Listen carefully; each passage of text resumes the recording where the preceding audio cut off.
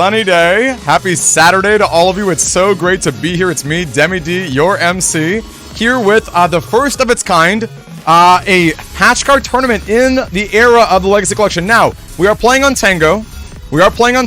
Right? So there are going to be a few issues, or if not issues, but a few glitches that have been rectified. However, for tomorrow's Switch event, this is literally the first of its kind. I'm so excited to see how it is all going to work out when everything is patched and everything is ready to go. Gang, it is such a pleasure to have you. I'm going to take a second to welcome and introduce every single person who checked in with a spicy little marshmallow. Hello to you, Awesome Opossum, Tag Fitty, we got March, we got NTH, we got Night of Pigs, we got everybody, JDs. This is going to be an amazing event today. I've got to tell you, I'm beyond excited for it. This is really an event that I think a lot of Battle Network players don't really understand, like the sort of the broader strokes of patch cards. It'll be really fun to see what sorts of nonsense, both degenerate and not, we're going to see today. And maybe we'll figure out some bans in the future, because at this point, nothing is banned.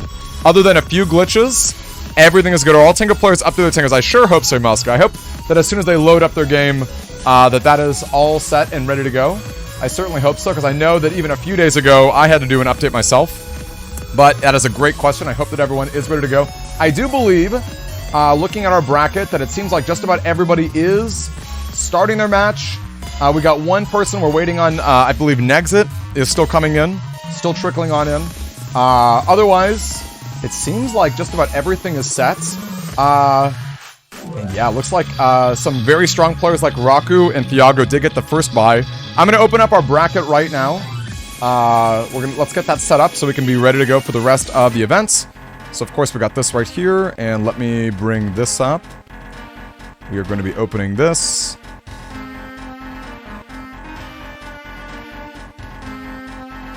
And how about a little window capture? Very nice. Let's go ahead and crop some of that too. Get it nice and legit. Alright folks, so we've got ourselves a decent spread right here. It is our classic format double elimination. We did do a vote, and most players wanted to keep double elimination as opposed to Swiss. So we did not get in there as well. And it seems like that... Okay, and looks like March is saying Negs will be here soon, which is awesome. Nothing too crazy to report in terms of this, but of course we did just start. And because there are a few players beyond the normal numbers, you would expect a different set right there. But should be some good stuff. Yeah, NTH, don't even worry, man. Don't even worry, it should be fun. Yes, let's go ahead and pin that. Love that Shifalo. Although, actually, we should probably pin the list of, maybe the bracket. Perhaps the bracket with all of the, the deck lists. That seems like a nice thing to pin. So let me go ahead and set that up too. Gang, how is everybody's Saturday treating you? It is so hot in sunny California. I've got to tell you, it is both a treat and also just a lot. Here, let me set that up. Why is my copy paste not working? All right, let's pin that up here. Actually, here, let's do another.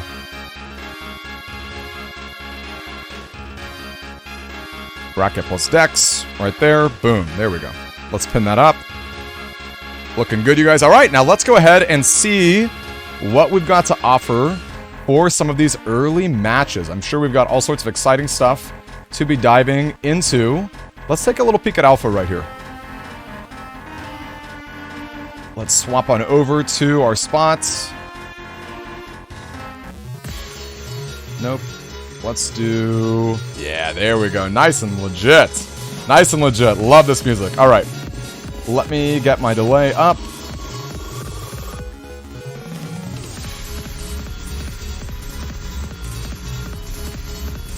There we go. Looking good, you guys. Hey there, Tech Fitty. Yeah, AC's working. Well, that's all we can really ask for, right? A working AC. That's a thing of beauty right there. All right, looking like okay. Starting off with the Slowgate. Slowgate is very prevalent in the patch card. Oh wow. Okay. Falzar does seem like the range is a little far for the Falzar Breath.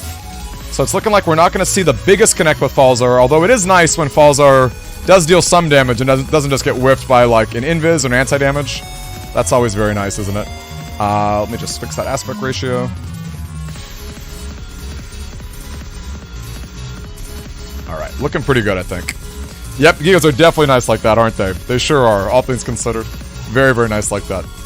Alright, now the slow gauge, as we said earlier, is really favored in a format like this, where so many characters have they have access to so many different and really unique types of charge shots, right? Where you can do like panel grabs, you can do grab banishes, you can do wind racks, doll thunders, you know, even pulse bulbs or bubbles, right? So slow gauge is pretty popular. In fact, I'd be really interested to see if anyone, ooh, okay. Now that Double Beast is going to fully connect. Double Beast, of course, being the behemoth of a chip that it is basically unavoidable. As long as they're not up with an invis or an anti-damage, you are basically in a good and healthy spot to do it. In fact, even holes, if you can believe it. You would think that Beast Gregor might get rocked by the holes, but nope. Nope. You get the full amount of damage regardless. It's pretty hard to stop even any part of it. I think being in the back row might chip away some of it. There's ways to reduce a little bit of the damage, but even then, that's like reducing like a few hits, right? So like, it's still not too crazy. Wow, now this ice is getting real unfortunate for our opponent here. In fact, let's fix these names while we're at it, because these are not the right names. Very unfortunate. I feel like player 2 is probably better off just taking those poison panels to like deal a bit of damage in an extra spot. Unless that is indeed Warp Step, as Mega Silver is saying. Maybe we were wrong about that. It could be, because I was thinking with the ice, it didn't matter, but it could very well be Warp Step. Super strong, just like Shrub Ninja's saying. Okay, we got our invis. Okay, people are just tanking up. We're tanking up right here. Okay, that is, oh, you're right, that is Warp. Yep. 1000%. Yeah, Warp is rough in that position. Okay, well, it's nice to see. Ooh. Okay, wow, the difference between Judge Man hitting and not hitting there is pretty rough, because Judge Man does penetrate the invis, but the books do not, right? So, unfortunately, did miss on that. And as long as player 1 here is just staying and camping in the front row, those books are not even going to regain the panels. Ooh, wow. Wind rack into that, huh? Okay. I mean, we are beasting. We are beasting. I believe we're watching from the perspective of Alpha here. Okay, we got a hub batch. One of the most... Wow! Okay, that's pretty big, all things considered. That's pretty big. That's a lot of chips that got whipped for no reason. Okay. And now we do decross. You hope that our the player 2 here is running... you hope that he's running something... Okay. No, it looks like there's no charge shot that's anything different. We do have Planet Man to be spamming the crackouts. But man, we even got a Double Beast on our side. Yikes. Oh, thank you, Shrub Ninja. Really appreciate that, my friend. Yeah, the ice is rough. It's powerful, it's rough.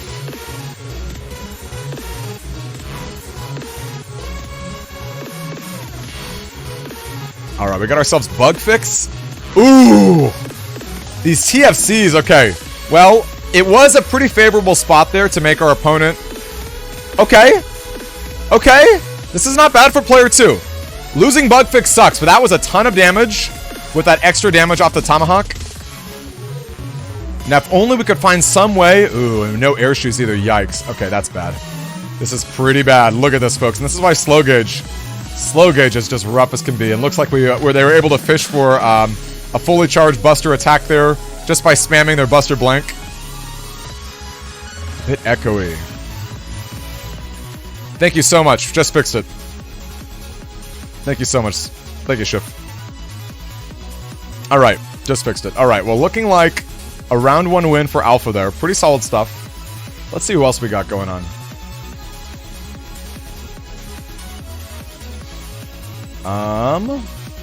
Looking like most players are waiting.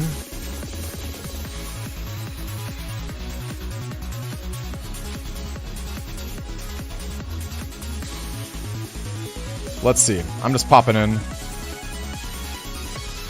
Okay, there we go. We got, let's see, that's Zweilu, and let me pull this up on the side up here. We got Zweilu versus... I believe that's Raku. Now, Raku's pretty good, you guys. He's, whoops. Let's fix this aspect ratio again. I'm telling you, everybody loves to play on really weird aspect ratios. No standard. I do... Oh my gosh, Shrub Ninja, yo! Wait. Can we salute Shrub Ninja again? Can we spam some salutes to our friend Shrub Ninja? Thank you so much for those bits. Holy cow. Thank you, thank you, thank you. Oh my goodness, thank you so much for that. Wow. That was, oh my gosh, thank you so much, Shrub Ninja. Wow. Okay, Groundman comes down. Unfortunately, we do trigger the anti. Oh! Wait. Double damage Groundman right there? Are we for real? Are we for real? Double damage Groundman just like casually popping in?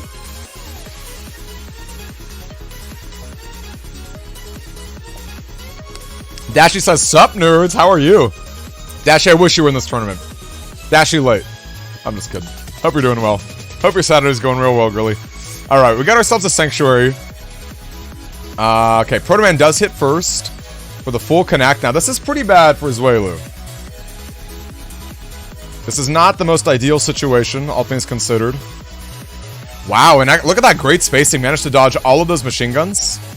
And looking like we have the charge shot panel grab to just slowly creep in on our opponent here. Delta Fiend, nice to see you. Just keep going, Flutter Dark. Keep running them. Keep running them. Go nonstop.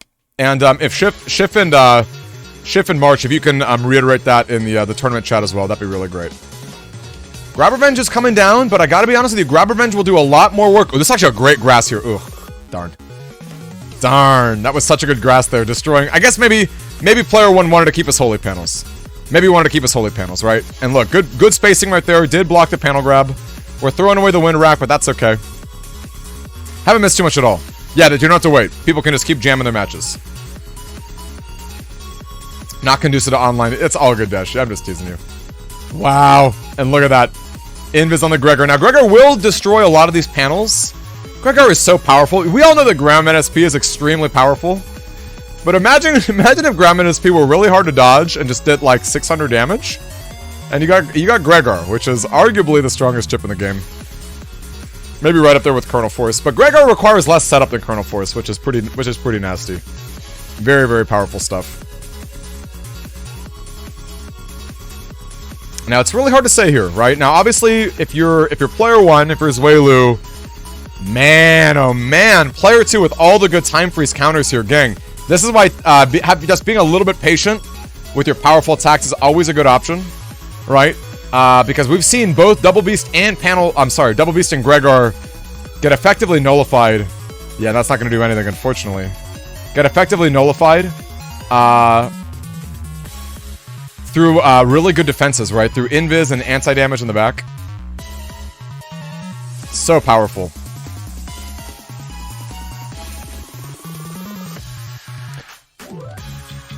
Oh, wow. And that is going to trigger the anti-damage, too, unfortunately.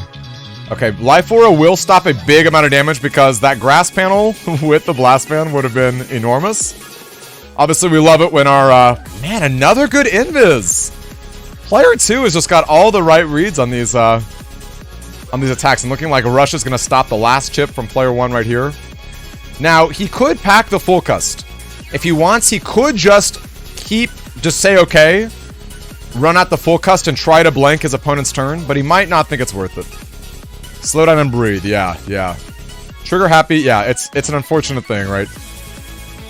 It is an unfortunate thing. Okay. That is gonna hit. As long as the opponent times out, it is gonna hit. It's gonna paralyze, go through those traps, go through that invis. And look at that. The falls are full connect. The full connect the falls are. Yikes. Alright. I don't know. If I'm in player 1 and I'm seeing 2,000 HP from my opponent. And look at that. Just a little too trigger happy, unfortunately, throughout the their area grab there, right? The area grab versus that anti-damage didn't matter too much. Yeah, I know, and on the one not holy panel, right, Dashi? Yeah, so true. So true.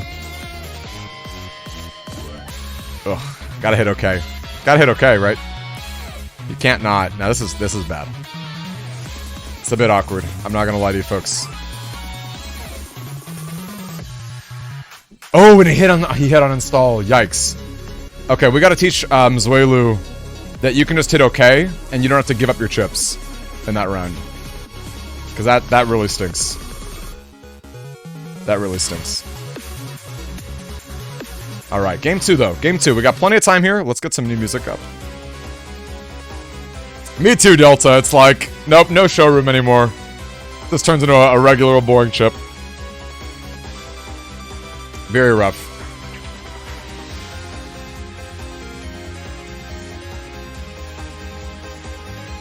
Alright, charge coming down. I wish we could also get them to move their cursor off the screen. We'll have to fix that.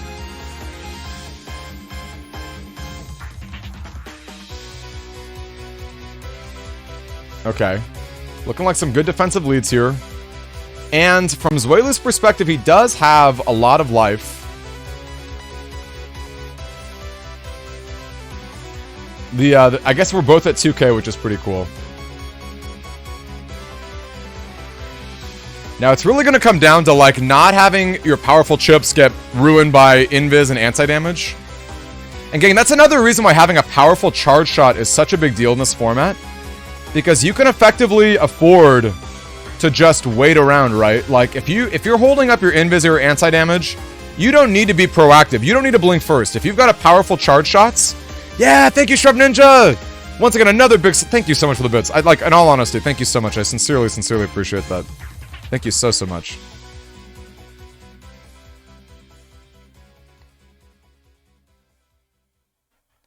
Okay, Wind Rack comes down. Okay, the Banish goes down first beyond even that. Whoa! Wait. The Grab Banish didn't get those panels back?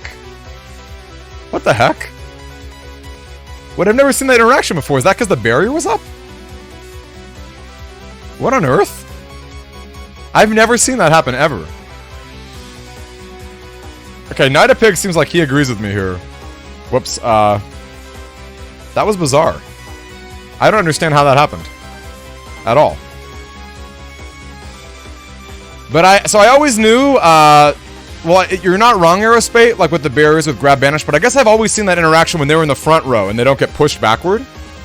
I didn't realize, like, they just get to keep their panels? That's crazy. Is that actually just news to me? Maybe it is, I don't know. Yeah, Mega Silver, he was moving toward the front, but it seemed like he wasn't, like, it seemed like he was still, like, several frames away, but that was strange. I don't know. I mean, clearly the game decided what's going to happen. Okay, great Groundman Connect. Great Groundman Connect right there. And look at that, good patience. Unfortunately, we didn't get to jam our own anti-damage there, but still pretty good. The buffered movement and lack of knockback. Fair enough, Delta, yeah. Fair enough. Still strange, yeah. Strange stuff. No doubt about it. Okay. Oh, interesting. We decided to just keep that one anti-damage? I guess that's gonna tank 10 damage there. I don't know. I don't know how I feel about that.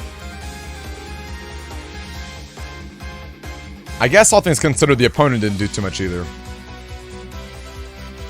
Now, not a great hand, right? This is really not a great hand, and it's pretty rough to be playing against a panel grab charge shot opponent when you are a Carnoforce strategy. Because your area grabs are really awkward. I would have gone up one more step. I know hindsight's 2020.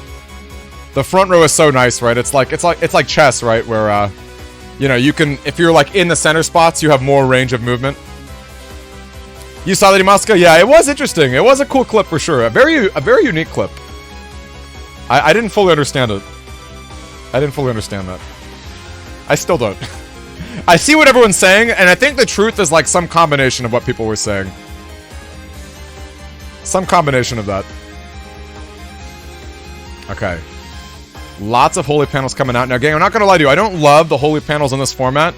There are so many ways to destroy panels. It's, Ooh. Okay. We did pierce. Well, we didn't pierce, but we did proc the anti-damage. So this is looking a lot better for Zuelu. This is looking a lot better for Zuelu right here.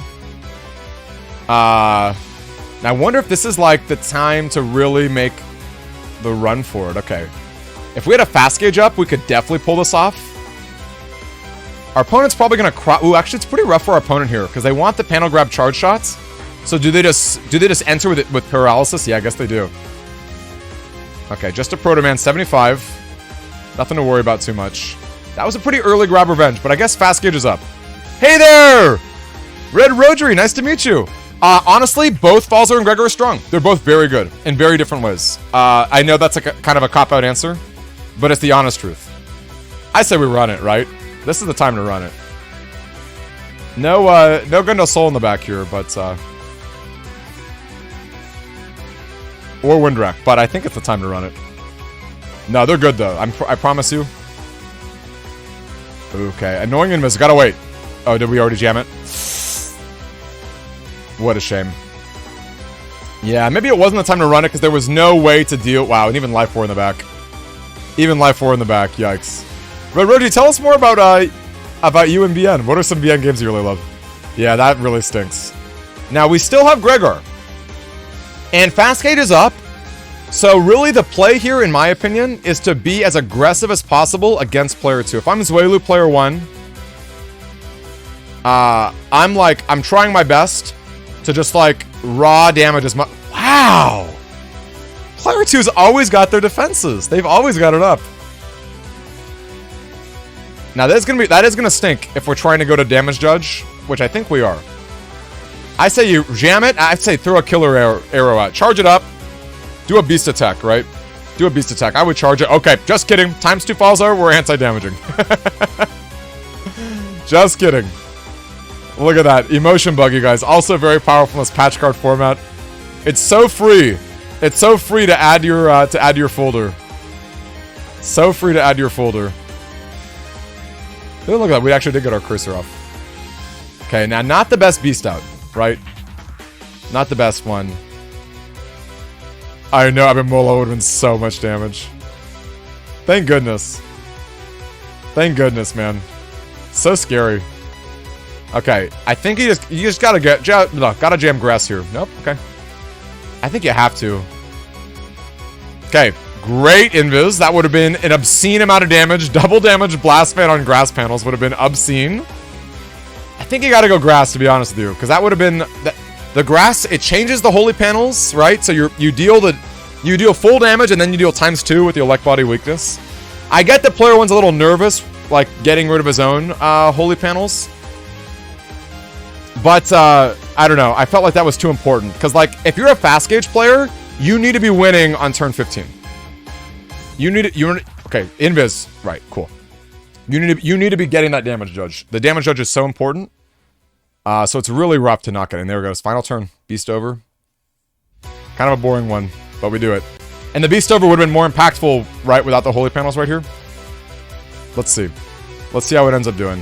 I think you still win on damage judge.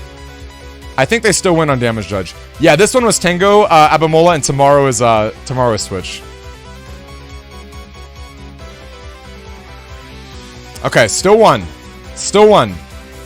Is it hard? Well, Red Rod, it's tough to say because there's a lot of like weird mechanics. The hardest thing about playing Battle Network 6 PvP, in my opinion, is that it's both a card game and a fighter. Like, I don't know if you play a lot of other card games, Red Rodri, like, you know, maybe Magic the Gathering or like Yu-Gi-Oh or whatever. But like, there's luck, right? There's a little luck involved in terms of like when you get your cards, how you play them. But basically, it gets a little bit harder because, oh wow, that was a rough spot right there. Man, oh man! Player 2! Who is player 2? It's Raku, huh? Raku's a very good player. Raku's a very good player. Let's get their names up for this.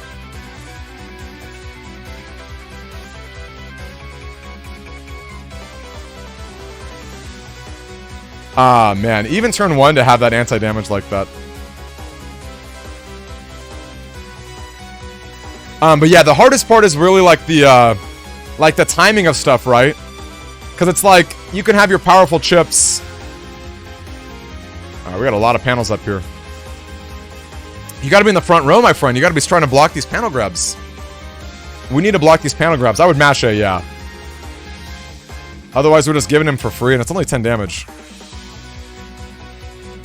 But yeah, it's not too bad. And once you start getting practice, it's not too bad. Like, the fundamentals, they can be a little tricky. But hey, watch our videos on YouTube, right? And, like, that's a pretty good way to start. Red Roger, I don't know if you came from YouTube or if you just, like, popped in. But, yeah, just jam games, exactly. No substitute for experience. Could not agree more. Delta Fiend's got the exact read right there. More so than a lot of other games. Now, I admit the Invis is kind of interesting to start off with. Like, because it's not as though, like, when you end in a fast gauge turn with Invis, it's really unlikely that, like, you have to drop another Invis. You know? I would actually probably keep these chips. I might just keep the invis up, because now we're giving it up. And look at that, we're just not contesting the panel grabs at all, unfortunately. And the sequencing is so important. No, keep these, right? Yeah, you can't give up 4 chips. Roxas! The Keyblade's chosen one! This is such an unfortunate situation. Oh, thank you so much, Shiflo, for sharing that.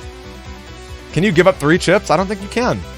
But yeah, we're looking at a situation where maybe the timing is just a little bit off, right? The fast gauge is just being a little bit too fast, right? Fast gauge is just like not giving us enough time to actually execute the chips that we want to be using.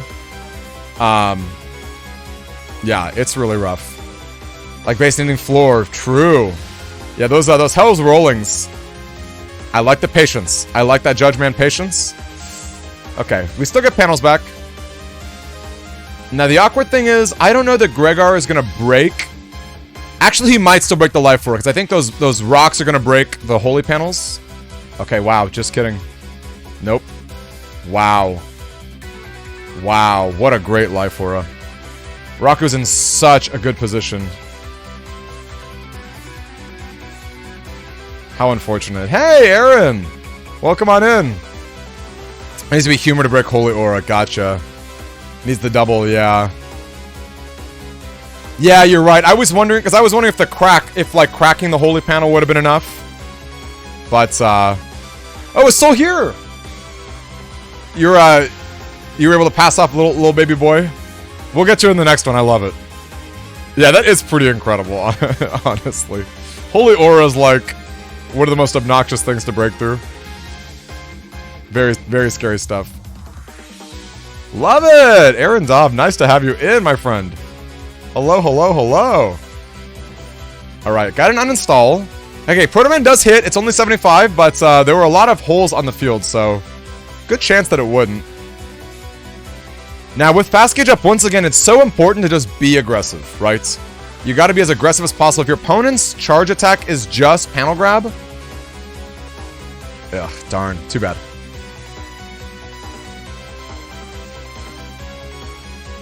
Did we just jam it? Did we just jam it?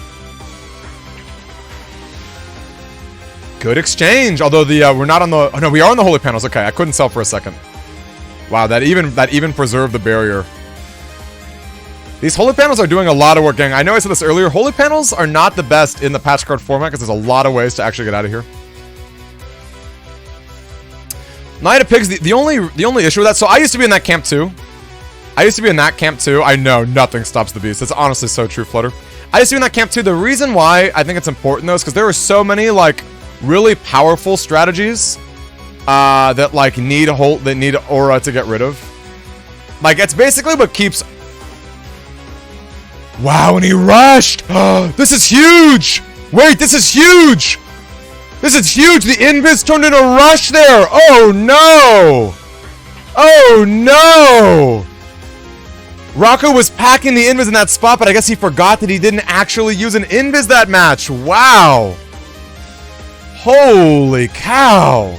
Yo, and Neldashi, thank you so much for the Prime sub, my friend. Welcome, welcome, welcome. I cannot believe what just happened. I think that's basically decisive. I know it was a Holy Panel, so it's not the most amount of damage, but the game is just going so quickly.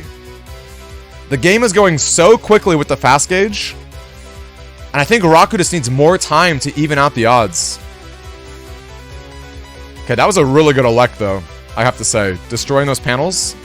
What turn is it? What turn is it? Okay, turn 12. Maybe not. Hold up, maybe not. He's straight out of chips at turn 12. And even with Fast Gauge, let's see what Raku can pull off here.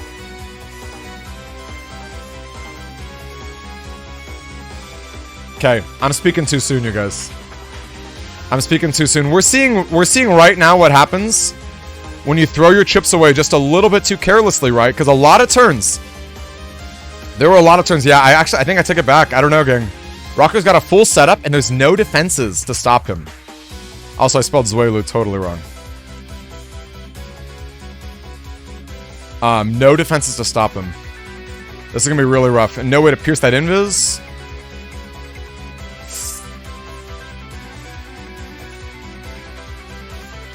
I almost wonder... Man, hey there, Scrub. Great to see you. How are you, Scrub? Yeah, that's a lot of turns without a beast. Or without chips. No, gang, no. I take it totally back. I take it totally back. That Chrono Force was huge with the rush, but it was on a holy panel. Yo! Oh my gosh, no Dashi! Thank you, thank you, thank you, gang! Salute everybody! Gang, please spam the salutes. Please, please, please, please, please spam the salutes. Thank you so much, Yi. That is so nice of you. Thank you so much, Yi. For real. Thank you so much, my friend. Rook, how are you? Great to see you again. Make you want to get back. I love to hear it. I love to hear it, man. This is kind of a gimmicky format, so I'm not surprised the numbers are a little lower, but I'm curious to see how it'll go. Yeah. Man. No, don't be sorry at all, Yi. Don't be sorry at all. Wow, you guys. That was a lot right there. Good sets. Zuelu had some really strong sets. Man, that poor Chrono Force. The Holy Panel was so much on that Invis turn, and then just a little bit too fast, right? Just playing our chips a little too fast. You can run out of chips, right? We see it firsthand. You can run out of chips. It's a real thing. It's rough. But yeah, it's rough. Oh no, Nexit. What's happening in Exit? What's happening in Exit? I wonder. Anyway, gang, super fun stuff. Let's get our good friend Soul on the line. I'm excited to have him in here. Give me just a second. I'm gonna make a room for him. And then I gotta remember to make sure that we're both watching the same thing. Alright,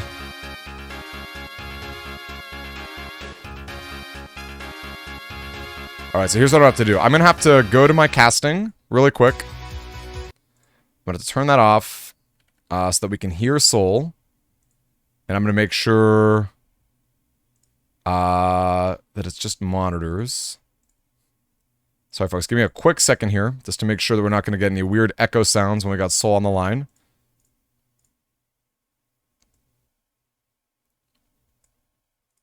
Alright, that should be good. Let's go full screen here. Let me make a little room for him. Alright, there we go. Love to hear it. Okay. Make a little chat for him. Whoops.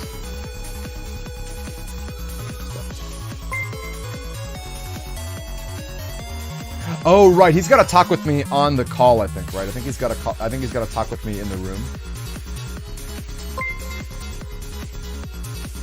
If we want the full... I don't remember if Discord calls better. Let me give him a call real quick. It's been a minute, man. You would think by now I'd be the biggest pro.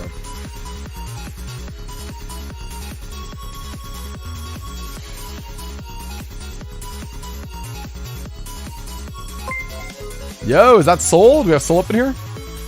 Yo, what's up? I'm here. How are you, dude? Happy Saturday. I'm good, man. Thanks for having me, of course. Dude, of course. Games, Dude, no, don't even stress. It's all good, my friend. It's super great to have you in. Now, I can't remember in the past, have we both been on voice chat in the actual Discord, or have we done a DM voice chat? I honestly don't remember which one. So in the past, I was actually on the server room with everybody else, of course. Let's do that, and I'll give you the permission so that we can talk and no one will hear us. That seems like the better, because that way in real time you can see we can all see it. So give me a second. Let me disconnect you and then hop in there, and then I'll turn your sound on. Gotcha. All right, folks, give me a quick second. I'm back in here. Make sure that no one can hear me. I'm gonna deafen everyone.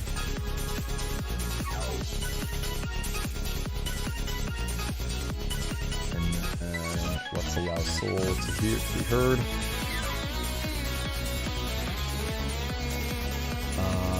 Ooh, hold on a second. Maybe, okay, I see that he's muted. I don't see there's a way to unmute it.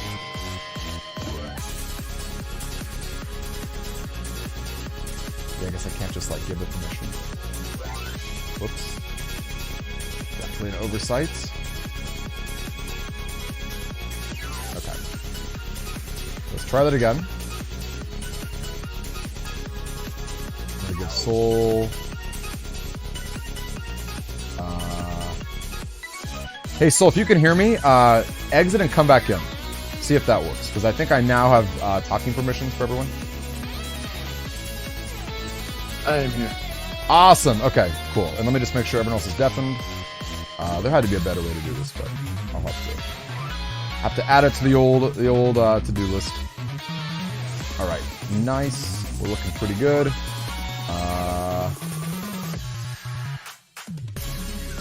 Yeah, I just gotta give you like a role or something in the future. That'd be pretty ideal. Okay, nice. Okay, so here we are. Do you see any matches that are interesting, that are worth checking out? Anyone that seems like they're maybe in the heat of something or not? Okay, well, I actually am interested in checking out Budokai's match because we tussled a little bit not too long ago in 4.5. And they seemed like a decently promising player, so I kind of want to see if that holds up still. I like it. Well, let's go hop in. And actually, while we're at it, how competitive is 4.5? I would imagine not close to 6, but like, is there merit there? Is there merit to 4.5? 100%. Like, it is such a fun game to play. 4.5 is amazing. A few things that I personally would love to see changed, but they're not like game breaking in the slightest. Like, that game is actually just great. Okay, let's hear. What are some things you'd like to see? Okay, so I think one of the biggest changes I would like to see is obviously 100% biased. Some differences or buffs made to base, because I do feel like he's one of the weaker characters at the moment. I would like to see more HP on Iceman. I would like to see maybe what's another good one that I had thought of? So just like a few tweaks here and there. Nothing too like crazy. Literally just minor tweaks. They're not even serious. But those things aside, 4.5 is such a great game. After, of course, Griga's amazing patch. That patch he did to that game is what elevates it to what it is and what it. Yeah, I was gonna say I feel like baseline 4.5 can't be that balanced, all things considered. No, but if there are some good patches and tweaks being made, then I could totally see that being a lot of fun. That's awesome. That's awesome. Well, I see Budokai doing some good work there. Was able to get those charge tackles off to get that full swing, which was Oh, hold up a second. No. I gotta go over here. I gotta make sure that we're we're watching the same thing. So okay. I'm watching it from the stream. Is that correct? Yeah, like on the Discord itself, right? Oh, on the Discord itself. Okay. Either way. Yeah, either way works. Oh, well, actually, I guess watching on the stream also works too, because you currently see the custom screen. Yes, I currently see the custom screen. Perfect. Then let's do it on the stream. Then that's better, because that way everyone else can see what we're doing. We can all. Yeah, that makes sense to me. Oh, well then I guess you could have DM'd me then, huh? We could have done a voice chat over DMs. Oh yeah, we definitely could have. Okay, it's all good. It's all good. More things to add to the list. All right. Hopping into this match, I do know that elect pulses are being played, but I'm trying to find the setups here. I found the page at which it's linked, and it's definitely versus Raku, right? No, I was wrong. I have to fix player 2. Player 2 is let's see. I've got a million tabs up at the moment. He is up against Bouncy Rico. Bouncy Rico. Okay. Love it. Yes. All right, I have their build pulled up here so I can look. Okay, Rico here. Not a bad build. Rocking the Numberman, Planetman, Satella Totem. So that's just a really standard build, which means he's not going to be hurt by any kinds of like paralysis or cheese like that. Now, what we see is, that's not a great use of Delta Ray here. Unfortunate. No. Yeah, what he wanted to do here in this situation is actually step up to that top row and like threaten the top row as much as possible. To move in the middle, right? Yeah, move in the middle so that you can get that full connect. Yeah, Delta Ray is such an awkward chip where it's like so powerful in the middle, but it just does nothing if it's in like, you know, other positions. It's a really like high risk, high reward. And in fact, I wonder if the high risk is even worth the high reward. You know, it's a really it's a tricky chip. I mean, I can imagine this. I'm sorry to chime in. I can imagine this format like Chrono Force being a lot weaker with holes and things. So maybe if you want a different Giga chip for Gregar, that's not just Gregar Giga. I don't know, but what's your take on that, Soul? So in this format, removing super armor becomes very important, which is why you see a lot of uninstall, right? Oh, this Gregar's going to do a lot of damage. So much damage. That was massive. 3, 4 hits. Yeah, that's great damage. 700 off of one ship. Woo! And that's because the area was limited, right? Because I think normally... Yes. Yeah. Uninstall into a hole? No! Bye-bye. Yikes. Yikes. Okay, but really quick, going back on the Gigas, right? So what happens with Colonel Force versus Delta Ray? Colonel Force is still amazing because if you remove the super armor, they're gonna flinch from each and every attack, regardless if they have status guard or not, right? So that's what makes uninstall so profitable. And it's still very, very strong to play that Giga because it does a lot of damage, and if you're flinching, you can't really do much about it anyway. Now, conversely, what makes Delta Ray interesting is that it plays around status guard, right? And it plays around some really interesting scenarios that's still gonna hit. Yep, another 300. 1, 2, 3. Okay, only 3 rocks from the opposite side. How unfortunate. Okay, man, those holes, I'm telling you, Planet Man is so good for positions like that. I feel like Proto Man's a really risky chip in this world of, like, so many holes and so many ways to destroy panels. Yeah, just a little bit risky. Proto Man doesn't see a lot of play at all. But you also have to acknowledge that Delta Ray, the chances to get that damage is so high. And if you get the proper positioning, even if they're not in the middle, if they're even on their bottom row, you still get the 2 hits out of it, right? So it's still great damage out of that ship. This Eraseman, piercing the invis, pretty rough. Wow, into a GDS too, wow. And it looks like, unfortunately, even the beast attack from the slash was still in the range of that Gundel Soli X, proving what a powerful chip that chip really is. Oh, TFC invisible to Judgment. That's going to allow that pierce to happen. The book won't hit, unfortunately. Yeah, but, and in that front row. Guard.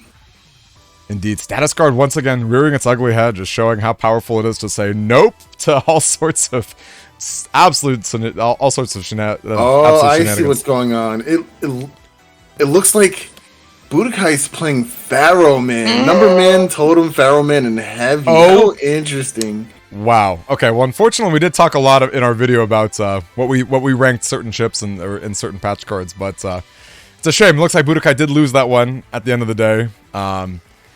Yeah, I don't know. I mean, we've talked a lot about Pharaoh Man in general. We've talked a lot about different builds, but no, Broke, it is not too late. You can absolutely sign up. What I found interesting is that it seemed like he had status guard too. Hold on a second. Like, am I tripping?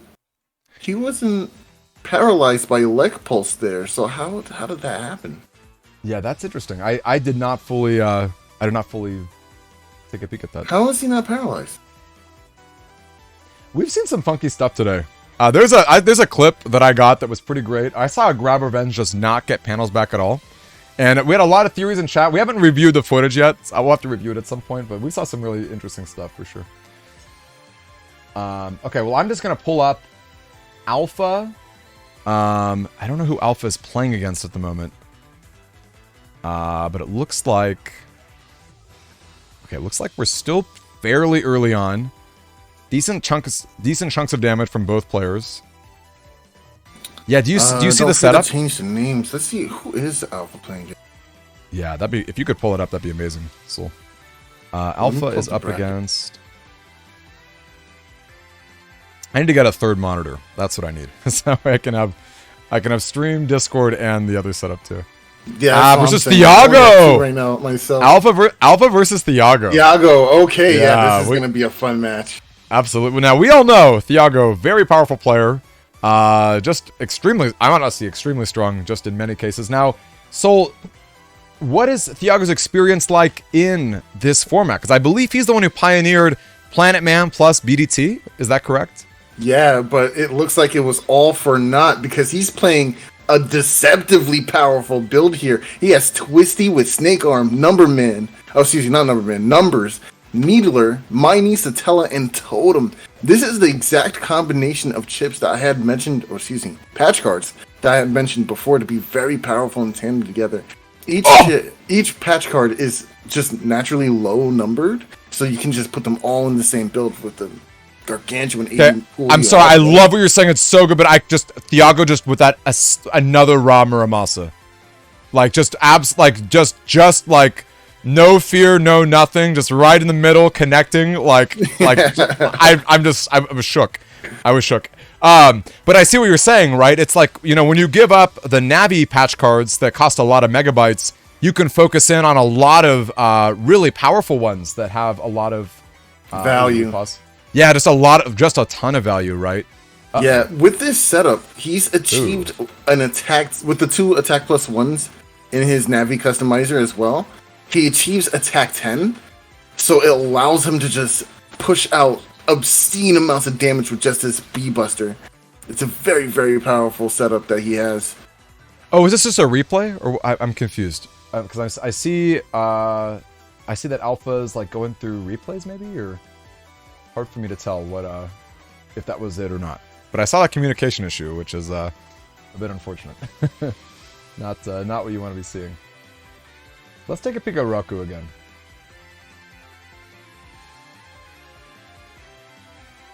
Okay, whoa. This is quite the aspect ratio. So Raku's playing against Soup right now. Okay. Oh my gosh. This is the smallest screen I've ever seen. Now, what kind of builds can we expect from them, I wonder? That'd be good to... Okay, so Raku here has a pretty interesting build as well. It seems like they're doing numbers to tell us Shrubby for the ability to get those grass panels, as we've seen before. Needler with Slimy. Ooh, I like that. And Totem, Sparky, and Nightmare. Oh, Sparky in here is pretty cool. Another like all-purpose, like just tons and tons of abilities, like type of setup. That's solid. And who's the opponent again? The opponent up against that was Raku's setup, and Raku's playing against Soup right now, who's also playing Planet Man Number Satella Totem. So another just anti-fun build, yeah. Anti-fun, exactly. What's really interesting about this matchup is that Planet Man technically has the disadvantage. Your P shot is changed into the panel P shot, which is why we see such a gargantuan matchup here right now.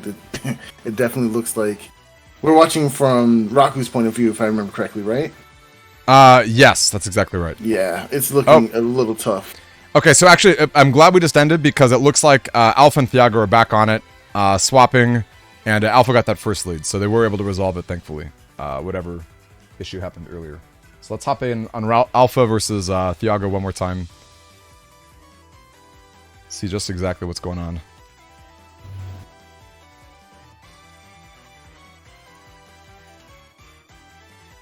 Okay. I think I've got secondary... Yeah, there we go. Okay, that's much better. Alright, this is an interesting match as well. Yeah. Alpha's setup is pretty interesting. Totem, Jelly, Twisty, and Nightman. Running Nightman here for the double up on that power. Trying to get the attack 10, of course. Double up the power, huge HP boost. I think it gives you super armor too. Does Nightman also give you super armor? A lot of value for 45 megabytes, we'll say. 45 is a lot, but like, ton of HP, ton of just ton of attack power, and gives you that Buster Blank too. So his downside is not even necessarily a downside. There's a lot of cool cool things with Nightman. I also like the Jelly addition here, giving HP plus 120, excuse me, Aqua Body and Charge plus 4, but really playing it here for the slow gauge, which is gonna start the game off with slow gauge, so that way you can get immediate pressure with your Buster Charge. That's so good. It is really good. We've been talking about this earlier in chat, but I feel like this format is such a slow gauge centric format with so many powerful charge shots and so many powerful, ways to sort of like deal damage outside of chips. That I wonder what sort of fast gauge builds might exist to sort of shift against that, right? I feel like there's got to be some tempo heavy or some sort of quick exit kind of strategies that might be able to combat something like that. But it seems like overall the meta is so slow gauge, right? It seems like it's really hard to give up your powerful charge shots and try to squeeze as much mileage out of it. Because even just 10-shot busters, right? Even just 10-shot busters is pretty crazy. Yeah, you're hitting for 10 to 100 in alternatively, which is really, really high amounts of damage just from pressing your B button. It's so good. Yeah. But yeah, honestly, you tend to see this kind of matchup quite often, and it becomes the Buster. Like, these strategies are just so oppressive, and it does beat out Planet Man because the value you get out of your Buster is just more than what Planet Man does. Planet Man's existence is to be absolute anti-cheese, and this is a different kind of cheese that he doesn't stop necessarily, because I can't stop you from pressing B, right? Yeah. So your P shot. No, we can't.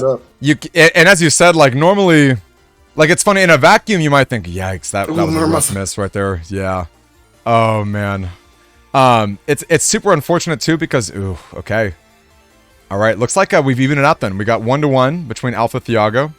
Considering the results of that last one, I think Alpha should have definitely had gone for the full cust in that situation, as opposed to trying to charge it away, because you just want to get back to your menu, and it would have healed you as well. So escape dangerous situations like that. You know, the damage at that point isn't irrelevant, especially when your opponent has 2,000 and somewhat already.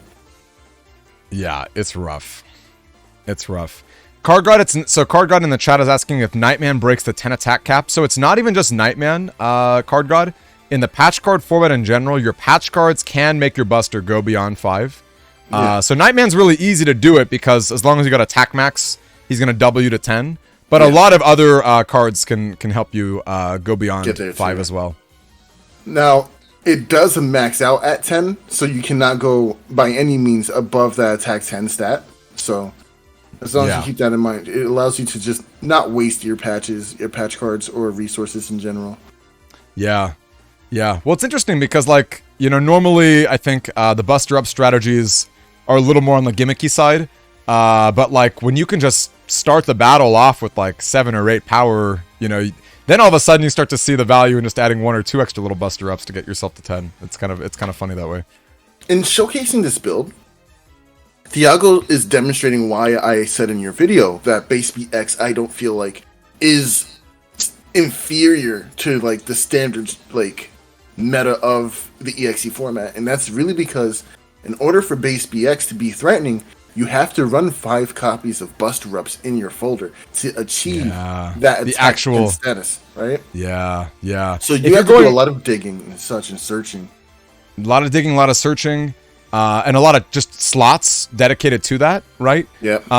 You know, just in general, which is pretty rough. I think, like, I feel like base, you know, pretty cool in it being like you can kind of camp them in a corner, and you can just like, you know, if they get uninstalled, you can kind of keep them in some awkward spots. But at the end of the day, wow, was that a frame perfect gust off from that life aura? I cannot believe it. Wow, that's nice. Phenomenal. That was so slick. Holy But that play gives him so much like flexibility now, because he can decide not to stay in Tango and switch off. He can do whatever he wants now, and that was such an important turning event for him. So I couldn't agree more. I couldn't agree more, because we have seen Thiago so many times throughout that Muramasa, right? Just toss it out there, like no setups, no combos, just like just a super casual flick of a sword. So the chance to leave it is pretty tempting. We're gonna see if this turns into an issue. Oh gosh, grab banish is an M code, right? It sure is. That could mean there's a Muramasa behind that, but I highly doubt this is the case, because if that were the case, you'd want to pair this with a beast out in order to get the jump. Yeah. So what we can see is it here. It might be here in hand now. Yeah. Oh, you need to get the heck out of there. I would be so afraid of this now. I'd be petrified. You should be charge shotting and pushing. Ooh, great! Yeah, good call, Alpha. Get in the back row, Alpha. I would not be in the front at all. I would not even. I would respect the grab banish M tremendously, even without the beast. Now, I will say too, the beast is really interesting because that timing is kind of tricky to actually get the banish into the Muramasa. I've whipped many a time, right, where it's like they get pushed to the back row and then they get a delayed flashing state. You know, and you're just like, what the heck? It's tough, but I think on Tango it's a lot easier with like the better inputs, and it's obviously a very powerful strategy. It's like it's amazing that it can be a true combo if you know the timing. Super powerful. You can do with that effect. It's called big push in the community. It's an effect where you're just pushed back and there's no control over your character. Yeah. Now in that sequence, you can just go ahead and, you know. Oh, could uninstall. Yeah. You can just go ahead and link up whatever chips you want as long as they like dim the screen and flash and everything. Like it's just really good applying big push. Oh, like I've seen a lot of grab banish B into like Proto Man and Blast Man in the same sequence because while you're sliding, you're taking all that damage. It doesn't matter. Wait. You can you spam both, or you're saying just either Blast Man or Proto Man? No, both at the same time. So like what happens is during the sliding back animation, you can be attacked and damaged. So but you don't get flashed? You don't get flashed at all. You take those hits. Oh wow, that's okay. Now that's new to me because I know the grab banish gives you a delayed flashing at as the they push. end. Yeah, at the very end. But I didn't realize that as you're being pushed, that you can't be flashed, which makes sense because it's weird that you get a delayed flash in general because you would think that you'd be flashing as you get pushed. But wow, that's such an interesting. Wow, that's crazy. Actually, it's a very powerful technique that a lot of like high-level players will utilize to try and get as much damage as they possibly can. Ooh, just barely missing out because of the greed on those busters. So close. Such a close call right there. Brutal stuff. Brutal. There you can see the showcasing of the attack 10 ability. Look, just hundreds of damage disappearing on those pink plinks. It's so crazy, bro. Yeah. Oh, it makes you sad. And this is why Battle Network is such an interesting game because like if I'm in alpha spot, like I feel pretty sad, right? Like there's a lot of like moments where like, man, I had the perfect situation there, just barely out of my grasp. But it's so important to get your head back in the game and just keep it up, right? Because you know your opponent can make mistakes, you know, and the best thing you can do as any player, right, is just to keep a calm, steady head, do your best. Okay, wow, there's the uninstall. Uninstall connects. Wow, man, what turn is this with the slow gauge and the full cust? I've gotta hop back on and figure this out. We're going to find out very soon. And deciding to go for Beast out here just to get a link might chip charge away that slow gauge here is what I'm expecting. Especially after uninstall, those hits will connect if they're hit well. Okay. Like Post 1 will set that up. Oh, the long release on that though. Excellent decision to go into this. Oh no, you didn't want to release that. This is actually bad. You're going to get decrossed out of your tornado attack now. Yep, and we saw it go exactly as you said. Exactly as you said. Nice. Wow, solid judge, man. Good patience with that. Now imagine, Soul, if the Beast Buster could go beyond 5. Holy cow. I feel like that would be crazy. Oh, the Gregar Buster would be ridiculous. Okay, hold on a second. Do my eyes deceive me, or was that Alpha's last chip and it was turn 7 or 8? I mean, this is a bit awkward, you know? I don't know what the rest of his folder and pacing looks like, but oh man. That's not great. That's really not great. The damage lead is pretty big, but there's going to be so many turns. There's going to be so many turns to have to go through. Now, the nice thing is Alpha does have a decent buster, right? So it is still possible to get the kill. Okay, wow. Great spacing with that erase, man. Alpha to get out of there.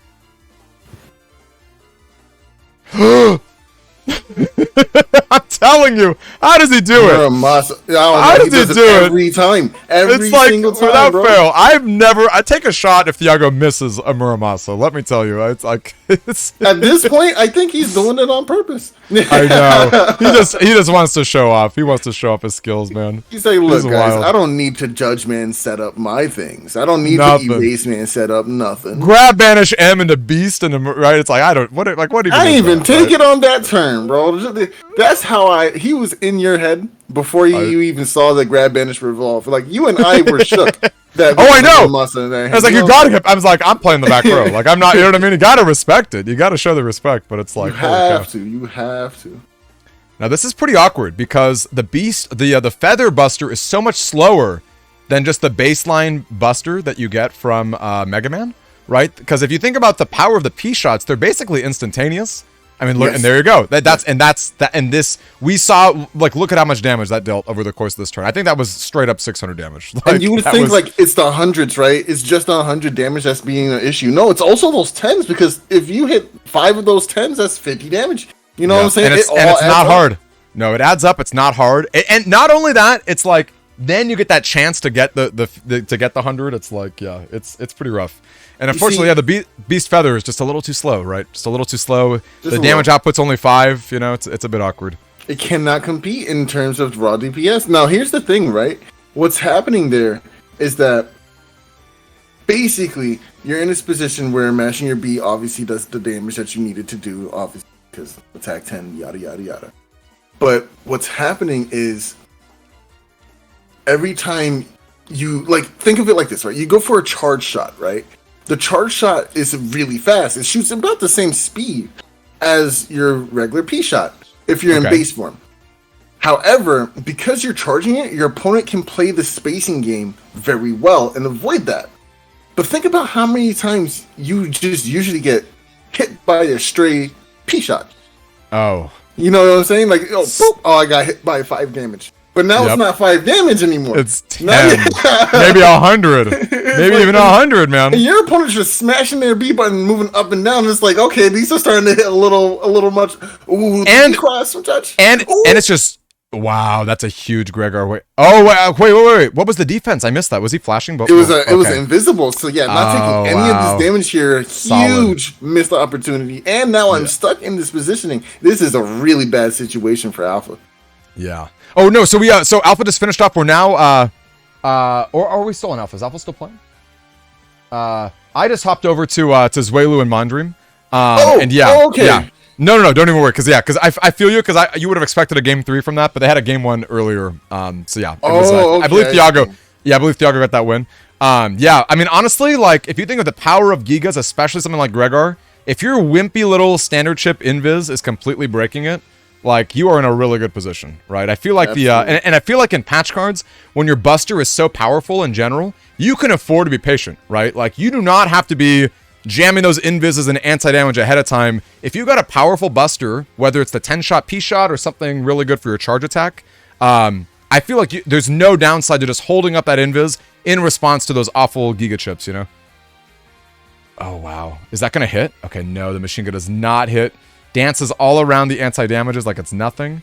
That was so risky.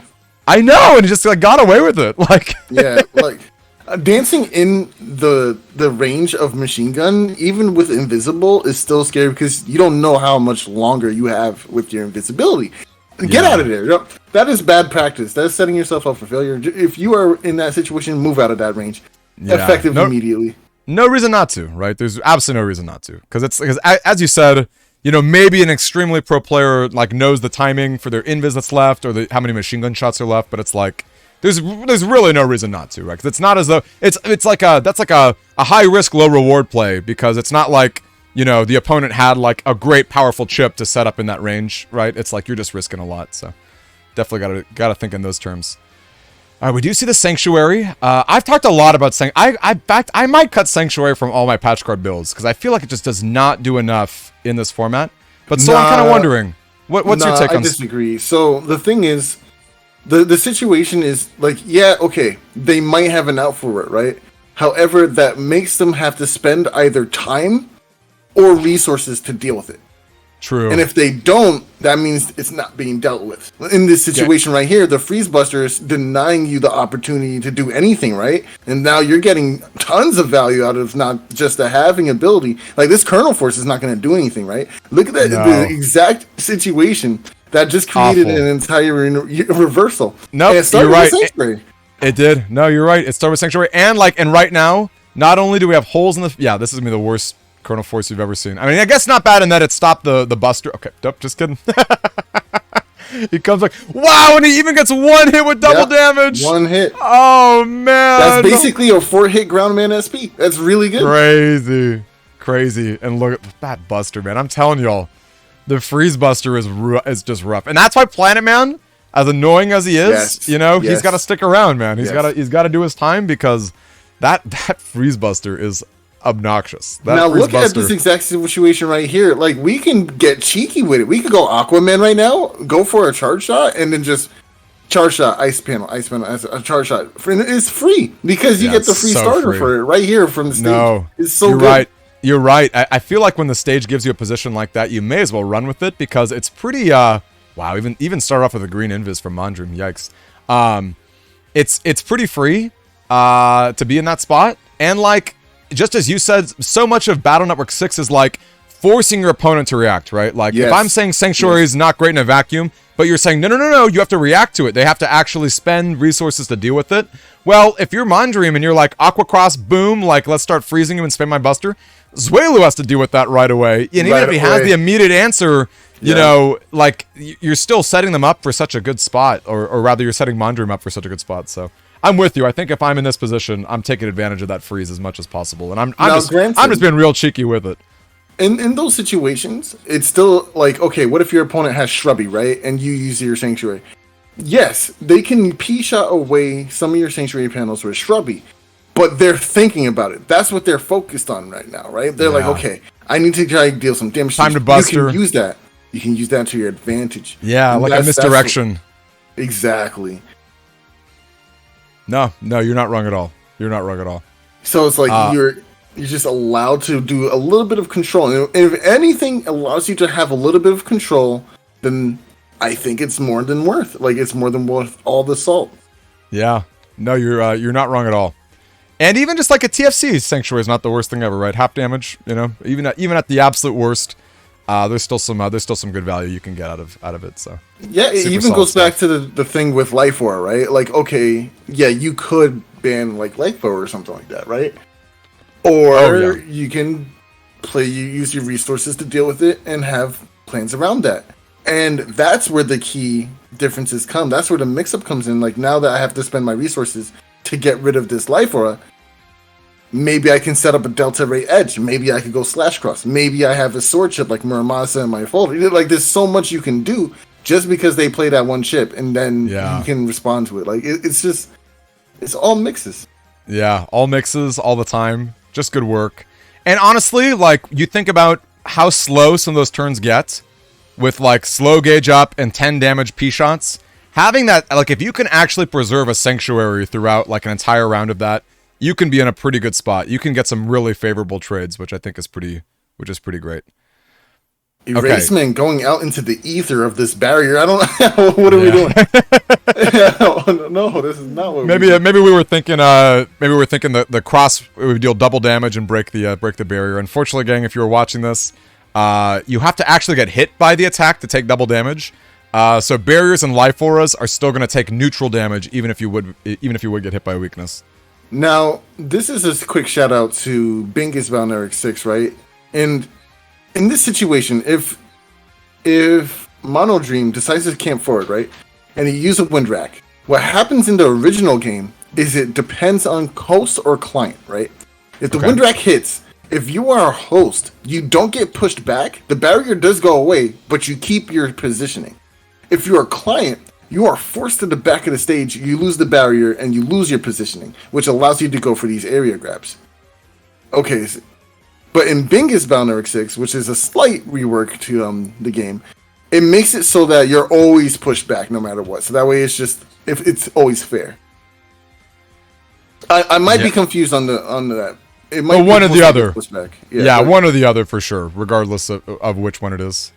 Yeah, being able to smooth out the host-client differences, I think, is such a great touch to the game. You wish the LC had like some version of that, because some of those differences are not so minor, right? They sound minor, but like some of them are actually like, even like Bug Death Thunder's leaving the field versus sticking around. Like there's some really janky stuff. Yeah, Imaska nailed it. They definitely can decide games. Yeah, very tough. All right, well, after this, we're definitely going to watch Thiago and Soup at the top of winners. I guess they're at the top of their bracket, which is pretty exciting. They're obviously both very good players. But I have to say, this Zweilou versus Mondream has been pretty fun, too. This is a super... Yeah, this is a pretty interesting one. I'm not sure who Zweilou is. Might be a newer player, or a newer player to your server. Yeah. I'm not sure if they've been in the N1. He's been, not sure about the N1 with him. He's definitely been around in our server. Really great guy. Great sense of humor. A lot of fun. But yeah, all things considered, like, playing it really well. Yeah, I'm actually really happy. Like, I love seeing new players just actively trying to play, The only way you're going to get good is if you play. And so true. So true. That's exactly excellent element, man. That's going to be Crosshair as well. Oh, no, he was flashing. Never mind. I know, just barely, too. Just barely. Rough stuff. Very rough stuff. And we know that Mondrian's got that freeze buster, so like to start off a freeze is a really scary train, right? It's like it can just keep if they're in an the get in. I don't remember if the uninstall's gone down. Oh, and look at that! What a great sanctuary. We were just talking about this. Let's see. Does Mondrian any way this turn? Oh, okay. Grandma's not going to do anything. He did get. This is another very, very powerful usage of this chip, right? Gregar, once you're uninstalled, you don't get shoes back. You don't have these things back. You don't have a cross or some kind of resource to give you shoes back. But when you have Sanctuary, hey, I have panels I can move on now. Yeah. And they cut damage in half, so why not? It's huge. It's huge. Hey there, Truth. How are you? Yeah, super tough. Yeah, so now basically what's going to end up happening is we're going to see Mono Dream trying to use Twisty to crack and break up these panels as much as possible. And Zuelo's going to want to avoid that as much as possible, but it's going to cause some interesting shifting and movement. We'll see it in a few. Yeah, it's nice because the Chrono Force like means you don't have to be right in front, so you can step out of the way. Okay, good grab revenge. A fast one, right? That is going to deny some soldiers from popping out. Oh, his own Sanctuary. Okay. I'm not sure if it will, actually. Hold on. Oh, Sanctuary of their own. There it is. That's going to have the damage. Judgment. No TFC, so you will be paralyzed here. Invis. What a good defense. Yeah, amazing defense. That's exactly it. Literally had every defense you needed to avoid that. Yep. Groundman is not a bad last chip to have because you can at least break up some of these panels on your opponent's side, but this is looking tough. Yeah. I mean, that's like, you think about all the chips that got thrown away by that, right? The Kernel Force is your Giga. The Attack 30 is basically just for the Kernel Force. And now you're looking at the rest of his chips, and it's like, what is even left? I mean, it looked like he had one chip left in his custom beyond that. It's a scary spot to be in, you know, especially in these like really slow metas. Now there is... Okay, we did tank most of it. That's pretty good, especially with the Sanctuary. And okay, this is a good Beast Tail. This is a good Beast Tail. Penetrating. Oh wow, that was the uninstall right there. Oh man. I mean, the thing is, this is what, turn 11 coming in now. Yeah. If you're Zuelu, I mean, you're trying to get that damage judge. Oh darn, a little too fast. The Invis not going to do it. Time out. What Zuelu really wants right now is to get rid of this beast out and start going for charge shots. Oh, but this is what happens when you rely on charge shots. You get frozen. Yep. Oh yeah, Mondrian's going to win he's going to win that battle any day, right? If you're trading charge shots and P shots, like, you know, having that freeze as your backup and having oh man. Especially with how much damage those P shots do. It's like 100 a pop, and every once in a while I'll just freeze you. Ooh, nice. Okay, that was fortunate. But that's not a great trade. That's not a great. Oh, but he whips through Aqua. Yo, that's great. Okay, so that's not too bad. No deep situation. God, this is the freeze buster at work. I mean, this is like these charge shots don't trade well. No, not at all. The Buster strategy really punishes Buster Rider strategies, right? And Buster Riders are strategies that when you have a charge shot, like a different charge shot, and that's what your main win con is. So, like, a huge example of Buster Riders would be the Dark Mega Man mod card, which changes your charge shot into that Dark Sword element. Now, that would be a Buster Rider build, right? A Buster Rider, excuse me. Now, a Buster build or a Bug Buster build is more well known as, is the strategy that is Mondream's going for. It allows you to freeze or crack panels, set up situations where you're just mashing your B button. That's the Bug Buster setup. But what I'm not seeing a lot of is the answer to this. Like, Planet Man usually wants to play Twisty. No, not Twisty. Risky Honey back B, right? And we're not seeing that. So I think this is a real reason why a lot of our Planet Man users aren't reaching higher in brackets, because they don't have that option to try and fight back against these Buster builds. Yeah, that's some rough stuff for sure. Did just check the DM, which is good. And then I guess so. I see Soup and Thiago were delaying their game, but I don't know. Does Soup plan on streaming? I wonder if Shifalo or March can confirm that, because I know Thiago's got the bad internet connection. So I know he's definitely not going to be streaming on his side. So that'd be great if Soup wants to. It'd be really great to watch the semifinals, the sort of top of... In fact, let's take a peek and look at our bracket, because we've got a lot of interesting new additions that have gone down since we started hanging out. So as we can see up top, right, Thiago and Soup near... basically, yeah, I would say effectively semifinals. Top of the winner's bracket before the loser's bracket comes into play, which is some good stuff. Yeah, so we're looking at Thiago. Oh, well, Thiago versus Soup literally just ended, right? Well, I think they've been delaying. So I heard that they were delaying their match, but I know that Thiago is not actually... I know that he is not streaming it. Like, he's not going to be like actually hosting it for us to watch because of his Brazilian, internet. So I'm hoping Soup will. I don't know if Soup can hear or if my mods can check in to see if they would like to. It'd be great to watch them go at it because obviously great players at the top of their issues. And take a look, like actually even down here, Mondrian and Alpha, that can be fun to watch too. And then Raku and Negs are both some cool ones as well. So we've got ourselves a really solid moving tournament. Things are definitely singing around. Okay, Ping and Soup, I love it.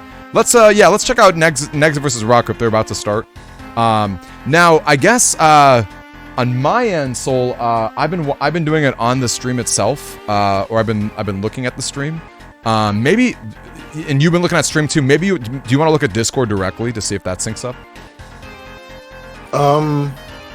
Because we could both look directly at Discord. I could look at it and you could look at it, and then maybe our commentary will be exactly... Our commentary on match, but I think we'll be ahead of people watching. True. That's the problem. We've solved this in the past, and I can't remember the solution. This is... I don't remember what the solution was either. This is me being dumb. Maybe, yeah, I don't know. Is it like, maybe you watch the stream too? I am watching the stream right now. You're watching like actual Twitch? Yeah, actual Twitch. Okay, and we're still not synced up? That could just be differences in the internet, I guess. That's really what it is. Dang. Yeah, there has to be a better... There has to be something, because we've done this before. We've done this many a time, but I can't... I cannot think of the actual solution, which is upsetting. You're watching Nexit versus Raku right now? Okay. Yes, let me fix that. Nexit versus Raku, exactly. Oh, here's something interesting. The Marina patch card here is removing super armor, but it gives bubble wrap. First bubble wrap. And does he have no way to get super armor back? Is he just playing without super armor? No, he has Needler queued up right after it. So Needler does give super armor and the emotion bug with the attack +1, speed +1, charge +1. So that's actually not bad. Okay, that's awesome. And then let's see, who are we at? It's okay. It's Nexit versus... Who was the opponent again? That you said is running the first bubble wrap? That would be Nexit here. Okay, so Nexit's got first bubble wrap, and then let's see. I think it's versus now, Raku, first bubble is a bit controversial, I feel like, because most opponents, especially most Gregar players, they tend to love using that Dolph Thunder charge shot, or they have Elect Cross. So you're giving them a free way to deal double damage and kind of just neutralize your entire patch card. And correct me if I'm wrong, but I think wind chips and wind attacks still blow it away like a barrier. Yeah, absolutely. It's the same. Yeah. So it's almost like a barrier with more weaknesses. Okay, so the proper play here, now that you have Invisible play, is to actually stay there and allow that BDT to fall off the screen instead of letting it stick around. But it looks like they're not doing that. They might not know. Yeah, it's one of those weird, one of those strange like host-client things. That No, it looked like it stayed in. It didn't get a chance to fall off. Wow. Okay, so then, you know what? They might not be using like on Bingus, maybe. Yeah, they might not be playing Bingus, so that means that you're gonna have to deal with this. That's unfortunate. That is unfortunate. Dang.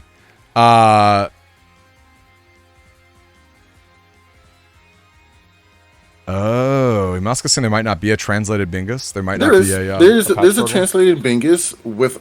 Oh wait, unless they're watching in Japanese. But yeah, there's a translated Bingus with sound mods as well. So literally everything in one package. Wait, really? Oh, that's amazing. It's already programmed into Tango.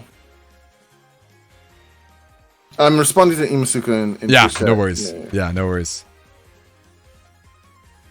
Okay, we're seeing. Oh wow! Once again, man, the panel grabs just get so awkward. Ooh. Yeah. Oh, Tango in the back row.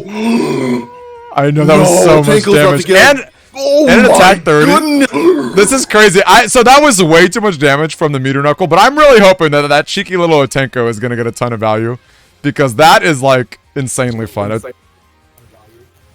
But that was way too much for that meteor knuckle. In fact, even the 30 was on it, so that was like an absolute ton of damage. Ooh, no, and the rush triggering right on this BDT. Ooh, no, the rush triggering right on this BDT. Interesting, not going for the other feathers. Yeah, so maybe if you watch it on Discord. I wonder if you watch it on Discord and if I do it up here. All right, I'll try. If that would work.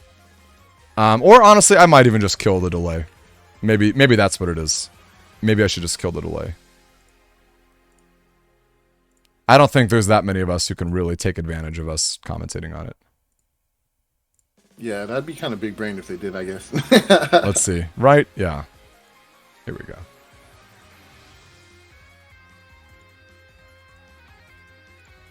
Okay, I'm watching it directly. Okay. I'm watching from Nexit's point of view. Whose point of view are you watching from? Nexit. I'm pretty sure this is Nexit that I'm currently watching. And then, they're just under the cusp screen, racking up some new chips. All right, cool. Awesome. Okay, I definitely agree with shuffling those, or rather, shooting those back to the end of the folder. But lots of Navi chips in hand, and this is kind of a problem that will arise every once in a while playing patch cards. And that's just having a little bit of alphabet soup in the end. Yeah. I love full custom in this format, because like you can kind of like mitigate those bad hands. And even just delaying the game one extra turn. Wow. Now, I don't know if you guys caught this. I know Mega Silver said the same thing. That green invincibility was so massive. There were a lot of attacks that just basically got ruined as a result of that. Okay. Ooh, but the hole! Wow! The whole stock ground, man. Wow, what a situation. That was crazy. The whole just denying your damage is so sad. So sad. And on the anti-Navi too, it would have been so cheeky and fun. I mean, anti-Navi was still good in stopping the ground man from being on the opponent's side, but it's very unfortunate you don't get the max value. You know, it's funny, like anti-Navi, when I was newer to the game, I was like so hot on anti-Navi, and it is a good chip, but like I feel like there are many builds that just don't want to run something as situational as it, you know? What's your take on anti-Navi, Soul? So, anti-Navi in this format, or in any game, honestly, is really tricky to master, but it's the reward you get from it is just so good. It's basically like running beat in your folder, but also getting damage from it. It's like really good. Yeah, it is extremely exactly. It's one of those chips where it's like, you know, when it's pulled off correctly, it's insanely good. And then there were a lot of times where it's like, okay, I've determined this is anti-Navi, I'm going to use my Navi in a bad spot, or I'll never use a Navi chip again, or I'll wait for my cursor. Like, it seems there are ways to play around it too, which is kind of cool. And that's what I feel like makes the chip fair and fun and balanced, right? True. Is that it has that counterplay, it has those answers that you can just deal with or react to, and it makes it so unique. Like, imagine having anti-Navi up and they're like, okay, you know what? I'm going to use Meteor Knuckle. And your opponent's like, wow, I've been waiting for you that the entire time. Here's Element Man instead. Right? And now you lose your Meteor Knuckle to your own anti-Navi. And I love situations like that because it just allows you to... Having punishes or any kind of punishes for something you do just makes the game dynamic and in depth, right? So that you can't just do something uncontested, because if we really wanted to do something uncontested, we would just play single player games. But that ability to be able to read your opponent and then use their weapons against them is just what makes it so unique. Yeah, I love that situation. Yeah, it is super cool. Yeah, anti-Navi's definitely like an S tier chip, but I feel like it's one of the best in the game. Yeah, and as you said, it's not like oppressive in like a, because on paper it should be. On paper, you're like, what? You're telling me I get their chip and they don't even get to use it? Like on paper, it's extraordinarily powerful. Yeah. But then there are a lot of times it just does nothing. Like it'll absolutely do nothing. Or it'll, it might trade 1 for 1. It might kill their chip. Yeah. Which is still pretty good. That's actually still pretty decent, all things considered. Just killing one of the things chip, that makes me not like anti-Navi in older games is that anti-Navi can steal your gigas. So things like Delta Ray Edge or base or something crazy. Right? And I feel like that is bad design. And if that's something that can happen with your most powerful chip in your folder, I feel like that's pretty bad and shouldn't be allowed. But in 6, they did in fact remove that, and you don't any longer have your gigas removed, and I think that's perfect. That is beautiful. Yeah, so much better in general. Oh wow, that was a good wreck. So much better in general, so much more fair. And then like the fact that you can use cursors to kill it, because I'm pretty sure older BNs you couldn't even get rid of the opponent's trap. Like you just had to deal with it. Yeah. So even that counterplay I think is like really important to the health of the game. It's amazing. I've said this all the time, but it's actually amazing, those developers. Oh, wow. Is this Knuckles in the corner? That's Knuckles. Is this Knuckles in the corner? Oh, wow. Oh, but you know what? Good. Don't forget about the Thunderball. It's going to come true. down now. Oh, it left! Okay, Wow! off here, so that's actually pretty good. Oh, my. That was such a good turn. Rather, it could have been so much worse for Raku, but he played it as best as he could, considering it seems as though there's no shoes. Yeah. And once again, man, those Knuckles. There is another way to play around it now, though, for Raku, and that's he go into ground cross and try to use those charge shots to fall off of the screen and let those thunderbolts fall off. That is your only remaining grace right now. Yeah, no, you're right. It's actually a very good one. It's actually really cool. I love that like so many crosses in this game are not just like jam it all the time. They're super OP. Because I feel like I use ground the least of my Falzar crosses. But there are so many times where it's like you lose your super armor. You need to get a second set. Positions like this. Wow, great double beast TFC. Oh, just kidding. Anti-damage. Yikes. Man, it's wow, and look at that with no super armor. With no super armor, just taking the full brunt of these attacks. Oh, I loved that play so much just now. It was great. You saw how your opponent was moving back and forth because of the Thunderball, and that's what makes BDT so scary, is that it allows you to position your opponent how you want to. You were able to get an element SP punish for it. They wasted a chip. Now you're playing different. It's just a cascading event. Yeah, well, it really sort of highlights what we said earlier, Soul, where it's like, every chip needs a counterplay, and even if it's not hard to do the counterplay, you can. It's like misdirections. You can set them up and really. Oh wow. Wow. Actually, the bubble here is even crazier, right? Because if you you're quick at the double, you get the ×2 damage. Oh my goodness, Yeah. This is tough. You got to go Thok or Tomahawk Cross. If you go Tomahawk Cross, you no longer have the issue of getting like paralyzed because of status guard innately built in. So now this bubble's not as scary. Oh, nice D cross here. Yeah, very nice. Yep. Let's see what we can actually pull out from Raku's side, because like the damage lead is pretty big. However, we do see the a little bit of chip healing. I don't know the Nexit has more fires. Oh wow. Unfortunately, the lag on that beast. The lag on the beast was a little too hard. He did end up taking that Bug Death Thunder hit. Just a little bit tricky. Going into Thok, of course, here to deny any possibilities of getting status. Not going for the Life Orb in TFC. I'm not sure if I like that. Yeah, I was about to ask you that same question, Soul, where it felt like maybe he's holding it out for some super powerful attack, but then like you get that space on that side. That's so clutch for your Bug Death Thunders. Wow, and it just. Oh my goodness, Buster Bugs, he eliminate that anti-damage. So you could have fell into that BDT too. Oh man, that's so brutal. So tough. So tough. Having the Powder Man to answer that barrier though, so that was very helpful, but this is a really tough situation to be in. Panel grab charge shot not getting you the value you want, but there is a shield! That's huge. That's huge. See, I'm always afraid. I know. Oh, yeah, see, exactly. For reasons like that, the timing, if the timing's just a little bit off, you're just guaranteed to get that hit. Yeah, you gotta do tough. it well. You need it. It's like, it's a bravery thing. It's definitely like, oh man. Okay. Oh no! That was such a fun Raku play right there, but unfortunately just stepped right into the range of that Muramasa. Man. Man, oh man. Yikes. Yikes, yikes, yikes. Yeah, this is very tough. And I love to see the random magnet panels that go down from the charge shots. I don't remember which patch card that is when we covered him, but man, okay, that was a huge damage lead. Holy cow, how is that even possible? I guess that's just the yeah, I guess that's just the BDT way. Wow. Okay, so I guess Thiago is streaming and he's just going for it. It seems like the FPS isn't too bad. So why don't we go take a little peek? It is pouring, confirmed. Yeah, it is raining like cats and dogs outside. Man, I'm sorry. No, dude, don't even worry about it. This is once again another reason why I love the way the N1 does things, where it's like you can have,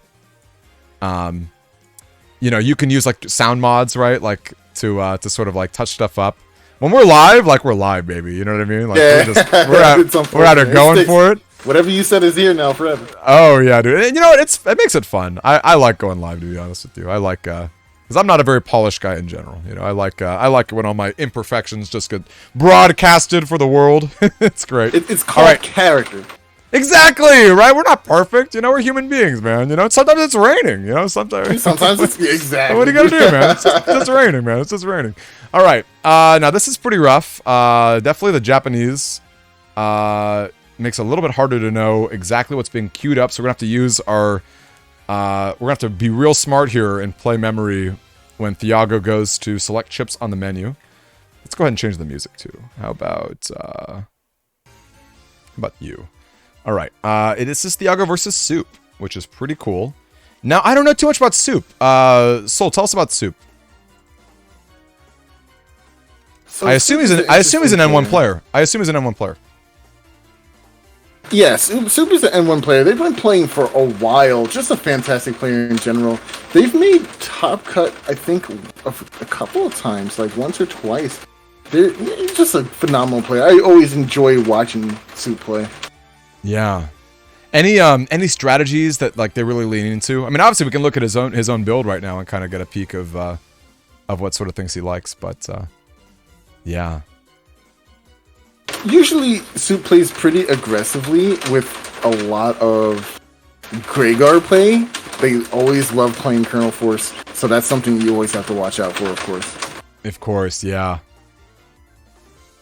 Wow! I like the ice panels. I like the ice panels. Okay, so one whipped, one actually hit, but I like denying the obvious like erase tails right there. That's pretty fun. And honestly, even whiffing one of those erase tails is pretty massive. Like, those things deal a ton of damage. They're super obnoxious. They give you that HP bug, which is, like, really, really rough. Well, Schiffler, you're not wrong. You're not wrong, except now we also have Gregar Giga Chip, so, like, you know, we can tackle them both. And now, that being said, we have discussed the merits of Delta Ray. The merits of Delta Ray are pretty interesting in this world. They're definitely like, it is high risk, high reward because Delta Ray has a decent chance of just doing nothing, like just doing absolutely nothing. But yeah, Gregar X is pretty insane.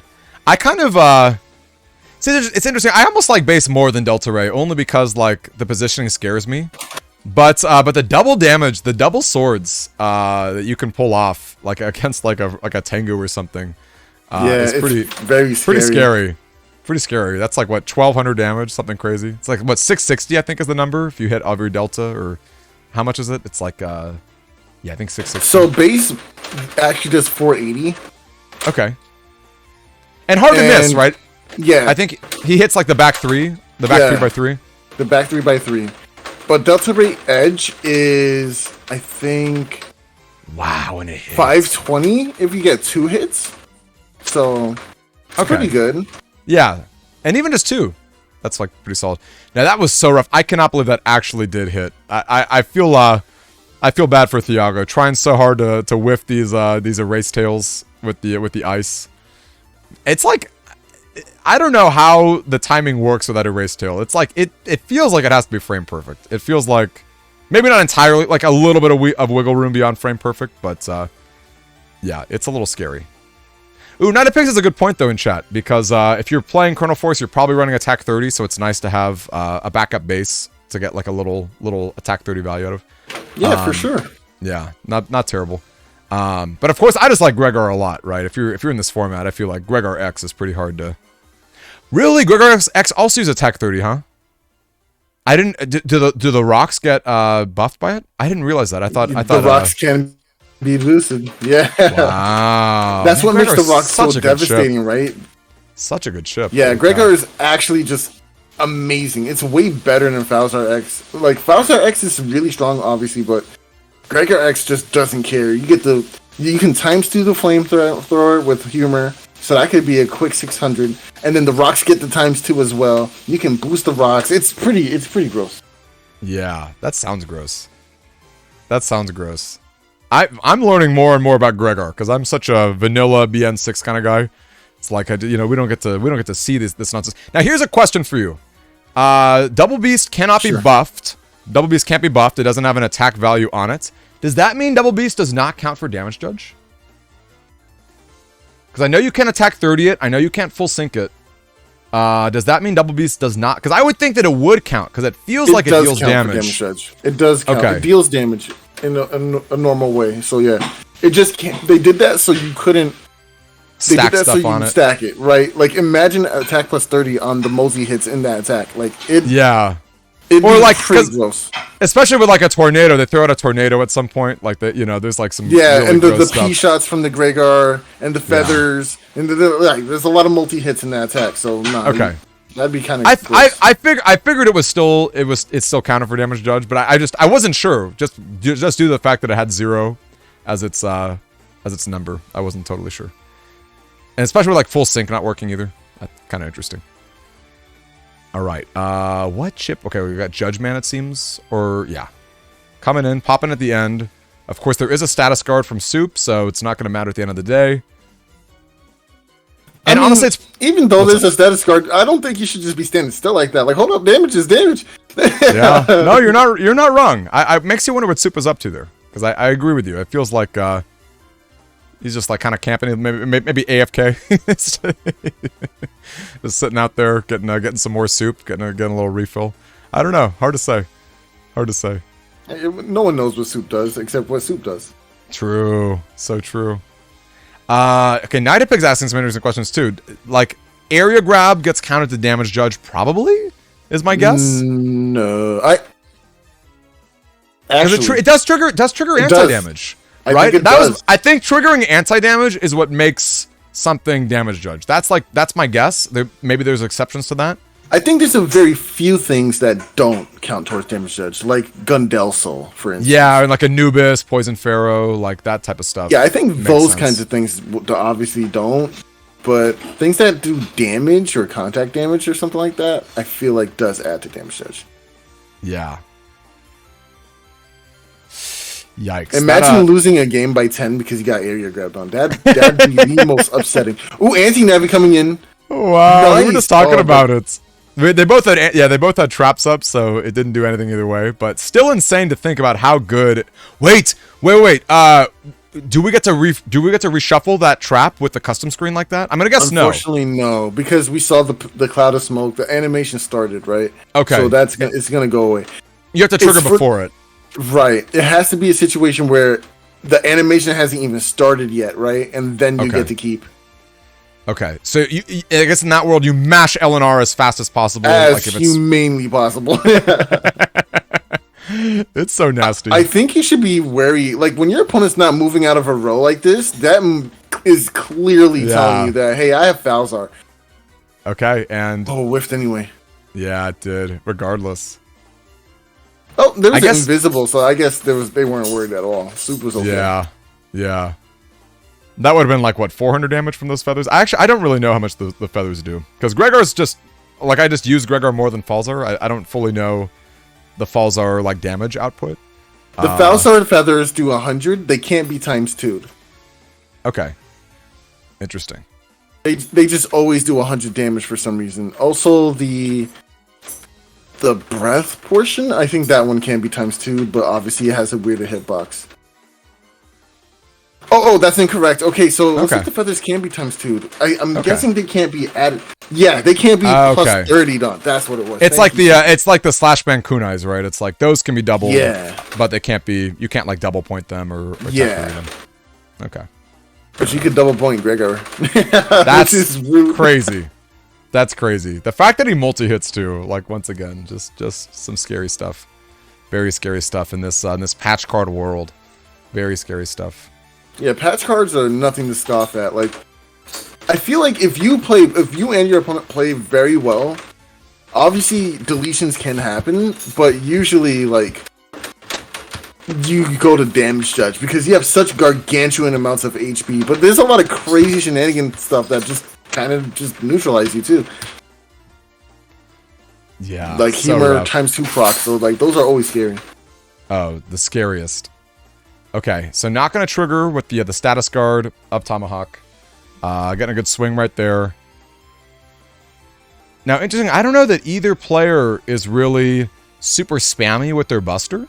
Doesn't seem like we're getting, doesn't seem like we're getting too many, like, freeze cheese or, like, you know, crazy spots. I know Thiago can deal 10 damage, but it seems like he's been mostly playing it kind of straight up. In fact, yeah, isn't Thiago's build 10 damage? I'm trying to remember because I feel like we've only been seeing charge shots for the most part. Yeah, it is actually. Interesting. That would be cool, Imaska. Yeah, because it's like a wind attack or like a feathery attack. Yeah, I wonder. Yeah, and then Gregar can also do fire damage with the Gregar breath potion, right? Oh man.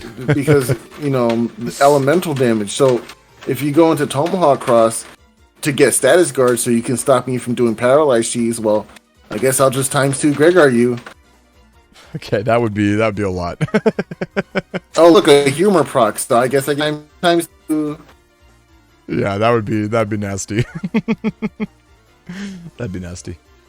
Yeah, I think it's better that they don't have elemental damage on it, like in the long run. Yeah, at the end of the day, you're right. You're right. Ninten, great to meet you. Thank you for the follow, my friend. Yeah, I feel like at the end of the day, a little bit scary. Oh gosh, now we're getting a little laggier. We are getting that Brazilian deliciousness there. Okay. You know, even though we're getting some of that Brazilian deliciousness, as you so eloquently put it, I do want to showcase why Tango is so beautiful in this situation. Notice that there's no slowdown. The game is true. Great. Right? No, it's basically 60 FPS, I would say, at least on their end. I feel what you will see is sometimes people will warp back to positioning. You know, a little bit of rollback. A little rollback. But it's still, the alternative is just better than what we used to have. The alternative's nothing. Yeah, the alternative is not possible, right? GBA Link and, or no, what's it called? VBA, I think. VBA Link with Hamachi or Radman, so you can, it was a mess. Oh, and don't forget, we had to pause the match for 3 minutes before starting the actual match. Why is that? Because the way Hamachi worked, right, is that when you pause the game, it allowed both computers to sync up and like give you a faster connection between the both of you. So when you actually start the game, you had to like prime it. So you had to like prime it. It's like warming your car up before the snowstorm or like before going out to work. It was awful, dude. Like back in the day, it was just, I never want to go back there ever again, dude. 2023, man. 2023. What a good time to be a fan too. You know, even with the LCs, like even the Legacy Collections issues, like, you know, a lot more interest, a lot more people getting into it. Dude, what? I'll take Legacy Collection over what we had any day, bro. Like, right. What a good TSC bait. Oh, but I guess I guess the anti-damage actually went through. How did that? Oh, was there like a slight flashing maybe? Yeah, that's so unfortunate. Happening. Wow. Oh man, into a full Gregar right here. Yikes. Okay, that was a huge swing. Holy cow. 4 rocks of damage too. That's just obscene, dude. That's so Man. much. I got baited too. I was with Thiago right there. I thought for sure that was like ×2 ground man SP, and it was unfortunately just one of those awkward situations where wow. Unfortunately, the anger also petered out. That's so sad. Yeah. It's time based, yeah? Is anger It time is based? time based. It is time based. It's a certain amount of frames. Not more so time. It's like frame based. So after a certain amount of frames, it'll expire. Same thing with like Life 4. It'll expire after a certain amount of frames. I guess that is time. But you know what I mean. Yeah. No, I feel it. Well, this is pretty rough. I'm not feeling great if I'm Thiago there, because that. Okay, I am definitely not feeling great. Yeah, I'm feeling dead. GG's. I'm just feeling dead, straight up. Okay, wow. So that means Soup is at the top, which is pretty exciting, extremely exciting. And let's see where Nexit and I wonder if they started or not. No, I see Nexit in chat, so maybe we can pop in and see what they are up to, or maybe they're about to start. Maybe they've been waiting. Let's see. They may have been polite and waiting for us. Let's go ahead and peek at the bracket before that does happen, because I believe Mondrum, Mondrum and Nexit going in right now. Oh, he went to the kitchen. Okay. He went to the... Mondry said, "Hold up, it's break time." Like hold on. Yeah, we're doing too Let much. me get my soup. Let me get my sustenance. yeah. Oh man. Well, he's like the Ice Buster guy, so maybe he's got a nice frozen pizza. Maybe he's oh no, a little ice cream sandwich. You know. Hey, I wonder what he's up to. I wonder what he's up to. That's great. Well, I think that cheese sandwich meta is super powerful stuff. Okay, they are starting. All right, let's hop in. They are starting. Let me see if I've got a better... Nope, I don't. Alright, we're gonna just do our best and fix that aspect ratio right away. Okay, starting off with that Dust Cross. That's pretty good. And turn 1, going for Double Beast. The turn 1 Double Beast is actually quite nice, honestly. Usually players aren't expecting it. You can TFC it in early. Solid damage. Like, it's good to land it. But I personally like saving my Double Beast for when my opponents are closer to 420 or under that damage threshold, because it breaks through that undershirt, right? And guaranteeing that kill is really nice. Yeah, that is super great. And you know, it's cool because I believe, and you can correct me if I'm wrong, Soul in chat, I know Gigas can never start in your hand, right? So like, you basically, like, Double Beast is probably the strongest thing that could come down turn 1 in general, right? Because you're never going to see a Gregor, you're never going to see, you know, a Meteor Knuckle or whatever. Not unless you have Dust Shoot turn 1 or Shuffle. You can't even Dust Shoot turn 1, so yeah, Shuffle. Yeah, so you actually could Shuffle in theory. Turn 1. You're saying you can Shuffle it into your hand. That's what makes Shuffle so strong.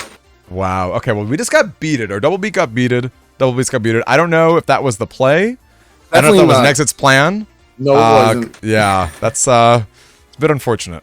It's a bit unfortunately, that bird is eating well today. Yeah, he's I love it. Soup, while you're waiting, what are you going to be eating?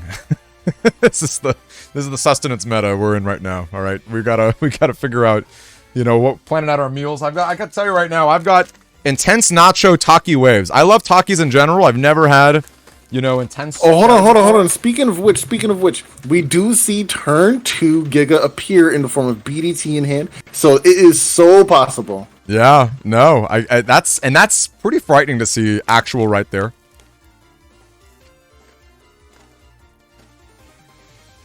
We all know the power of Bug Death Thunder over the course of a game. So to see it happening as early as turn 2 is frightening. Absolutely frightening. No, it's not spicy at all, Schiff. It's not spicy at all. Which is good for some people. Okay, I guess we're just trying to bait out the anti-damages here. Or maybe we're just forgetting. Okay, wow. Double shurikens. Baiting, huh? Yeah, I mean that was wow. That was quite a setup. Okay, let's see if I can keep seeing this like little Tango pop up. Yeah, I wonder if I can like go beyond that. Do a little plus ultra right there. Okay. Plus ultra. Going beyond. It's a dumb joke. All right, we've got our oh my lord, dill. Dill is the best dip. I'm totally joking. Really quick, we did Family Feud last night, and someone suggested in the chat or in the game for the prompt, what's your favorite dill or what's your favorite dip? Someone put in dill, so we were like, oh, that's not a thing. Anyway, hey, Bortosaurus, hello. Yeah, I don't usually eat dill myself. Yeah, Not at all. Yeah, right. It's like, well, think about dill dip. It's like, is that even a thing? Like, I don't think so. It's not real. It's No, all fake. it's Ooh, all static is gonna be real nice right now. If they keep that, if they try to push advantage and move forward, they will lose it. They did. Oh, nice. Wow, and an uninstall. Nice. Uninstall life or up. That's huge for Nexit. That's huge. Can we get the TFC? No TFC invis. Darn. Okay. That's unfortunate. That's very unfortunate. Rush is taken care of though, so that's not looking too bad for Mondream. And of course, we all know what is there in the form of the Ice Buster. Oh wait, but no, Ice Buster doesn't do anything here, right? I believe Nexit has status guard. Can we double check? Can we get a confirmation? I'm checking it right now. Yeah, love to see it. And yeah, that BDT rearing his ugly head. He actually doesn't have status guard, so yeah, that Ice Buster can definitely be it right now. Maybe that was uninstalling that machine gun. It's gone as well. Oh, and there's the freezes. No. There are the freezes. Look at how much damage that was. Oh man. So look at how much damage that was. Usually we ban or limit the percentage in which this could happen to like 50%. But there are ways to get it to 100% Ice Buster. Yeah. So it's like, oh. No, we've talked about that, and I've actually gone against it as an example on a stream night, and it was like, well, you're dead. It's like not a lot. It's not a lot you can do. Anything. Yeah, you can't do anything, dude. It's pretty rough. Ooh, okay, that is a huge. Oh, that is a huge element, man. That was like Sephiroth dropping the meteor. Like, that was like way too much damage right there. Oh, if that Woodman ×2 had hit. Oh, sealing off movement here as your option. Yeah. Oh, into charge shots here? That's crazy. Interesting to see that we're not... Interesting to see that we are not fishing for those freeze busters, knowing that we do get the freeze option. I guess charge shots are pretty safe overall, and if your opponent's at low life... Maybe you just swing that tomahawk and you just don't, you don't think the values come in because of the elect body, right? So doing the charge shot for ×2 damage is a little bit faster than just smashing B and hoping you get procs every time. Yeah. Yeah. That's actually a very good point. But I don't know. I think mashing your B button is also valid. So are we going to see a second static just like casually destroying these powerful barriers? Static is such a cool chip. I think static. Cool. Right, and like I think it's easier to bug your builds, right, in patch cards. So I feel like static's got to be a decent bit better in this. Not to say that it's bad. This Muramasa has to hit. I would take this Erase Man star and the Muramasa, and that's what I'm locking in. Honestly, like nothing else matters right now. I want to catch up and I want to win right now. Yeah, I'm with you. I might even sequence both. I might even go both Judge Man and Erase. Right? I want to make sure. Yeah, and you can break through the okay. Geddon comes out here. Okay. That's not gonna for your frame shot that you want. Oh, Sanctuary, my Sanctuary coming through. Oh man, too hasty. And look at that. And that was the spot right there, That's tough. I think that Geddon was brilliant just now because it denied Erase Man, right? And it's weird. You wonder how is it denied? It's those cracked panels. If I can't step up and land Erase Man on a safe panel to land on, then I'm not going to be able to connect that damage. It's so smart. So smart. It's just not going to happen at all, period. Full stop. Call it a day. Ugh. Sanctuary came in at the right time, too. Having damage, so that even if it did connect, it was only going to do the 500. That was a really, really good play just now. Someone want to DM Nexit to get his cursor off the screen? That'd be hype. All right, there we go. Into Ground Man coming in. I guess not full damage, but close to full damage, destroying those holy panels. Now, this is so scary because if that freeze goes down, you're never going to see BDT ever again. Oh, but it came back! Wow! A huge opportunity man. here. No, I don't think we need defense in this situation. What are we doing? Is he I guess he's hoping that the TFC goes in his favor, but he's already got the anti-damage up, so... No way, no there TFC. It is! No there way. It is! I won! I won! You see the chip recovery. You see chip recovery so important in these situations. Oh my gosh. Oh my god. Wow! Chip recovery saving him from the depths of Hades itself. What a situation. What a scramble. Are you serious right now? Are you serious? Chip recovery, man. Chip recovery. Wow. Wow. It's important. And not having a bug buster is also important. Yeah. Yeah. Oh, poor Nexit. Now imagine if that was Planet Man. Okay, now I have to figure out, I have to make sure I have all these panels available for me to get this B button attack off. It's a lot. It's a lot of layers. Yeah. Man, oh man. What a close game. What a close game. Alright, area grab does come down. This is a lot of, wow, this is a really aggressive setup here. Why are we always seeing this rollback ticks? Is that just like a Tango, like you can opt into like, I guess your frame data or something? I don't know. I don't know why we're always seeing the cursor. Is he like mousing in and out? Are we not playing on a controller? I have no idea. It didn't clip? I don't see a cursor, unfortunately, because I'm watching from... Oh, I actually just don't see a cursor at all. Oh, okay. Maybe it's just me. No, I feel like I should be seeing a cursor. I'm a little perplexed now. Well, it's off the screen now, but it seems like he's been going in and out, like, on the custom screen. Which I couldn't tell if, like... I couldn't tell if that means, like, he's playing on mouse and keyboard. Hard to say. Hilarious. I know, mouse and keyboard's, like, that's scary for... Yeah, I would never, bro. Like, a mouse on this game? I don't know, bro. I specifically got this controller right here for Battle Network because the D-pad was the closest thing to, like, a GBASP.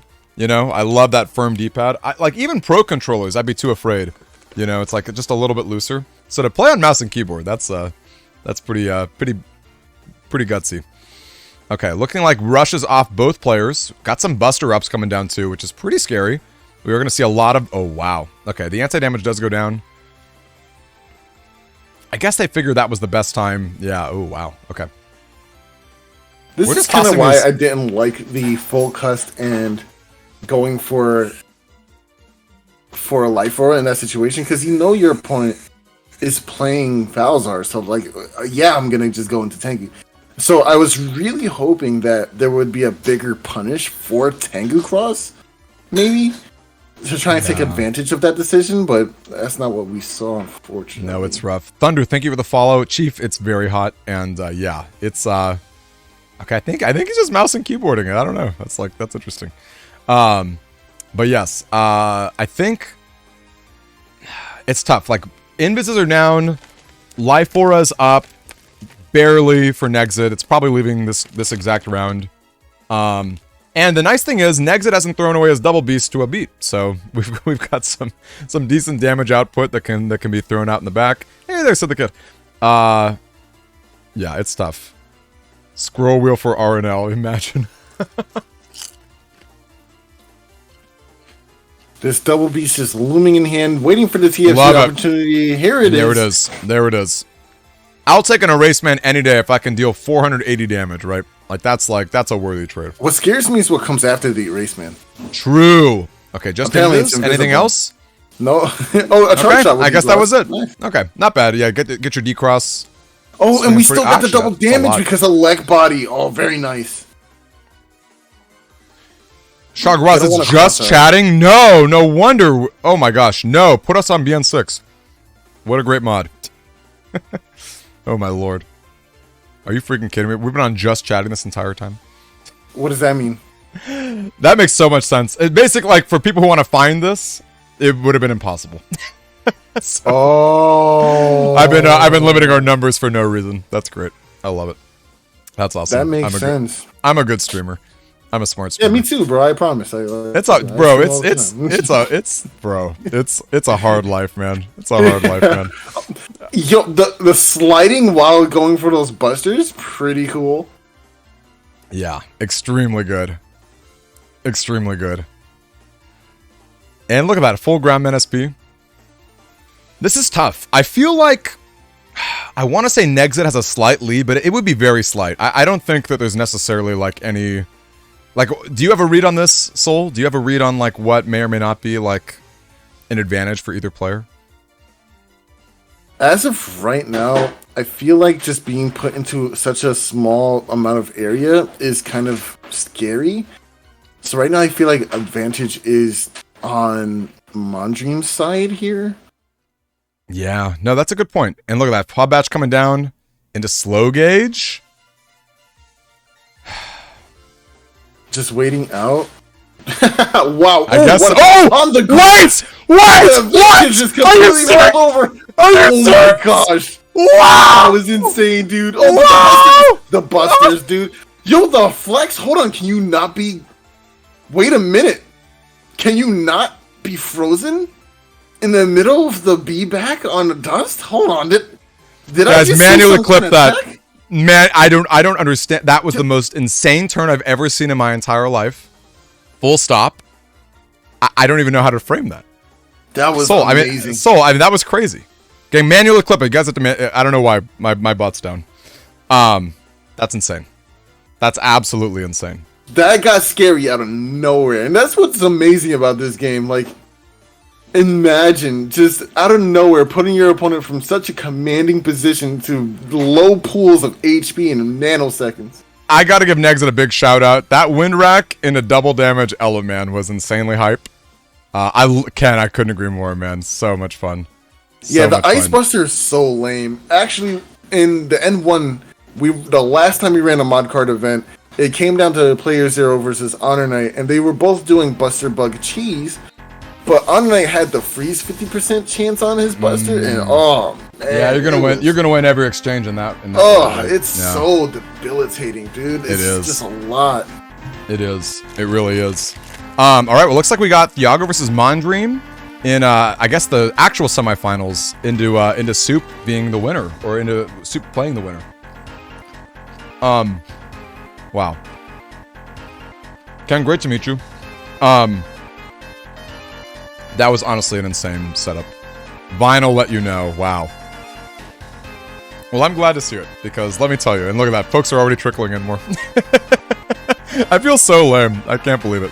Gregor loves it too. I love Gregor guy. Where's Falzar guy at? We should get a little Falzar guy up in here too. All right. So, I think Mondream is capable of streaming, I hope. I guess we have seen Thiago stream, which is cool. Mondream, I don't know if you stream either. If you've been pulling it off. But yeah, Thiago versus Mondream is going to be a real exciting match to get on. Either way, I'm pretty down.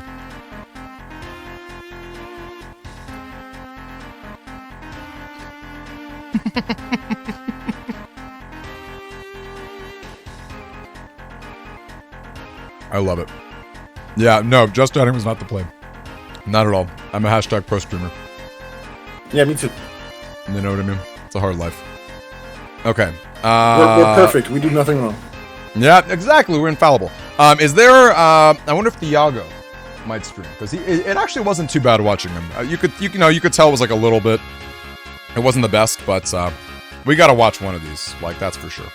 And if I have to beg Soup to like hop on his Wi-Fi or whatever and like let us see these beautiful, beautiful finals, let me tell you. I mean, I guess worst comes to worst, they can record their sets and we can watch them ahead of, like, afterward. But as I love that Tango has those replay features, but it would be not nearly as cool, right? To not get the live reaction. Because I'm telling you, man, that wind rack element, I'm still reeling over that. I know that he ended up losing, but I'm still reeling over wind rack element into that perfect little grass panel in the back. Like, man, I'm in. So let me ask you this, it was just perfectly lined up. Everything just converged on itself. Now, patch cards are so crazy, right? Because I've talked to a lot of like top tier N1 players, and it seems like once you ban one thing, some dumber thing pops up and shows its head. Yes. Because I was wondering, it's like, what could you ban? You know, like, what could you actually ban? You obviously can't ban Planet Man, even though you might want to. You just can't, because, like, there's just too much cheese. Could you ban, like, Ice Buster? Like, do we think it's ban-worthy? Do you, like, you know what I mean? Like, this is just hypothetical, too. I'm not even, like, necessarily, like, making the moves, but, like, do you think that does Ice Buster keep anything in check? Like, is there anything that, like, you know, that it would need, or... Technically, no. There's not... Ice Buster doesn't have to be around like that, to be honest with you. Yeah, there's probably a few things that, like, in the future... Like, for me, this was fun, because it's like, you know, no bans, like, let's just see what's degenerate, like, let's see what's out there. And, you know, I made sure to ask people, too, ahead of time, like, you know, if there's stuff that's, like, really, really degenerate, we'll make sure to get rid of that. Which seemed like it was mostly, like, the 100% from, like, back in the day, the 100% chances of stuff proccing, or, like, you know, the invis lasting way too long off your charge shot, but it seems like for the most part, it's not too bad. Other than, like, yeah, Ice Buster is probably a little dumb. It's probably, that might be the dumbest thing. Because it's like, like, how do you beat it without status guard? It's like, it's pretty tough, so. There was gonna screen share, awesome. Thiago is a man of culture, if I can just say. He is a man of culture. Definitely appreciate that. Let's, I'm gonna scout out the chat and see where we can get it. Black Dragon, did you get it? Did you clip that? Did you go back and clip the Wind Rack Element Man? Well, see, United Pigs, here's my thing. I think it's ultimately fine because of chip recovery. You know, like, this format is so tanky. That it's like, I think it's like it is dumb. It is dumb. Like Gregor X, Falzer X, and Double Beast, like, they are dumb, but, like, chip recovery might be dumber, you know?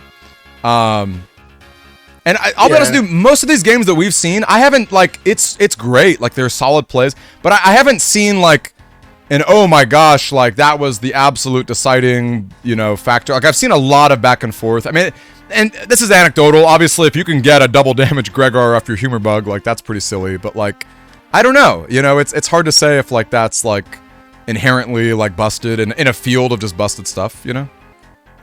So, maybe next... Oh, what's your take, Soul? So the recovery from chip recovery is actually what makes Gregar and Double Beast tolerable, because you do need these high DPS kind of chips in order to circumvent all the recovery that's happening in this format.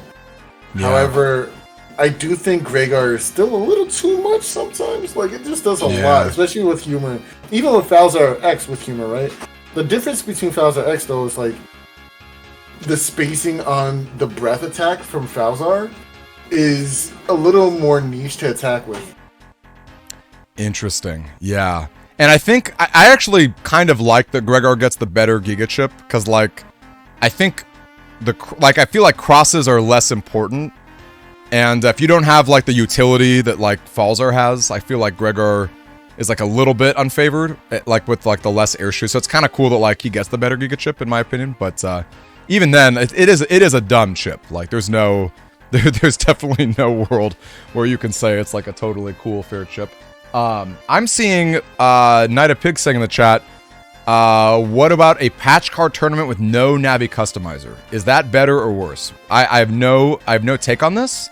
But my gut instinct is that it turns into, like, you have to run Needler for super armor.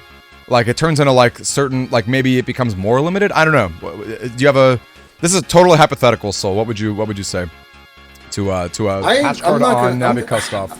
Just from the sound of it, I'm a little turned off by the format in general. Like, I don't think that would be conducive of something, like, meta-worthy. I mean, I guess you can try it, but the patch cards, like, you'll see a lot of the same patch cards. It's going to be more centralizing, in my opinion. That was kind of my thought, too, right? Where it's like, okay, if I have to have super armor, that means I have to run this card, you know? And then maybe there's, like, some diversity from there, but then it's like, yeah, where do you go? It's interesting. I don't know. It's a fun thought, I think. And maybe it's worth exploring one day for, you know, run out of some other ones to run. But honestly, I'm gonna tell you right now, next tournament, standard BN6. just you know, no frills. That was my thought in the back of the day, was like I would alternate, like, BN6 straight up, and then like something a little more gimmicky.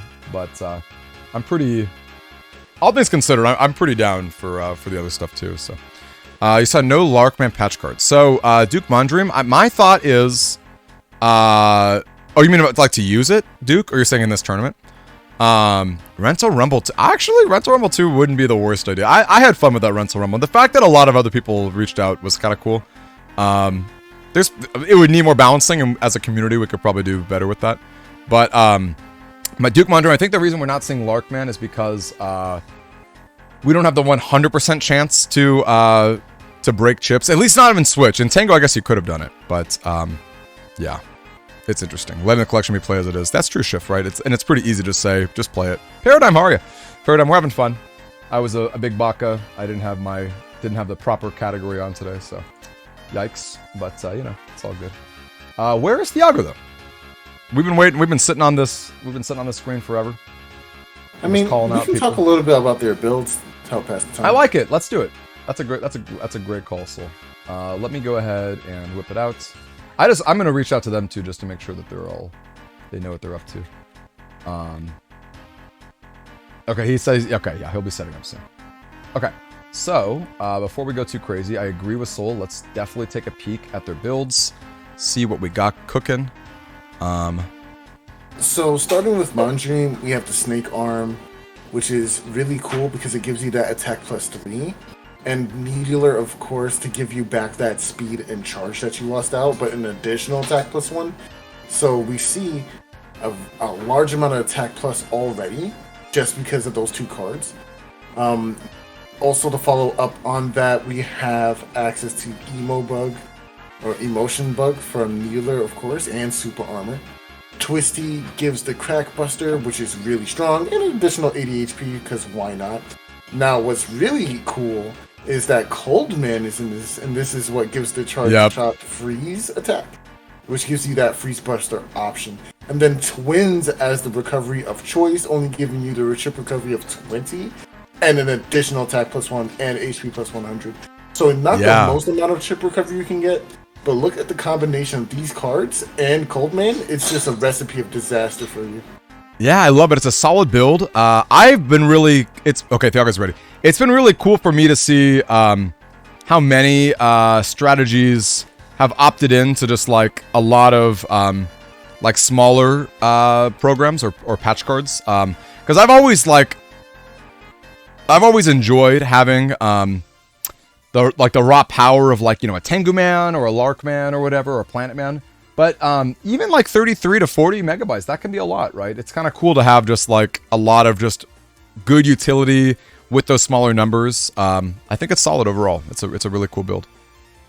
Yeah, it's a frightening build, of course. Like Coldman, it is 34 MB, which is a lot technically, but the value you can still squeeze in from your other patch cards is just so good. Yeah, no, it really is. All right, we got Thiago's perspective right here. Let's change the music too. Boom, there we go. Ooh, okay, we're getting a little laggy, huh?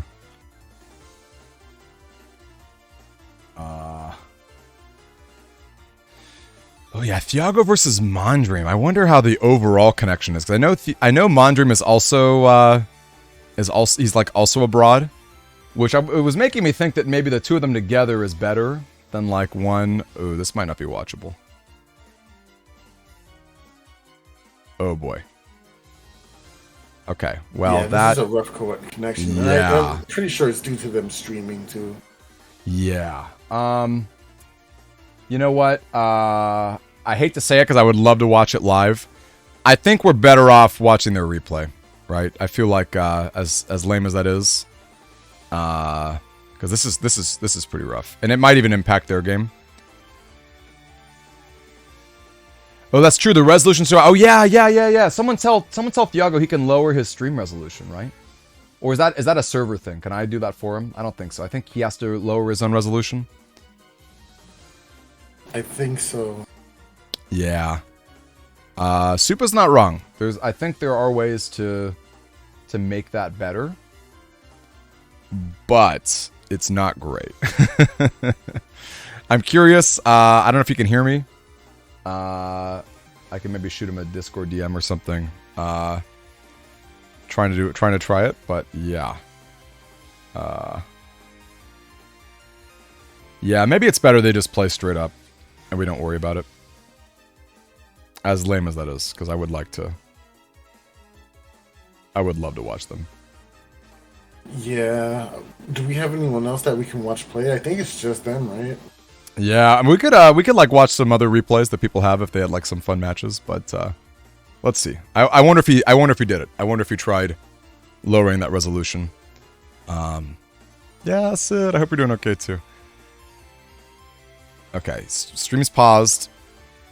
Maybe they're trying to do some frame rate finagling.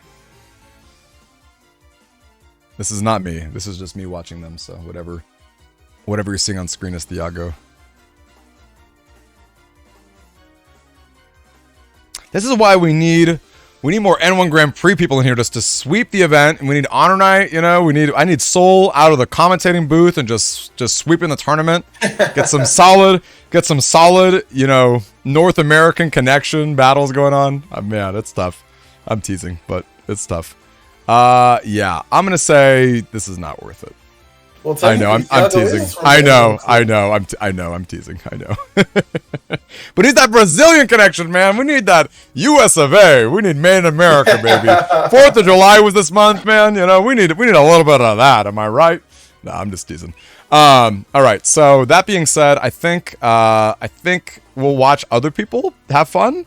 Unfortunately, and we'll just watch their replay because this just seems rough. This just seems a little bit too rough. As much as I would like to. And it seems like they can't even do it themselves. Like if it's, you know, if it's like if we could suffer through the lag and they could play normally, that's fine. But it seems like even their own match is going to suffer. So yeah, probably not great. I mean, I guess I could kick everyone who's watching on Discord. Does anyone know how that works? Like if there's a bunch of people watching the stream, is that pulling on the stream in a negative way? I'm going to guess maybe, but maybe not that much. McDonald's Wi-Fi in Zimbabwe would be awful. That could be the worst.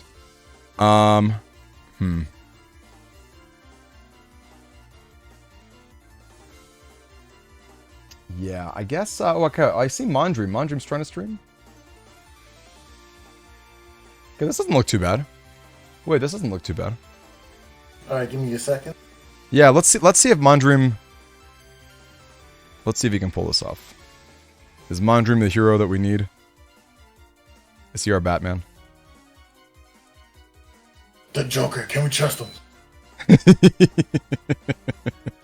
Exactly. Oh, exactly. Alright, we're gonna find out what the resolution looks like too. Did anyone use a Dark Mega? I don't think so, Abimola. I don't think so. I don't think anyone used Dark Mega today. If they did, we didn't get to see them.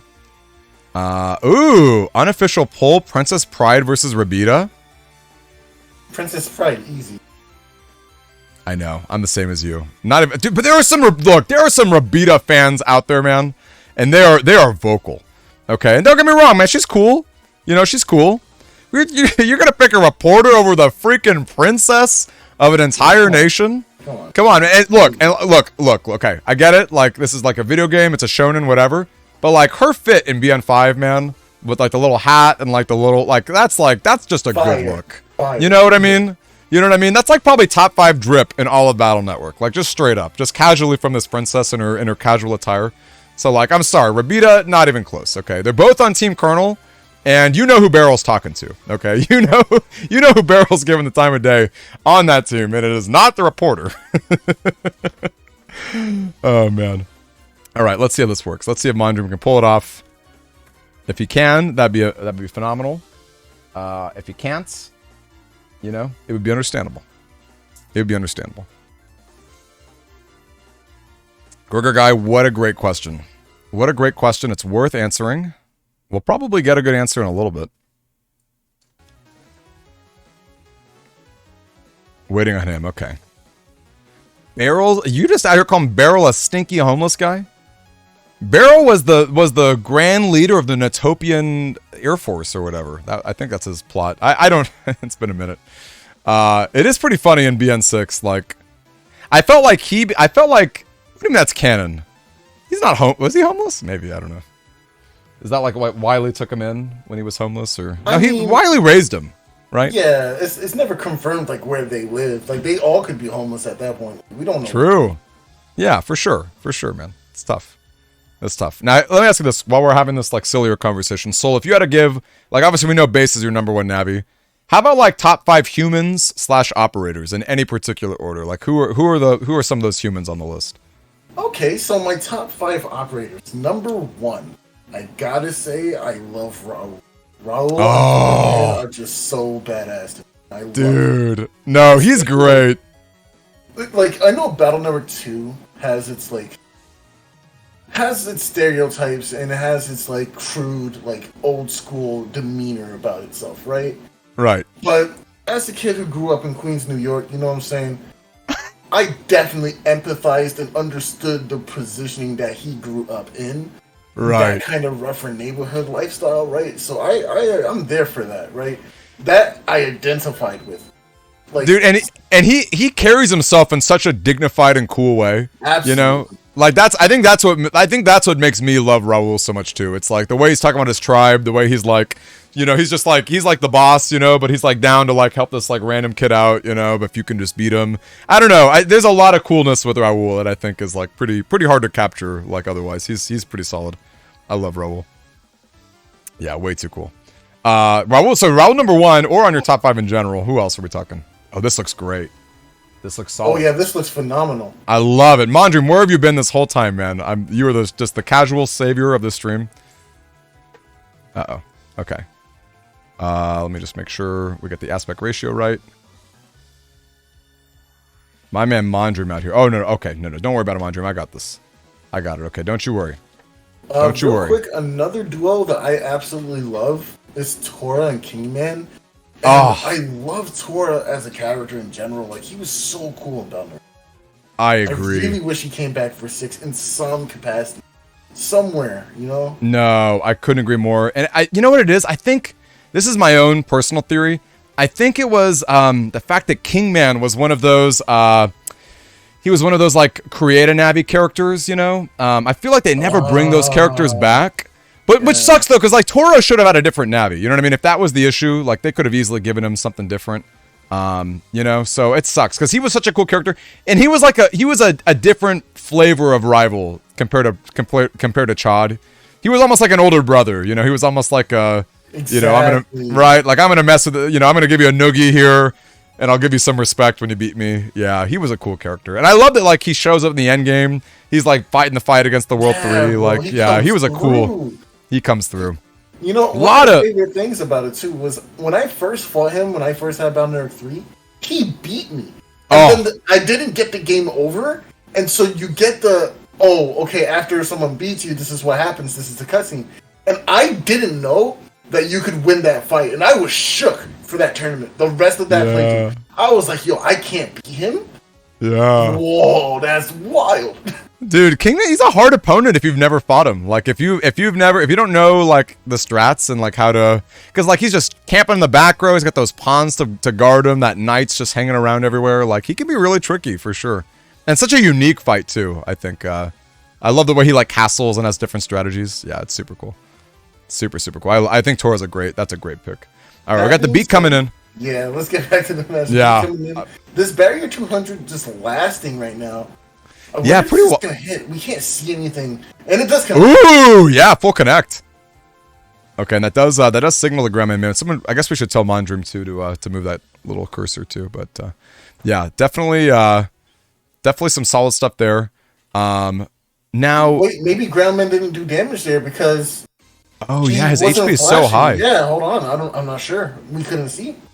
Yeah, that's a really good point. That's a really good point. Oh man. Yeah, I swapped him. Don't you worry, Night of Pigs. I swapped him. Yeah, I'm gonna guess that it didn't deal damage. I'm going to guess think that we're it did. gonna see Thiago holding on to. Wait, this is Mondream here? I think we're gonna see Mondream holding on to this uninstall just a little while because we all know that Hub is in the back of that folder. Yep. We don't really want to throw it away until we see Hub come out. Couldn't agree more. Yeah, getting rid of those air shoes is big, especially when you're Mondream, and we know that he's got the Twisty Remabit card to try and crack those panels. So I feel like if he wants to squeeze the most mileage out of that strategy, he's got to make sure there's no air shoes, period. He's just got to get rid of him, full stop. That's going to be a great way to do it. Okay, this barrier is probably going down now, but man, it did a lot. You weren't wrong, Soul. That barrier did like quite a bit just in general. Yeah, for sure. And now we're going to see Sanctuary come out eventually here, too. Maybe at the very near the end. Okay, nice. Yeah, nice. right there. Oh, but the ice panels, you didn't find the bug fix, so now you have to deal with the ice panels taking away your own Sanctuary panel. Yeah, so, you know, it's funny. I was talking earlier about being down on Sanctuary. Soul totally, like, brought me back, where he's like, you know what, it's still a good chip, gotta play around it. But in a build like this, it gets very scary, doesn't it? When you're just, like, when your own chip, when your own cards are kind of, like, oh, actually, well, there you go, there's the bug fix. So maybe it's not too bad. But it's a little riskier, right? You can't just jam it, you know, at any turn of the game. You gotta make sure that you're no longer leaving those ice panels. Pretty scary. Pretty scary stuff. And an interesting thing too with the patch card format, I feel like there are a lot of instances where instead of cross-canceling out of your paralysis, you want to stay in baseline Mega Man, so you're just gonna like start the next round of the fight like totally paralyzed. I haven't seen too many people punish and take advantage of it, but I feel like that's like a more common gameplay element than you might normally see. I feel like in baseline BN6, I am aggressively cross-canceling anytime I get paralyzed or CC'd in any way. Okay. Ooh, interesting. Not throwing up the life aura there. There goes the Sanctuary as well. Yeah, completely gone. Okay, good timing on the life aura. Yeah, excellent timing. Yeah, not going to take that damage. Okay, unfortunately, we're not going to decross, which would have been really solid. But we do get our bug fix. Which will take care of the ice coming up on your panels, too. Yeah, so and look at this. Oh, wow. Okay. Okay, guess the anti-damage didn't matter, but man, imagine imagine that damage. Grass on fire is so scary. Alright, they're out here spamming those feathers. They're down to make that trade. Not a lot you can do in that position. I feel like you kind of have to do the trade, because like you're going to give up too much damage moving backward to try and get out of the range. So I feel like you just kind of got to tough it out and just duel it out. I personally don't like locking myself into animations or frame traps. So now you're in a position where if you don't change... Harder to react. Yeah. You can't really do anything until you drop your buster and then move, which is all cooldown based, right? So your opponent could go like Erase Man or Judge Man in this situation and hit you, but they're also holding their B button, so maybe that's not going to come up. Yeah.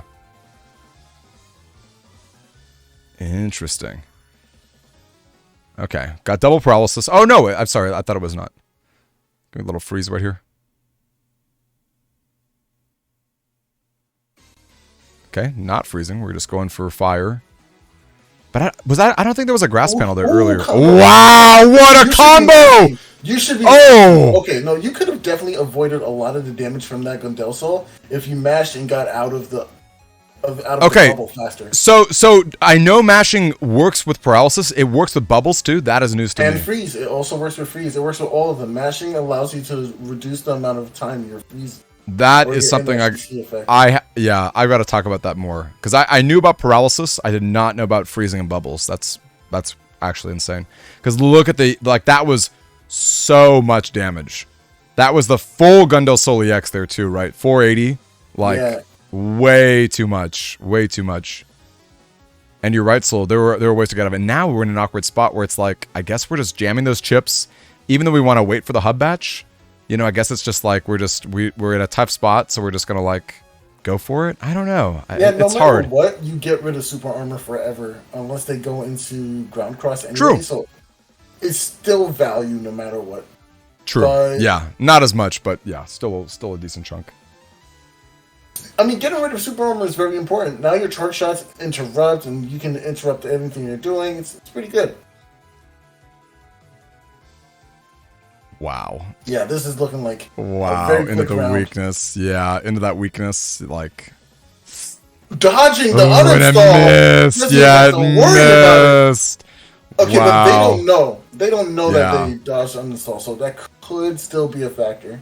Okay, we are lagging like crazy. We are lagging like crazy. Well, I can tell you that is Thiago's win. without that is a very definitive win for our friend Thiago. In fact, let me just go on Discord just to confirm that. That's a shame. It seemed pretty good. The hype broke the match, yeah. So you're actually calling this a Thiago? Oh, for sure. Absolutely. Yeah. Absolutely. 1000%. So he's up. Thiago's up one. Yeah. If we're thinking streaming does that, we can just, we can just stop. That's a shame because it looked like it was pretty good for the most part.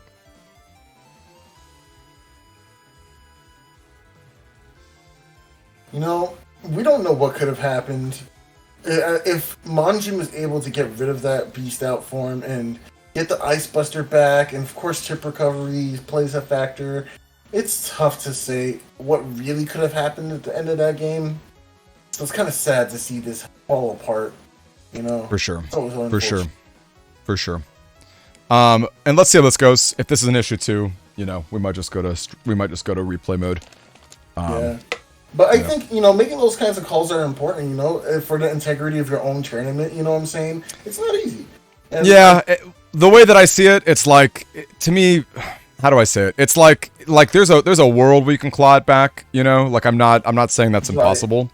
But like when it's your own connection issues and like that goes down, it's just too hard to like give both of those passes, Like that's exactly. kind of my take on that, But yeah, honestly, let's see how this goes because it looks decent. I don't know what caused that. Okay, maybe not. I see a little bit of rollback. I do see a little bit of rollback. I gave them. I told them down below too that if they want to just like give us the replays afterward, that's totally fine. But yeah.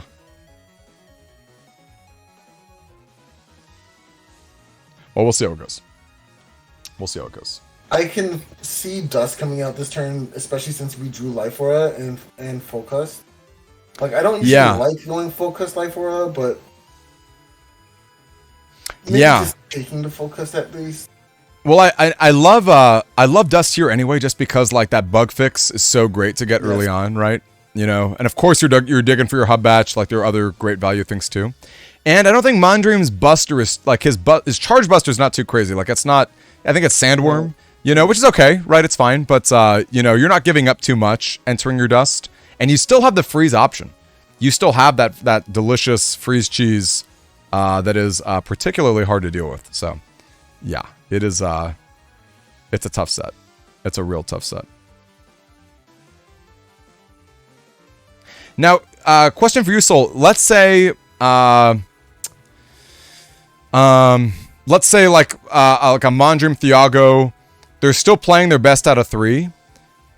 Is it possible to share, like, can they share their replay with somebody and continue a best out of 3? Or do you have to finish the entire set before they could share it? I don't know if that makes sense, what I'm asking. So you're asking, like, if we had the pre-recorded matches, or... yeah, let's say in the future, let's say it's like, I don't know, Thiago versus Soup. Neither of them want to stream. Could they, could they do single battles and share that file with somebody so we could be behind a game each time rather than wait for the entire set to finish before watching their replays? Yeah, they have to finish it, right? We just take the entire set. Okay. And then they piece them together and send us the final edit. Okay. Which isn't hard to do in the set. Yeah, not ideal, but yeah, not, obviously, better than the alternative, which is just nothing, so. That's tough. This is, it's sad. I feel like some events, it's really smooth getting like the sort of recording footage, and sometimes, yeah, just a little bit wonkier. And I would have hoped with Tango that it would be super easy with like just it being a computer setup, but I guess people are out there with their, with Wi-Fi that's not always, and I get it. We can't all have like, you know, fiber connections. You know, we're in different parts of the world, so. I mean, because we're not just the watching nature of the it beast. live, right? We're watching pre-recordings, so it's not nearly as bad or invasive at all.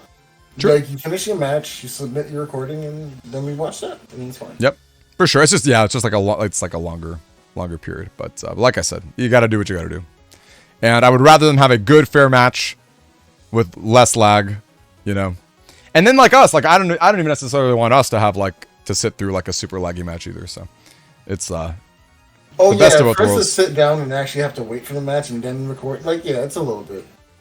But for N1GP, you have a whole week, you know. Yeah, and it's honestly, it's a great setup. It really is, you know. It's like, I think live events have some fun to them. They have some charm. But in terms of like just like strictly, you know, having like no issues with that regard, you know, having like perfect, you know, sound editing and things, like, yeah, it's pretty hard to beat. Wow, honestly, look at the I actually really like this format. Like, do you? Going live, I really do like it. I think it's interesting. It's a different beast, right? It's like a different, and you see the issues like this. Like there are times when like it rears its ugly head, and you have to deal with some like unfortunate stuff like in the moment. But like the actual hype of a chat that's like they're watching you live in the moment, like that's pretty fun. Like it's cool that like there's different formats, right? Like I love that, like, you know, because like I would never try to replace the, like, you know what I mean? Like you guys have been around forever. So I like that I can do something different as opposed to just copying, like, you know, exactly. just another like, you know, setup that's similar. So Not that like, I think it's kind of doing fun. it that way is bad, but like having the variance, the different feel, that's the cool part. Absolutely. Yeah. Couldn't agree more. And now this is going to be hard to dodge. It's not impossible. Wow. Okay. That's what I'm talking about. Wow. That's what I'm talking about, you know? Beautiful. Yeah. Thiago's showing us like what a pro player can do in that situation. Like that was so, like you could just feel the sort of I am speed, you know, Lightning McQueen monologue in his head where Thiago just pulled it off and it was like not even remotely an issue. So good. So crisp. Been playing this game for so long, dude. And I'm sure there's players out there who haven't joined the N1 yet or haven't even joined your server yet, Demi. And like they're probably amazing at the game, but we just don't have the opportunity to see that. Let me ask you this, like Rain, like he won last month's tournament on Switch, and he was a very good player. I really enjoyed his commentary. He had a lot of like insightful things to say after the event. And I wonder if he was an M1 player, because I wasn't even totally positive. It was hard for me to tell if like, oh, like maybe it's just another strong player who's just, you know, like Legacy Collections bringing out the woodworks. Like you just get to enjoy the game and like kind of flex yourself a little bit. So yeah, it's cool. I don't know if you ever heard of a character named Rain, but I thought it was kind of interesting. You mean the Rain the player on the server? Yeah, exactly. Yeah, he's really good. Yeah. And is he N1? Was he like a... Yeah, okay. He actually has been with the server for a while, but he didn't play in many events. He was like a lurker, maybe? Like a... Yeah, gotcha. Relatable. I've been a lurker, too. Yeah, it's cool to see all these strong players coming out, which is really great. Now, we are in an interesting spot here, right? Because the Buster-Ups are clutch. And it seems like Mondream... Okay, no, never mind. I was going to say, it seemed like he was waiting for the hub batch to get that max value uninstall, but... I think the problem becomes, how long do you wait, right? Yeah. Do I actually wait for my opponent to use hub this whole time?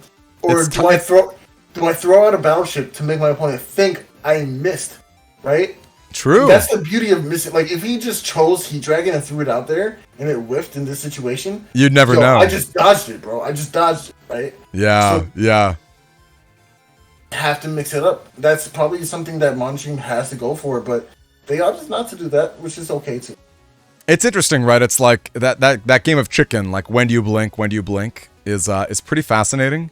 And I don't know that there's like a strictly right answer. I feel like it's always context dependent. It's like, you know, what's my life lead? What's chips are left, right? It's like, and that I think is another great example of skill really mattering in this game. Knowing when do you pull the trigger, when do you not, when is it safe to do it, you know, like there's so much room in this game for like really high level play in that regard that I think it's just a total pleasure. Honestly, Thiago could have thought, you know, that the machine gun had to uninstall, and he dodged that completely. Oh, so, yeah, and maybe it's like, all right, time to whip out my hub bash, time to raise my buster stats. Yeah, this is a bad situation. Oh, you didn't want to use that, actually. You wanted to take the freeze here, because you want Thiago to go for charge shots, and then the Raw missed. It finally missed. Man, well, there's that barrier. Barrier goes away against the Tengus. Okay, that jump scare just now just ruined it. Oh, this is it. Oh, and there's that freeze. Yep. It's tough, right? Because if you're Thiago and you're just holding onto that wind rack forever, you know, it's like you're setting yourself up to get punished by the ices, right? The freezes are just a little bit too tough. Here it is, uninstall finally in hand. Is Thiago gonna go for the hub beforehand? I really want to say I don't know if Thiago knows or not, unless of course he's watching the stream on the side. He would definitely know. He would. I hope that's not happening. No way, not Thiago. No way, not Thiago. I don't think Thiago would ever do that either. But I don't think so. Yeah. But I feel it's like how do you calculate whether or not it did happen is an interesting question. How you even go about it.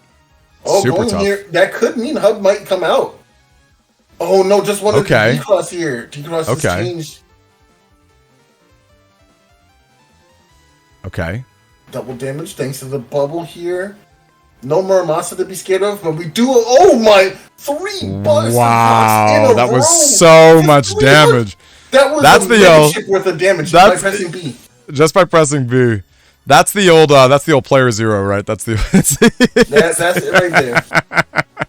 Now this is not the best position for our friend. It's a little bit awkward. You open up that custom screen, you see, oh well, not a lot to choose from. It is very, very scary. It is very, very scary. And I love like the patience of players, right? I love holding out, playing to your odds, you know, making these things happen. It's like, because you notice Thiago, he's never really overexerting himself, right? He's always in control. He's always patient, cool, calm, collected. You know, he really shows us like what you can do at an extremely high level. And Mondream, not to say that he's not, because Mondream's doing a great job, an extremely good job, you know. And the freeze buster's so good. It's a very close game, yeah. It can super close, super close. Because honestly, a good lucky free, like a good few freezes from Mondream, like that can just get clinched, right? And Mondream knows like there's no more. Ooh, okay. What's that following up with? What's being followed up here? Just the buster. Oh, there it is. And there it is. Wow, just the power of the sun getting unleashed. Hi-yo! Wow, great set, you guys. Great set, all things considered. And Mondream, thank you for saving the stream. I don't know if you can or can't. Thank you so much for sharing that, because that was a very crisp battle watch to watch. Super, super fun. And I feel like we're not going to be able to watch Thiago versus Soup. So that's going to be a little bit awkward. And that's going to be just, you know, a little bit unfortunate in that regard. But I don't know, gang. Some good stuff nonetheless. I guess I'm going to just confirm with them. I mean, Soup, you're saying there's no way. Soup, you're saying no way your connection is that bad. There's no way you could stream it. Because, like, it would be cool to try. It'd be cool to try. But if we're saying absolutely not, then maybe we'll just have to break away and do some different activities as we wait for the footage. Is that a yeah, you're gonna try, or a yeah, there ain't no way? No, that's a yeah, it won't work. That's a yeah, it won't work. That's the criteria. Yeah, the tears, the little tear glove coming in. All right. You know what? Well, in order to pass the time, how about you and I have a little bit of an exhibition match? Ooh, I'd love to get whooped on stream. That sounds fun. Let's do it. Let me. Yeah, that sounds like a lot of fun. All right, gang. Well, we are waiting for the finale to go down. And gang, I guess if you can hear me, Soup versus Thiago, just, you know, get your replays going. Make sure you can share that fun stuff with us afterward. Let me remove these as well. I like it. I'm gonna get whooped. Let's do it. If you want to do one round at a time. Yeah, that was my thought, Shifalo. That was my thought. Yeah, can we do singles? Why don't you guys do sets of singles? Soup versus Thiago. Do sets of singles, send one of them to Shifalo, and then he can upload it. That's a great idea. So, yeah, Shif, if you can make that happen, and And if we can do, because that way we're not waiting. That was kind of my thought. That was my thought earlier with Soul, where I was like, if we could just, you know, do them one at a time rather than the entire set, like maybe. Yeah, that's a good idea. Right. So let's try it. Found the folder, put the replay in. Okay, sick. Yeah. So gang, do singles. Soup versus Thiago. Seems like Soup's on. Do singles at a time. Whoever wins, send it to Schiff. We'll watch it on his end, so we can kind of like still get a little bit of that live action. So that'll be great. All right. Well, in the meantime, I'm gonna get whooped, so that'll be sick. Let me let me boot up the old Tango here, and let me hop on over to my gen. Now, gang, I noticed best of 3 Soup. It's best of, okay. So let me go full again.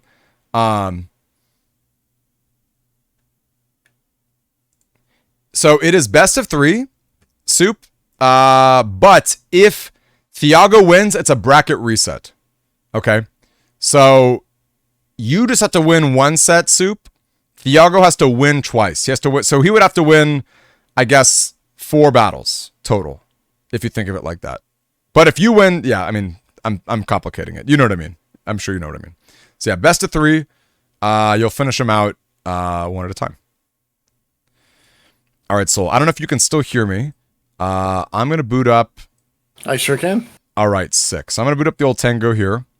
Let me make sure. So I'm guessing, are we doing patch cards? Are we doing? Absolutely. Right. Let's do it. Let's run it out. So I don't remember my build, but let me boot it up and see what we got in the old Navi Cust here.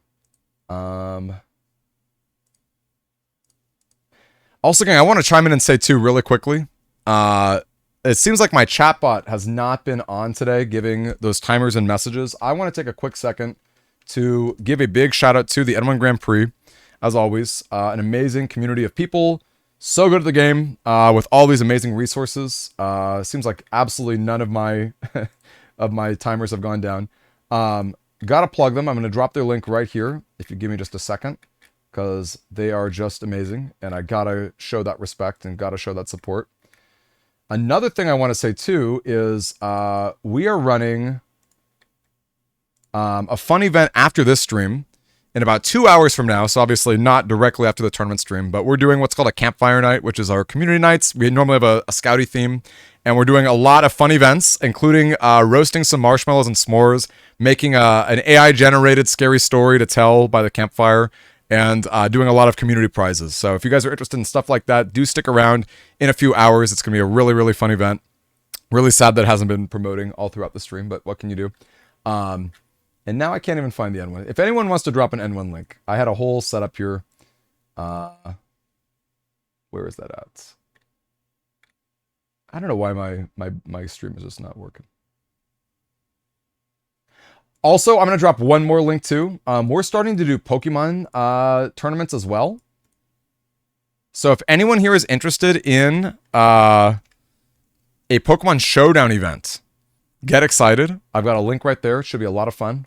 Still fishing for more folks. It's going to be a great time. Okay. Hey, Demi, are you ready for our game? Oh, God. I'm out here. Look, man, I'm just trying to stall, okay? I'm just trying to stall. I'm trying to make it, you know, trying to get all these pitches and plugs. Give me that code. What's that link code? Give it to me, buddy. Make it happen. I'll put it in Twitch chat. Okay. Sounds good.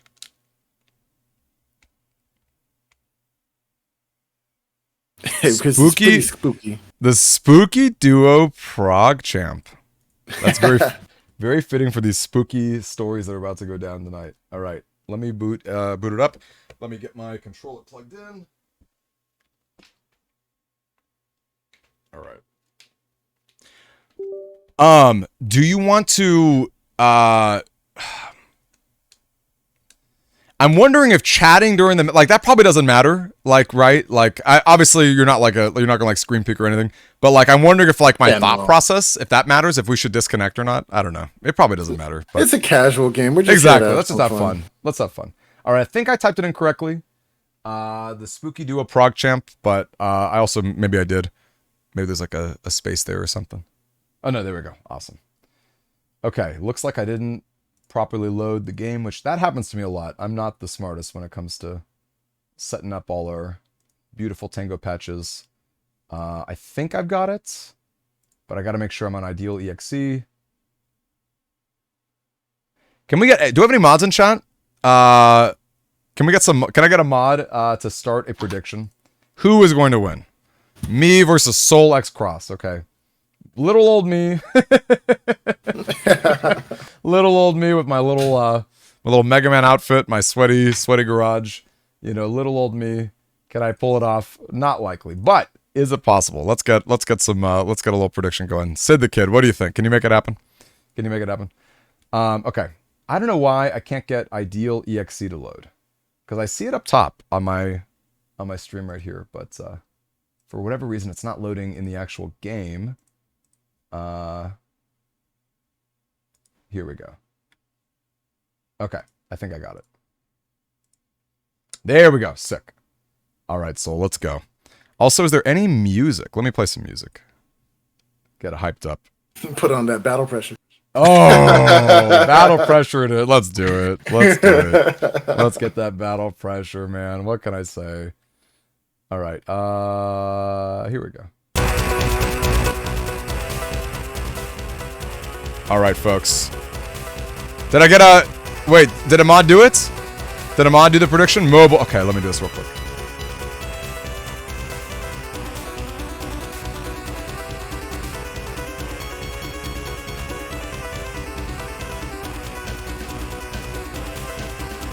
I hate that mobile can't do that. All right.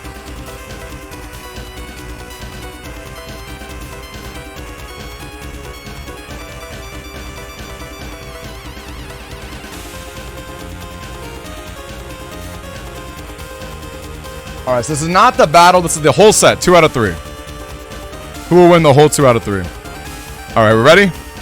Drop those marshmallows if you wanna have some fun with that. All right, here we go. We're starting it up. All right, good luck, have fun, friend. Exactly. GGLH. Oh, spicy. All right. Ooh boy.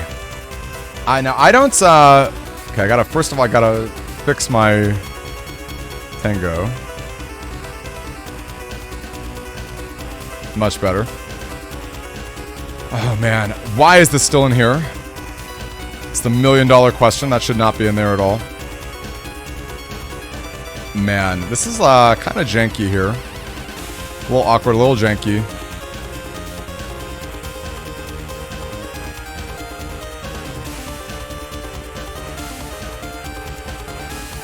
I don't even remember my setup. Okay, I'm just gonna... I don't know. Not great. Not great. Not great. Yeah. Alright, turn 1 bug fix. Pretty sick. Never gonna complain about that. Oh no, the buster ups. Okay, darn it. I thought I had a panel grab. I thought I was a panel grab boy. Oh no. Turn 1? Turn 1 install. Yikes. Okay. Pretty rough. Pretty rough. You don't want to see that in any world. Not very good.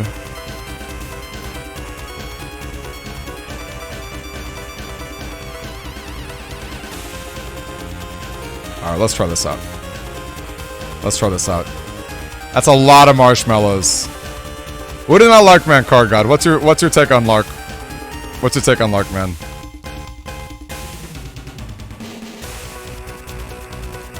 Alright, love the beast. Yep, gotta get out of there. Okay, sick. We got ourselves a double. Oh no, but he's now fully... Okay, that was this... Yeah. Woo! Oh, okay, so that's not... I know. I know, I'm telling you, man, it's bad. It's some scary stuff. I could have been a little more patient. Oh, it's great. Michael, you should absolutely set up Tango. Yes. It's not hard either. It's super hard. It's not hard at all, which is really great. Not hard at all.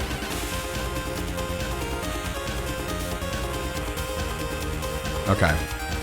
I tell you, I have the world's worst TFC habit. I'm like all about jamming it at every moment when I see the opponent blink.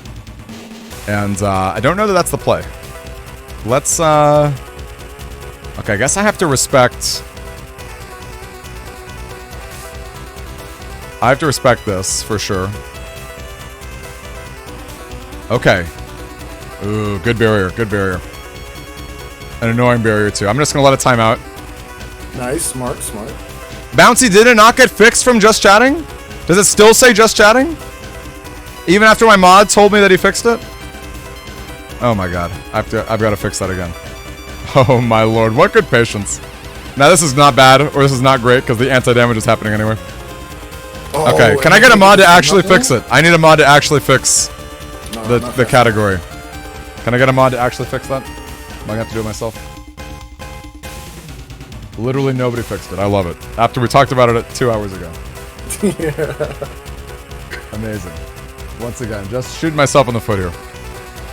Okay.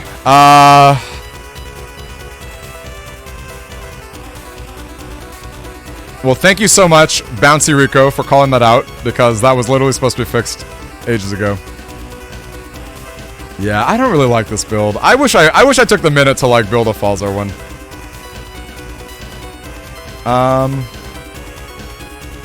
Yeah, I don't even know what to grab here.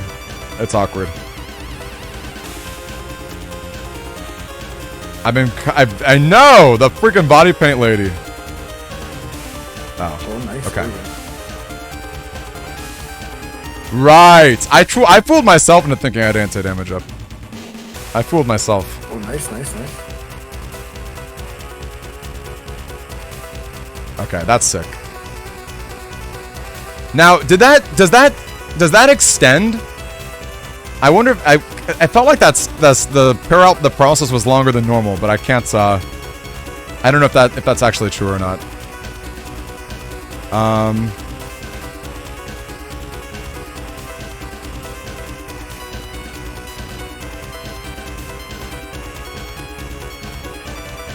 Let's see. Oh, too bad. Too bad for me. Okay. Ooh.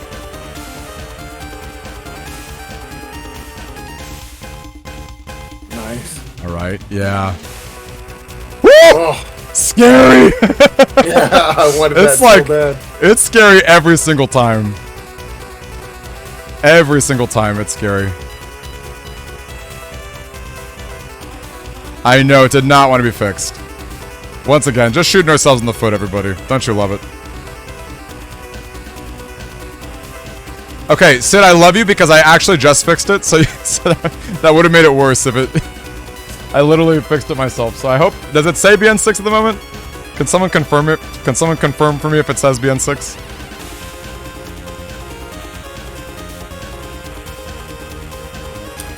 Come on, come on, come on! Nice! It literally changed to 2? You guys are freaking killing me. I love you. I love that you tried. I saw that you tried. I saw you tried. Don't you worry. I fixed it right now. I'm the dad who came in, and I said it. Alright. There you guys go. Okay. I've got to, like, actually... stop here. Hey, the game isn't, like, guaranteed to nobody, you know? No, dude. And, look. Yeah.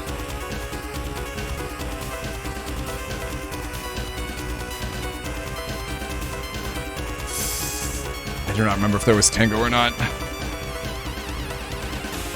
Oh, nice. Yeah, just throwing out some damage. I'm not doing any damage, so unfortunately. Wait, is that right? Down. Yeah, I started with flashing. Oh no! Sucks to suck. And I was blinded, so I didn't see it. Oh, nice. I was blinded. That's That's frame I need you to be on. Sucks for me. Sucks for me. That is awful. I was blinded, so I couldn't see that beautiful flashing. All right, this is pretty bad. That was not a great turn 1, and I don't know why this is in my folder. Oh god, I hate this folder sometimes.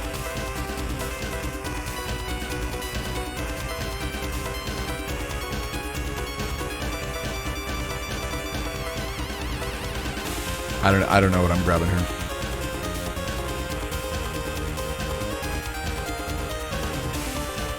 Okay. Slow it comes, slow and steady.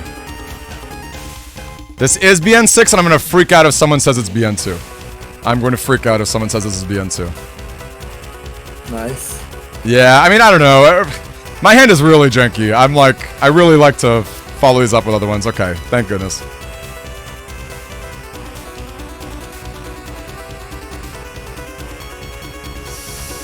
The raw damage is just so insane. Get out of here. Don't tell me that.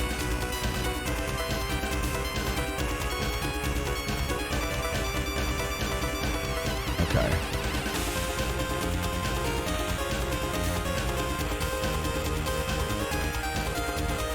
Okay, whatever.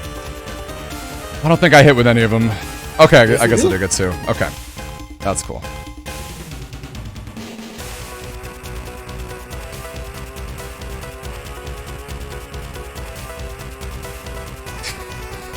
the sheer difference in P shots is like so scary. So scary.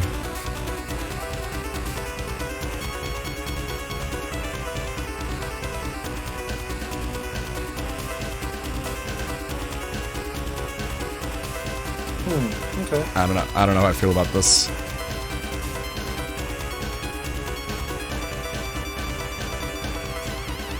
Oh. Great. Great. Yeah, I'm dead. Just the power of base, man, it's spicy. Base is spicy. Okay. Game 3. This is it for all the marshmallows. I don't want to get blinded. I want that delicious green invincibility. That's what I want. Yeah, the shooting buster, which I think is BX, right? Yeah, I think it's BX. Yeah, I'm playing base BX. Yeah, that's fun. Okay, I'm confused. Oh god, yeah. We talked about this, man. So good. So good, turn 1. We talked about it. Amazing. And now I get a chance to probably try and just really nice.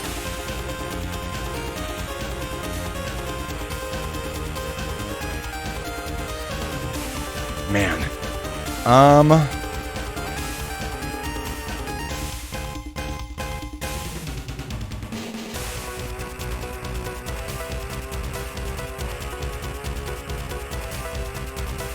Let's see.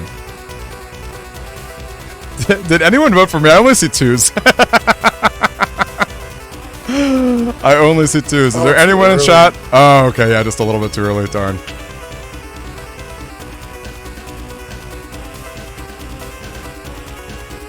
Oh, okay. Nice. I could have gone through the anti damage, but yeah. Probably just. I'm telling you, man. I have the worst habit in the world of just like TFCing everything.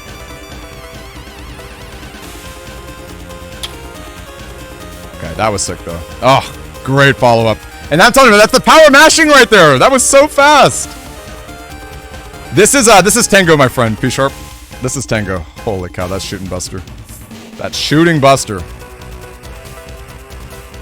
Oh boy.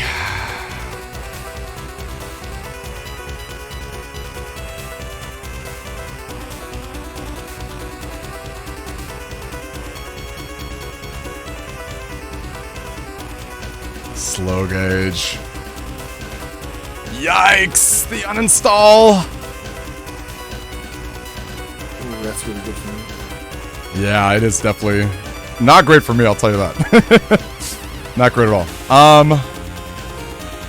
And even now, I'm just kind of like wondering.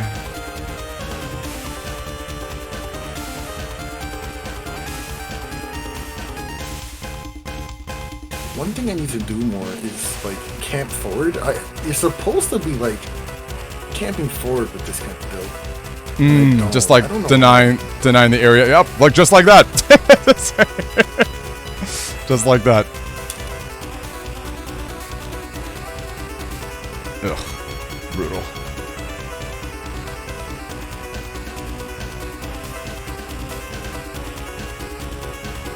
So much damage.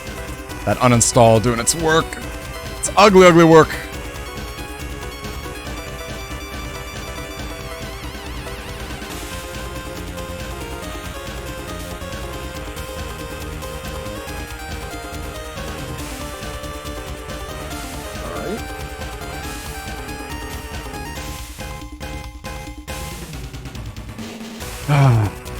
rough.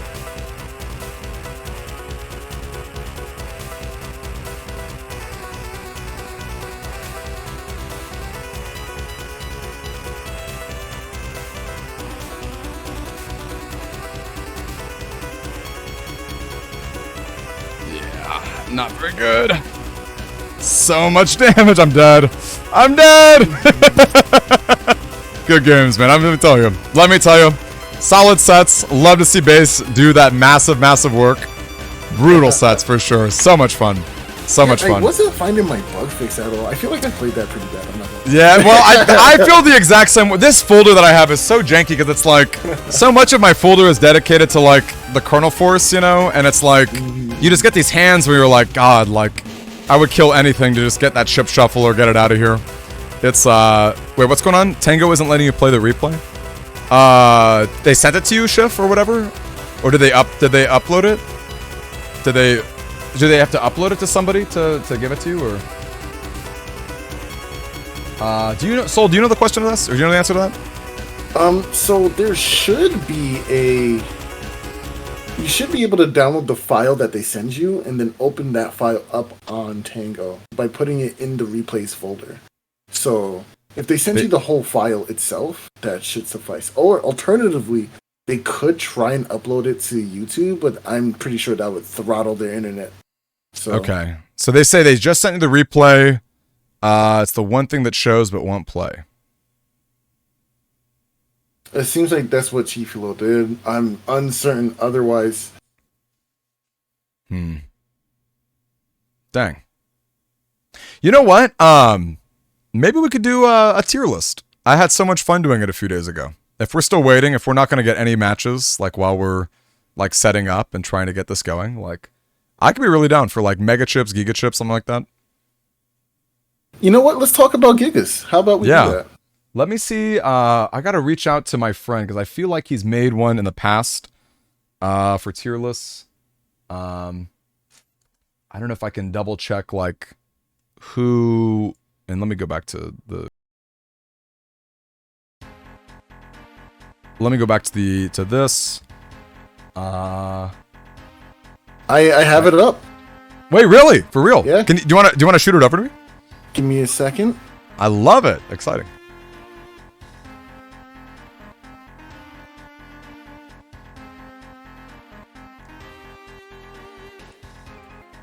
Okay, sick. So this list, unfortunately, it does have all the megas and gigas. Okay. So what we could do is we can look at gigas first, and then if there's still time, we can evaluate all the megas. I love it. Now, is everything on the list? I guess it is. It's just in a weird order, huh? It's just in a weird order. Okay, cool. Let me go ahead and pull this up here. Make a new.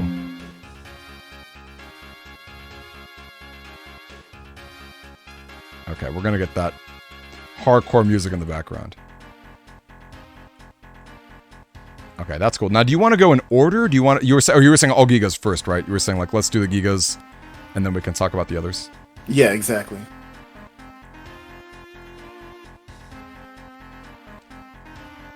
Okay, solid. Let me get my face up.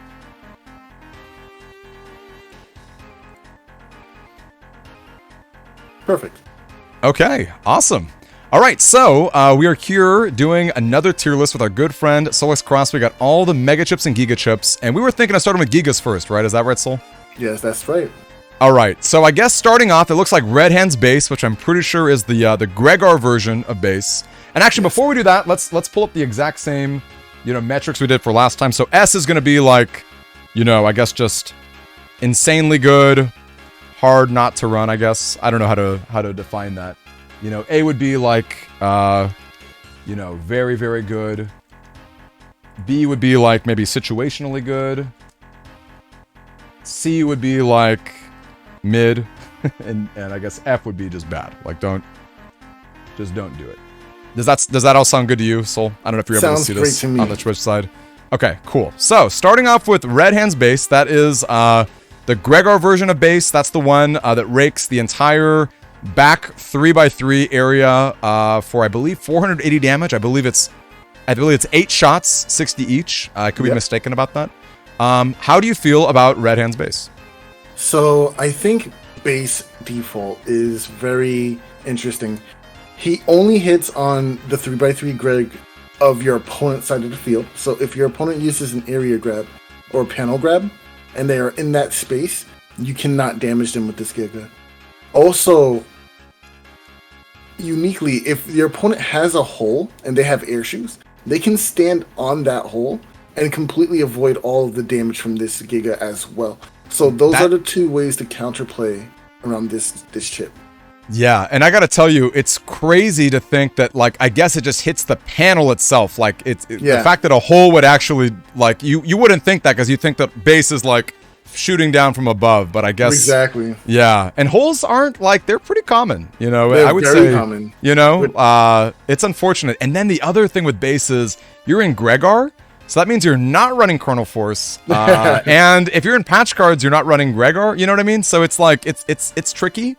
I don't really know how to evaluate base. I don't like him, to be honest with you. There's I don't know. one more thing that actually makes him kind of undesirable, right? Okay. And he does have a chance to not finish your opponent off, right? Okay, so here's the logic. Okay. So it does 480 damage. If your opponent has 410 or less HP, it should be a straight Oko through undershirt, right? Well, no. What ends up happening is base has a chance to hit 7 times, and he also has a chance to hit only 6 times. Really? So he's not even a guaranteed 480? He's not a guaranteed 8 at all. But the chance of hitting that rare 6 is so astronomically low that it might as well not be a factor. But how about 7? The 7 is rare, but does happen. Like 10%? Like what are the odds? It's like a 10% to not hit 8 times. Yeah. Jeez. So he does have a lot of things going against him. Yeah, Mosk in the chat saying 5%. Yikes. That's like a critical hit. Yeah, 5%. That's what it was. 5%. It's a low chance. So a low chance to get 7 hits and not 8. So it's not that bad. I mean, think of it in terms of like Pokemon. 95% accuracy is really good for a move, and that's pretty safe for you, right? Yeah. Whereas anything lower than that is usually like questionable. Yeah. What he has going for him though is double point base does an obscene amount of damage. Attack plus 30 on base also does an obscene amount of damage because it's a 8-hitting multi-hitting chip, right? Yeah. So if you add 60 to that, it's doubling the damage to 120 times 8. So it's a lot of damage on those chips. And it's cool to think, I mean, this is a pretty fringe build. This would not be a very likely build. But if you did have like Giga Folder 1, you like those chips, like at least attack 30 goes really well with Chronal Force 2. So it's like you could have a little like a little double dipping synergy with the Giga chip if you were to run them both. Once again, not very likely because your Navi custom Gregar is very limited. With you're either running air shoes or you've got like trying to tank up. So it's not likely you can squeeze in a Giga Folder 1. And if you could in patch cards, you're probably running Gregar. But but even so, that's kind of interesting. So now what's your overall? Yeah, what's your overall take? As much as I'm a huge base fanboy, it hurts to say this, but I would put him in mid tier. Yeah, I think C is exactly the right spot because like there are some uses, but yeah, you just look at those other Gregar options that just trump him, and the fact that he can't like whipping on holes like that's horrible. That's and I would not have if you had asked me like 2 months ago, I would have been like, no way, there's no way holes stop base. Like the Hell's Rolling makes sense because that rolls on the ground. Like you can understand that, which I guess is ironic because here we go, we got Blue Arms, Base Anomaly, or Forte another. Now he's 160, but he's a crazy multi-hitting scenario. And I know that there's a placement where he can hit like 8 times or something. I don't know if it's right in front of you or if it's at like the very end. Directly in front of you, the sword. Directly in front of you, he's going to hit for an obscene amount of times. But yeah, there are some downsides, and let's talk about them. Soul, what are your thoughts on Base Anomaly? Now, once again, this chip has the downside of holes. However, unlike the default Base Anomaly loses to basically all kinds of holes. So what I mean by that is get into battle chip, right? So if you use base, the normal base, right? Red hands base, and your opponent TFCs with get on, well, the panel that they're standing on will always still be a whole panel. It'll be cracked, but it'll be a panel that can take the damage. So Geddon does not beat that chip in a TFC. But versus base anomaly, Geddon will defeat that in a TFC because you try to make the discs and it doesn't go over the holes. Unfortunately, they'll just disappear. Right. Yeah. However, so when you can react in that way, when they can just throw out that Geddon that way, that's pretty rough. But however, let's hear it. However, base is 10 times better than the normal one because you have to stand in the center row or your centermost column, right? Well, no, the center row, in order for all 4 hits to connect. But if there's nothing stopping, if there's no holes at all, and your opponent doesn't have the defense, obviously, then they will take all 4 discs, which is 160 a pop. Now, what makes this scary is after a double point, this is doing 210 damage per disc. So this actually beats Life Aura. So you can't even safely TFC Life Aura to this chip. This chip is very underrated. Interesting. Now, I see a Mosca in chat who's saying that I guess you and the opponent have to be exactly on top of each other to get like a crazy amount of hits. Which I guess is extremely rare. That's like, I don't even know how that happens. Like a step sword. I don't know how you actually can pull off literally on top of each other. Pretty rare. And he's saying that Geddon doesn't crack the panel under you, which doesn't block the base. But I think, like, all things considered, it's pretty powerful. But, like, once again, I just feel like base anomaly, it's just got this syndrome where it's like the other options are so good for Falzar. Like, Well, it's competing with Meteor Knuckle, right? For the main, like, Falzar Giga, right? If you're playing Hub Batch, that means your build is very specific. And you're covering your bases with Hub Batch, usually. But the reason why Meteor Knuckle is so coveted over base is only because of that chance to hit a slash cross for double damage. Yeah. Right? Yeah. Otherwise, Meteor Knuckle is not that much DPS. Sometimes you don't have the field's positioning for Meteor Knuckle to go off. Sometimes your opponent isn't slash cross, right? True. But with base anomaly, as long as the field is the way it needs to be, it's always dealing that 640 plus damage, right? Yeah. Yeah. So it's actually a severely underrated chip. There was actually a tournament a while ago that Salad had ran, and she was running base anomaly over Meteor Knuckle, and she was wrecking people because people really underestimate the damage that chip does. Yeah. Yeah. So honestly, now the positioning can be awkward too, though, right? I feel like is it like slightly? Yeah, because like I feel like you need to be like, do you need to be in the middle row for the max hits, or you have to be in the middle row because if you stand on the top or bottommost rows, the disc will fall off the screen. But you still get the 2 hits, right? So both hits hitting for 160 is still solid damage. Gotcha. Okay, well then, where would you place it overall? Honestly, I would place it in A tier. Really, A tier? I'm so serious. Wow. Okay, because I would put it in like low B maybe, or like high C. Really, even with the downside, you would still put it in A. The downsides aren't really that crazy. I mean, Colonel Force also just loses to holes if you really think about it. But it's an amazing chip, right? True. It's very easy to play around a Colonel Force, but hey, it loses to the same things that base anomaly would, right? It doesn't do double damage, sure, but it's a solid 600 damage on one chip. That chip good. Wow. Okay. Well, can I? A just feels really high. But like, I see what you're saying. Like, can we split it B and maybe revisit base after we do the Gigas? Can we revisit it maybe? Sure. Okay, we'll split that B. Just for now, because I could totally be persuaded. I could absolutely be persuaded. And I'm seeing people in chat agree that they like A. Yeah, no. What do you imagine being an S? That's fair. I guess I'm just thinking like all the Gigas. Yeah, no. I mean, if you guys are thinking A, I guess so. Yeah, I don't know. I guess, and I'm gonna defer to you guys for sure because I am not nearly the expert in that regard. But okay, well, I like it. Let's how about we throw it in A for now, and then maybe I'll concede this fight.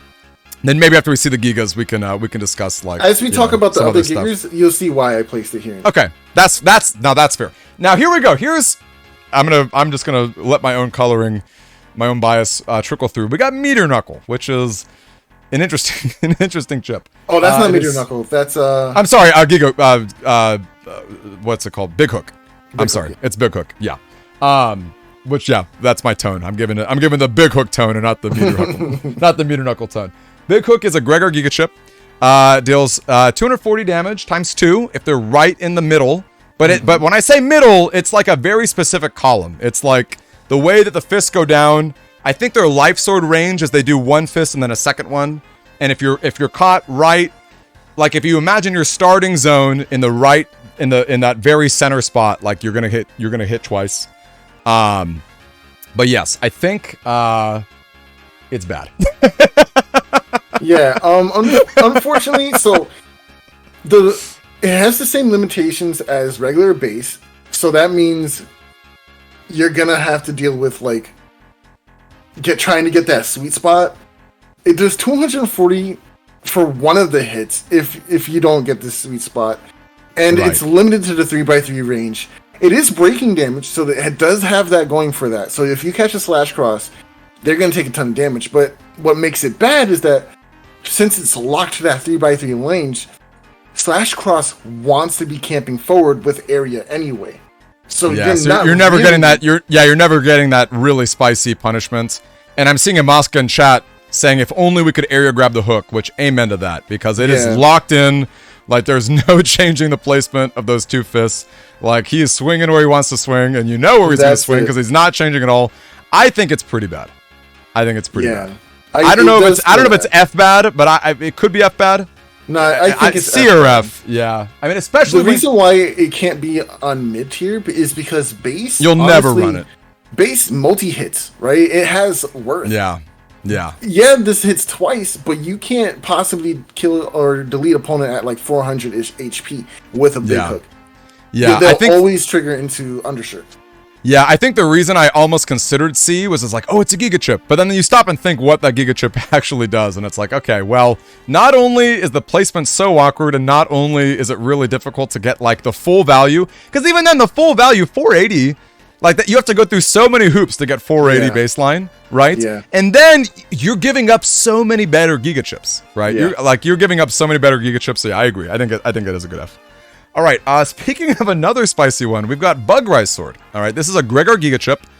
This does change your charge attack into a Dark Sword. Now, it's not the Dark Mega / Dark Sword that you see in Battle Network 5, where it's a Life Orb. This is a 200 damage swing, which does cause flashing. It's, decent range. It's Life Sword range.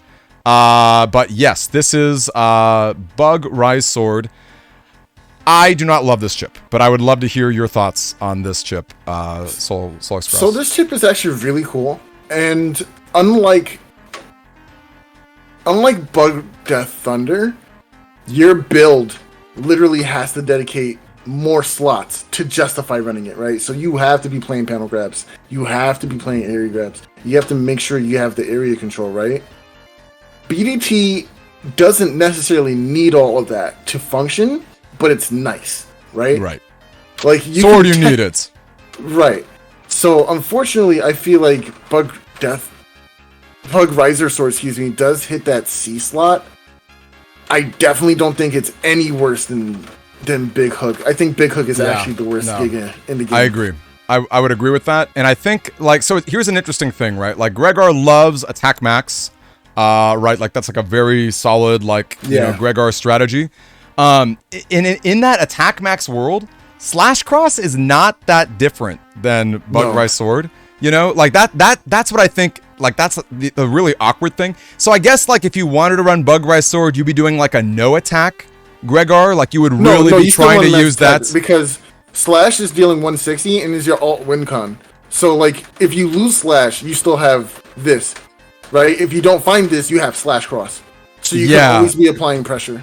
Yeah, I guess I just feel like if you're running attack max already and you're running this chip, it's like You know, it's like you're going all in on something that flashes the opponents. You're going, I'm saying obviously you have to go up, but I'm saying like, unlike Bug Death Thunder where you're going all in, but you're paralyzing, you know, you're setting up chips, your bubbles are doing double damage, you know, they can track you and just be annoying. Yeah. You're going all in on something that your Slash Cross like already kind of does. And then like, you know, you're flashing, the charge isn't that much faster. I think C is fine. I really do not like that chip that much, but I think there's a world where you could run it kind of in an interesting way. But yeah, I mean, it's a weird. Won a tournament with Bug Riser Sword. Really? And what was the supporting build? What was the? I'm so curious. It was just Gregor good stuff. I mean, Gregor already has amazing charge shots, and then you throw this in the mix, and your opponent doesn't know how to deal with all of it, right? It was really solid. That's cool. I think a C chip can do that. Obviously, an F chip is never going to do that. But yeah, I don't. It's hard because it's like you're giving up.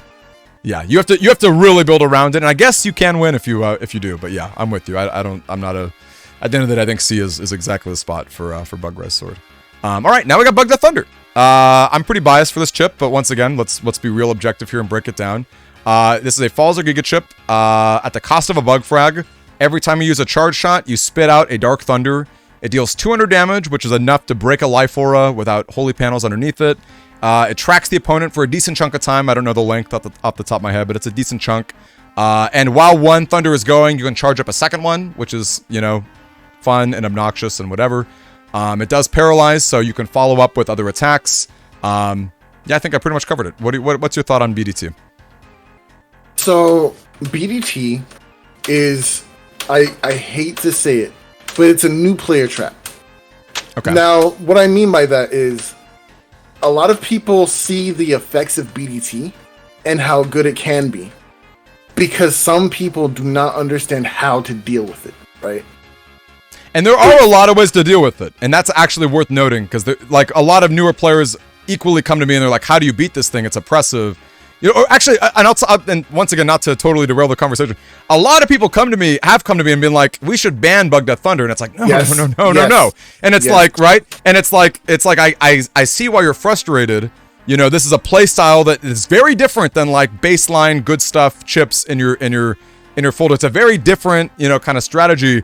But believe me, as someone who likes to play it myself, it is far from unbeatable. It is not at all this like oppressive, you know, juggernaut of a chip. And there are a lot of ways to beat it. In fact, so maybe you want to share a few of them with us.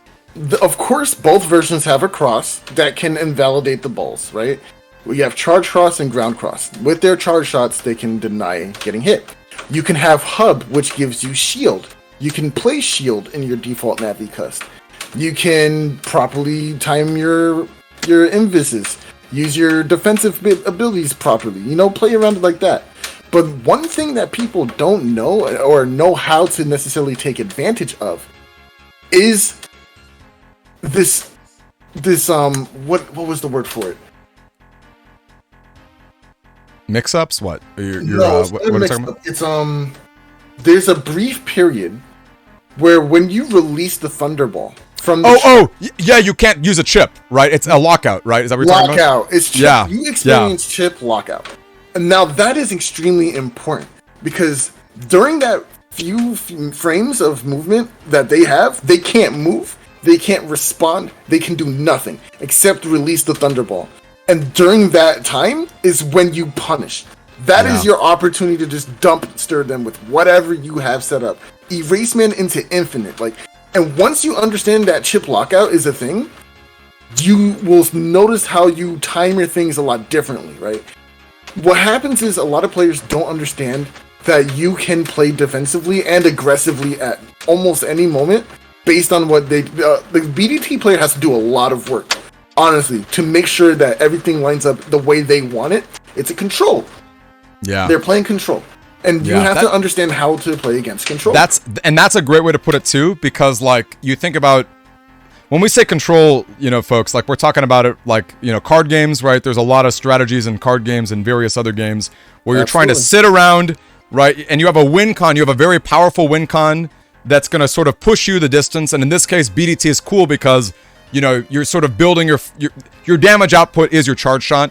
and therefore you can jam in more support chips. You could jam in, more whatevers, right? Like you don't have to be as offensive with your setup, right? That's like more of a control strategy. And I can tell you too, the chip lockout's real. Like that's happened to me before, where like I had to get it in hand. And as soon as I, spit out the thunder, the Kernel Force comes, and I curse myself. I'm like, why did I let this happen to me? No, it's a real thing, and there are a lot of ways to deal with it. I've seen a lot of people in chat talking about it. Your shield Navi Cust, right, which you can get from Hub Batch even without, using it in your Navi Customizer. Your Charge Tackle, Anti-Magic NCP too. Yep, Charge Tackle, invincibility frames as you move through it. Ground Beast. You can penetrate through it through your drill action. You can dig underground as ground cross, and hopefully it'll leave the stage. There's a lot of ways around it. And something else Imaska said in chat, which I fully agree with, you can just you can just apply the pressure to them. Because I can tell you, as a BDT player, I'm like, my moves are telegraphed, right? It's like, enter Dust Cross, full crust, dig, right? It's like, in that time, there's so many windows of opportunity for disruption, for a lot of damage, for just like a really awkward position. It is not ban worthy. I can see why new players who are unused to it might feel like that. There are a lot of ways around it. That being said, I would like to propose A tier. Okay, and I think right, because even with the weaknesses, it's a really cool build. We've seen in patch cards with Planet Man, you can really take those advantages and run to the moon with it.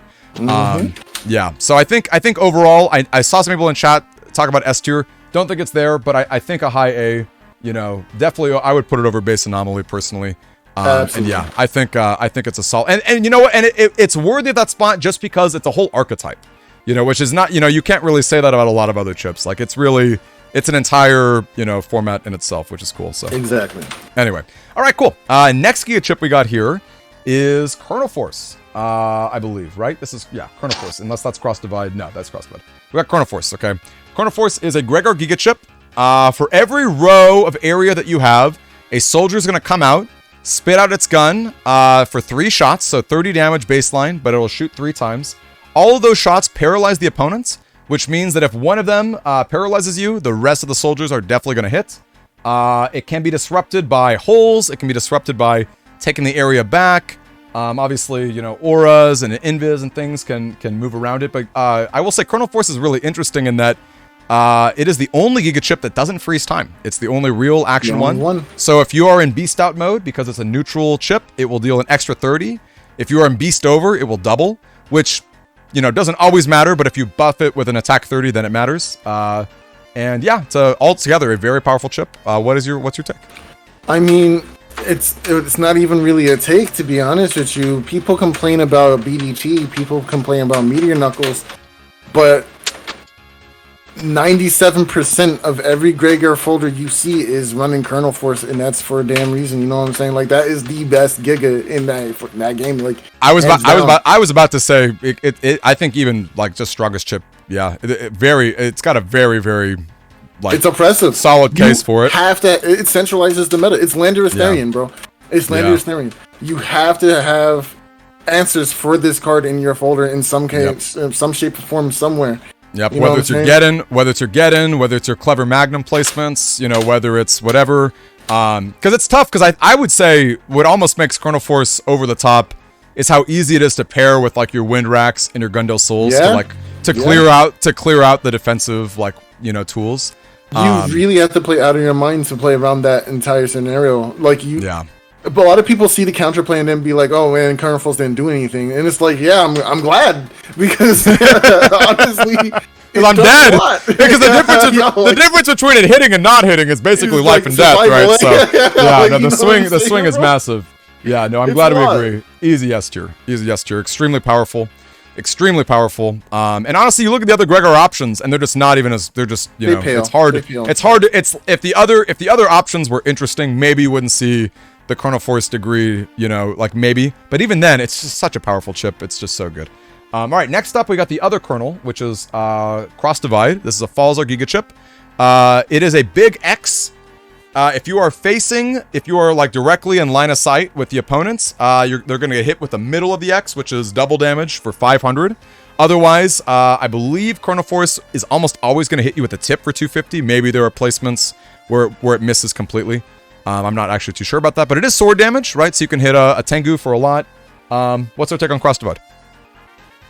Now, Cross Divide is an interesting chip because you kind of overlook it.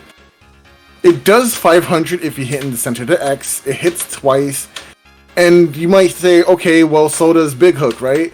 But the thing is, you always get damage out of this if you line it up properly, you know? Like, it doesn't matter how close your opponent is to you, you can still hit them if they're directly in your line of sight with that X pattern. So there's never, like, a chance for you to just completely, like, lose out on damage from the chip. I mean, if you're not in the same row, I don't think the corners actually do seek out. I think it always tries to aim in the center. But, yeah, I feel like this chip is pretty good. If you hit Tango Cross with it, that's ×2. That's up to 1k damage. There's a clip about that, I think, with me in it, casting over that moment. And when you get hit by it in Tengu, you get eviscerated. I'm not going to say I don't even think it's as good as Base Anomaly, because it only maxes out at the 500, and Base Anomaly can always deal the 600. Right. It doesn't lose to holes like Base Anomaly, but, I mean, having answer versus not having answer, like, okay, you had the defense. Like, I can't be mad at that. That doesn't make this any better than Base Anomaly, in my opinion. But okay. I don't think it's nearly as bad as Base or normal Base, rather, or Bug Riser Sword. So I think this would be if our you're first thinking B. a solid B, I agree with that. I think it's a B. You know, and exactly like we look at the definition, situationally good, right? You know, against the Tengu, amazing. You know, pretty accurate for the most part. Imaska is saying that I guess if you're not lined up, the X is centered 3 squares away. So maybe it's not actually guaranteed to hit 250 if you don't. But I don't. You know, maybe in practice it's still pretty accurate. But yeah, I think cross divided B. That seems pretty reasonable to me. All right, next up we've got I believe that's Delta Ray. Delta Ray, wow, 260 baseline. Interesting. So Delta Ray is a Gregor Giga chip. It is a sword attack. It's, you know, Proto Man's signature move. You see it in a lot of attacks and games. If you are in the right placements, he will hit you in a triangle formation, a delta shape. Now, it is very placement dependent, right? Because sometimes Delta Ray will hit, you know, once or twice. You know, you have to be in the center row for it to hit all 3 times. And it can actually deal no hits if your opponent is in the right spot. If they're on the corner, right? The topmost row. I think the bottom row, they'll still get 1 hit. But I think if they're at the topmost row, they will get no hits. What do you think about Delta Ray? Honestly, with all its demerits, it's really easy to predict when this chip specifically is coming. I don't think it's as good as Cross Divide, unfortunately, because I feel like Cross Divide just does more. But the damage output, if you get the sweet spot, is huge, right? If you're able to set that up, it's huge. But I also, on the same merit, think that if you can set a base, just normal base, it can be pretty huge, right? Like, I play that chip almost exclusively in my F-code folder, and I still don't think Delta Ray Edge is any better. It loses to the same things, if not worse, because Geddon beats it, of course. And can't honestly, and the fact that you can whiff completely is pretty crazy. Like, and that's not even like with holes and stuff. Like the top row, they're just not going to get any hits. You know? Yeah. So honestly, I think it's in C tier. I feel like I think I would put it on the bottom of C tier. Like, I really don't think it's better than those other 2 chips. And I don't think it's necessarily better than Cross Divide.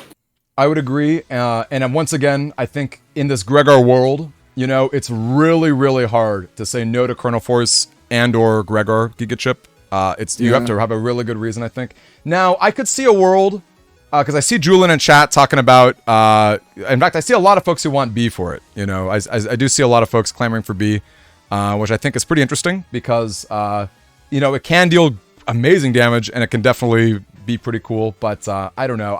Actually, hold on. Seeing what Julian said, he says in Twitch chat, C for standard, B for patch cards. And I actually very much agree with that. If we weren't doing this for standard, I think in a B tier setting, the viability of this chip shoots right up because the threatening oppression that Gregor has to be able to scare you out of that top row is much higher, especially with the patch card shard shots. And also, the the ability to just do a large amount of damage, even though your opponent has status guard, because status guard does hinder Colonel Force a lot more, and it's so easy to make holes in that format. So with easy. Planet Man. Yeah, I definitely think it rises up much higher into that B tier setting in a mod card format. But in standard, I think C is the proper placement. Yeah. I think, yeah. I'm debating if we throw it in a low B, but I think C is probably fine. It's a tough. You look at what you give up, and it gets a little awkward. It can get a little awkward. But yeah, I think you guys have really good points with patch cards and holes. That's a super fair point. Okay, I believe next up is going to be the Falzar Giga Chip. That is going to be a Falzar exclusive, of course. Now, the positioning of this chip is interesting. Those feathers, when it first gets summoned, I feel like are basically guaranteed to hit. I don't know if there's a range on the number of feather hits you get, like there is with Gregor. There probably is, I would imagine. But you know, I thought we were just doing standard for now. Oh yeah, no, we can. We could give off the. We could set these aside. Yeah, if we're sticking to standard, then we'll say screw those. Let's do a bonus at the end and review them at the end. I like it. Next up, we've got Hub Batch. Hub Batch is a Falzar Giga Chip. It is a lot of Navi customizer programs in one. It is Buster Max. It's Attack Max, Speed Max, Charge Max, Shield, Custom 3, undershirts for whatever reason, and I think I'm missing one too. I think there's something else I'm missing, but I can't think of it. Maybe that's it. A lot of chips. Oh, and air shoes and float shoes, right? Your Omni shoes. Yeah. A lot of programs in one chip, and in J code, which unlike these other chips, I feel like J code is like a more viable code. I mean, I guess Q is not bad. More splashable for sure. Way more splashable, yeah. Because even Colonel Force, like, Q gives it the exact tools that it needs with Gundel Soul and Grab Revenge. But yeah, I think J in general is pretty strong. All right, what do we think about Hub Batch? Yeah, honestly, it does too much to not be an S. Agreed. It does way too much to not be an S. It gives you everything, dude. Agreed. Even after you get uninstalled, it gives you everything and a little bit more back. I mean, obviously, if it had super armor attached to it too, it'd just be busted in the game. It would be absolutely busted, yeah. And it's still extremely good. And I think, and this is such a great point for newer players, right? Because I think it's really easy to look at a chip and say, that doesn't deal damage, why would I play this chip that doesn't deal damage? And, just overlooking the sheer utility that you get out of it. And the fact that your Navi customizer, you can, like in Falzar, you can afford to not put any of, Buster stats in it. We've seen some really cool Navi customizers. I don't necessarily, prescribe it, but we've seen some extremely cool Navi customizers where it's like, you know what? Like, I'm going to run no custom or very limited custom. Like, I'm going to run no Buster stats. I'm going to squeeze in all the zoo, pieces. And like, well, let's just like get the most value out of this chip as possible. And even without that, right? Even without squeezing every little inch of value out of Hub Batch, it is still just a very good chip. Just a very good chip. So, yeah. All right, cool. All right, so I think easy S tier. I agree with that. I like it. Next up, we've got ourselves Meteor Knuckle. Meteor Knuckle is another Falzar chip. Meteor Knuckle is breaking damage. It is basically never going to miss, as far as I'm concerned. I believe that it actually just can't miss unless they have an invis or an anti-damage. It's always going to home in on the Mega Man position, the opponent's position, and then all the pieces around it, all the sort of surrounding panels around it, have a chance to get hit. It gets divvied up, I think, equally amongst all the other spots. Now, the interesting thing about Meteor Knuckles is because of the positioning, because it locks in on Mega Man or the opponents. If they're in the corner where there's only 4 possible panels, right? If Mega Man and then the 3 that surround him, or heaven forbid they're like row locked in certain spots, you can hit a ton of times, up to 8 times I think is the actual max. And then it also cracks panels too. So even if you don't deal that much damage at the end of the day, you still get some value. What's your take on Meteor Knuckle? As you just said, you get value no matter what when you use this chip, and the fact that you can set it up in the first place to deal 800 is already amazing. If you can catch a slash cross, even if 2 hits hit, that's still 400 damage, because it usually always gets 2 hits at minimum. Yeah. And then you break panels so you can trap it. It literally does everything that you need it to do. Honestly, that's an A tier battle chip to me. Now, I do see some people in chat talking about S tier, and I'm wondering what do you think the difference between A and S in this position is? Because I'm on the fence myself. I love Meteor Knuckles. I love that it basically doesn't miss. It's basically always going to do something, whether it's cracking panels or dealing some amount of damage. You're right that it, I know we talked about this earlier. There's a chance it's like 2 hits or 3 hits, and in that case, the damage isn't that much. But there are worlds that aren't that hard to pull off where you can get squeeze some massive value. What's our take? The reason why I personally would put it in A tier as opposed to S tier is because unlike the other chips, it's TFCable. Like unlike Kernel Force, it's TFCable, right? Yeah, or even like Hub Batch, right? You can't interact with that, yeah. Right. Like, yeah, Hub Batch you can interact with in the form of uninstall. If they use it, uninstall, of course. But if they use Hub Batch, you can just respond to it with whatever you want, and they won't respond to that because they want their Hub Batch value, right? So that is the interesting counterplay to it. It's kind of like bug fix. If I use bug fix, I'm not going to throw away my bug fix and try and defend myself if it means I get my bug fix, right? Yeah. But yeah, with Meteor Knuckle, they can TFC with it. They can play aggressively with their own area control. There's a lot of ways to play around it. I mean, there's a lot of ways to play around Kernel Force too, but the big difference to me is you're gonna die. Yeah, you're like 100% dead. The only way you're 100% dead from Meteor Knuckle is if you're player 0 and you play slash cross. And no, not even. I'm just being mean. But if you put your opponent into the back row and you catch them in the corner and they get the 8 hits, right? If you can get the 8 hits off of it for 800, yeah, obviously that's really good. But think about that, right? Think about that exact situation. You had to area grab 2 times and be in Tango and like make sure they didn't have defense in order to go ahead and do that damage, right? Yeah. But with Kernel Force, even with the neutral area, you can literally do 1k plus worth of damage with neutral area. Like, you have to do so much more to deny the Kernel Force in order to like survive. But Meteor Knuckle, a single TFC just kind of ruins that chip. No, I mean, it does a lot of other stuff too, but I don't know that I needed convincing, but you totally sold me. I think a very high A though. I would actually even put it over. I might even put it over BDT. I don't know that the order matters that much, but I think just BDT, a very. What's that? I'm sorry. I think no, BDT you're good. And Meteor Knuckle are kind of on the same plane. I definitely think they're both better than Base Anomaly. Yeah. But yeah, I think so. Yeah.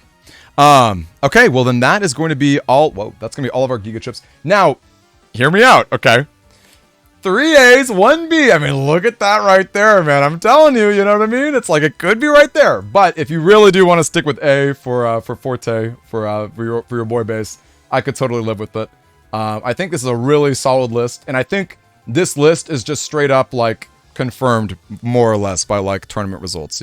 I think for the most part, like I would like to point out as a small PSA, right? Notice that in the top 5 battle chips, 4 of them are Falzar, right? For sure. And it always sparks the debate, or it always like leads people to say, what's the better version? Is it Falzar or is it Gregar? You can't look at it that way, right? Yes, okay, it makes sense that you would think Falzar is the better version simply because it has better gigas, right? But what really comes down to it is how you use those chips, right? How you play. Like, imagine if Gregar had Hub Batch, right? Oh, yeah. Oh, that would be so, like, okay, yeah, they can't dig for it because they don't have dust. Dust being in your folder is what makes a lot of these Falzar gigas very desirable as well because you have access to going through your folder. Gregar doesn't. However, imagine taking off air shoes and whatever value from Gregar, but he can get it back. And on top of that, his crosses are always dealing a ton of damage. Like, the Falzar crosses, their charge shots are great, don't get me wrong, but they don't deal nearly as much damage as Gregar's can consistently. Like, you have 3 crosses that are basically line nukes. He cross forces you to be in the front row, right? Well, excuse me, 4 crosses are basically line nukes. Because charge cross, if you're both in front row, you can also hit down that entire column. And then you have Slash Cross. Like, those crosses deal a lot of damage, and they just put pressure immediately just by going into a cross. Falzar doesn't have that.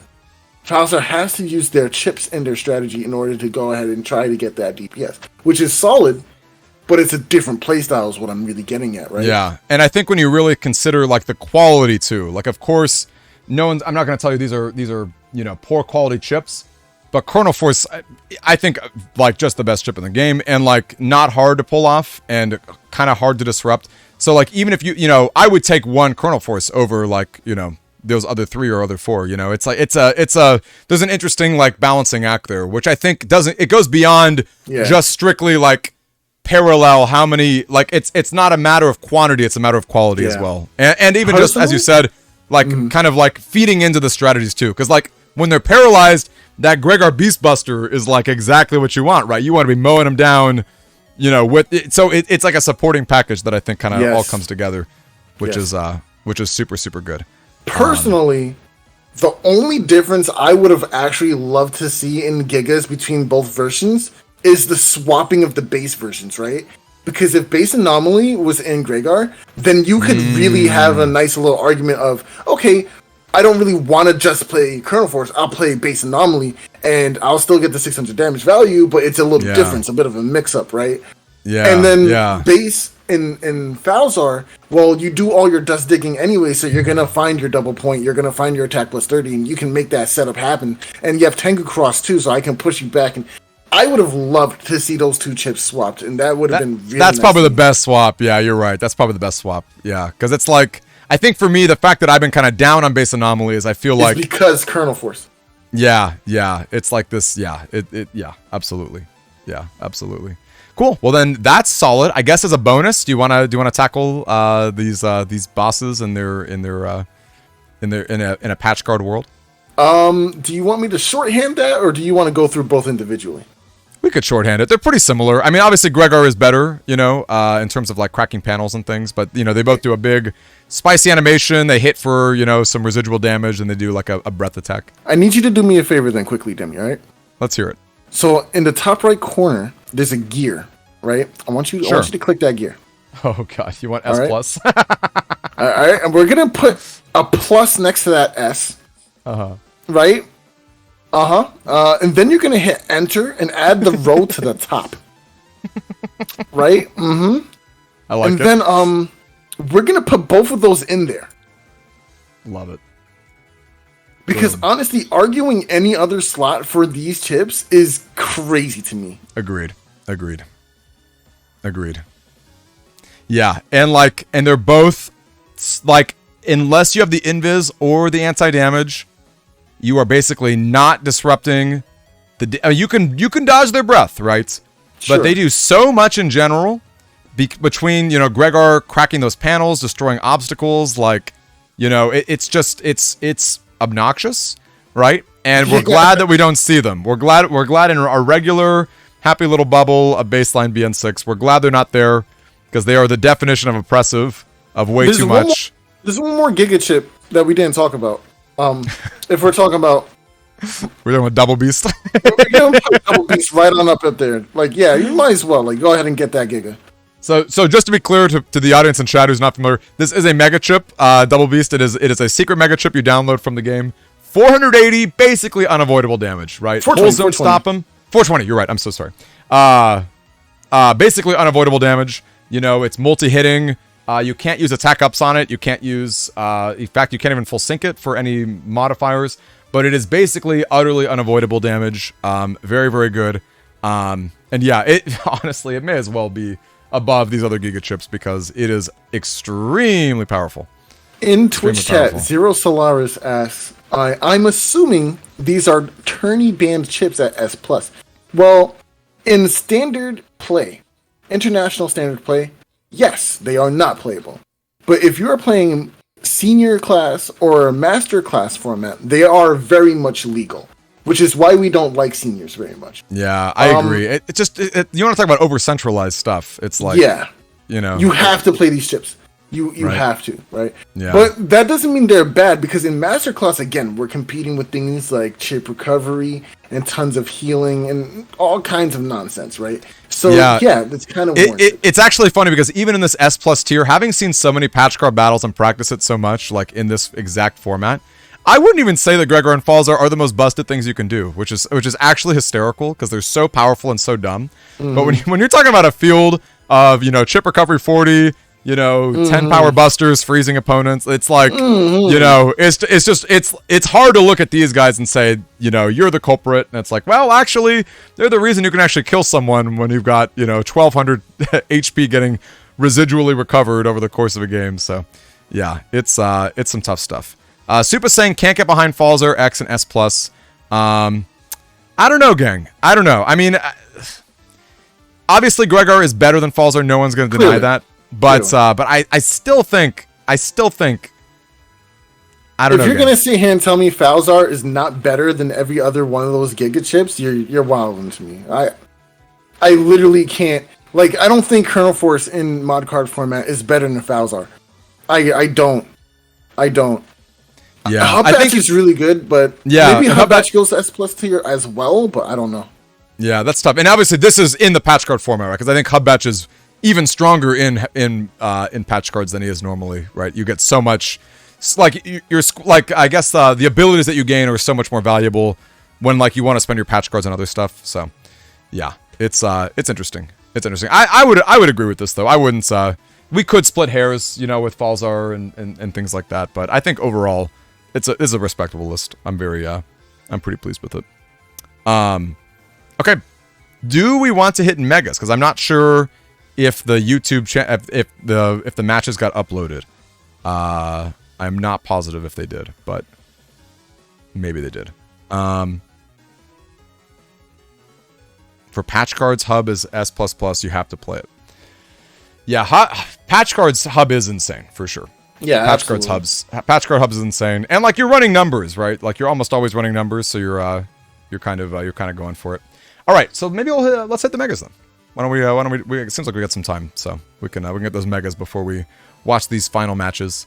All right, gang. So here we are, about to do megas. We did just finish the gigas up. We got Solex Cross, my good friend and fellow commentator, up here. We're going in alphabetical order, and I guess we're gonna keep them. I mean, I guess it's interesting because these are all the giga chips for tiers. I don't necessarily know that like an A level mega chip is the same as an A level giga chip. I don't know if it's worth deleting these or moving them off the board. You know, maybe we'll move them off the board just to like. Yeah, we should just move the Gigas off the board. Honestly. Clean reset. You can put them at the very bottom. Yeah, at the very end. Yeah, let's do that. Because I think an S plus mega chip is not the same thing, or not even S plus. Just an S mega chip is not the same thing as an S giga chip. And although I will say, I don't think you should get rid of the S plus, but that's a little bit spoilers. Sure, I like it. All right, gang. So here we are about to do mega chips with our good friend Solex Cross.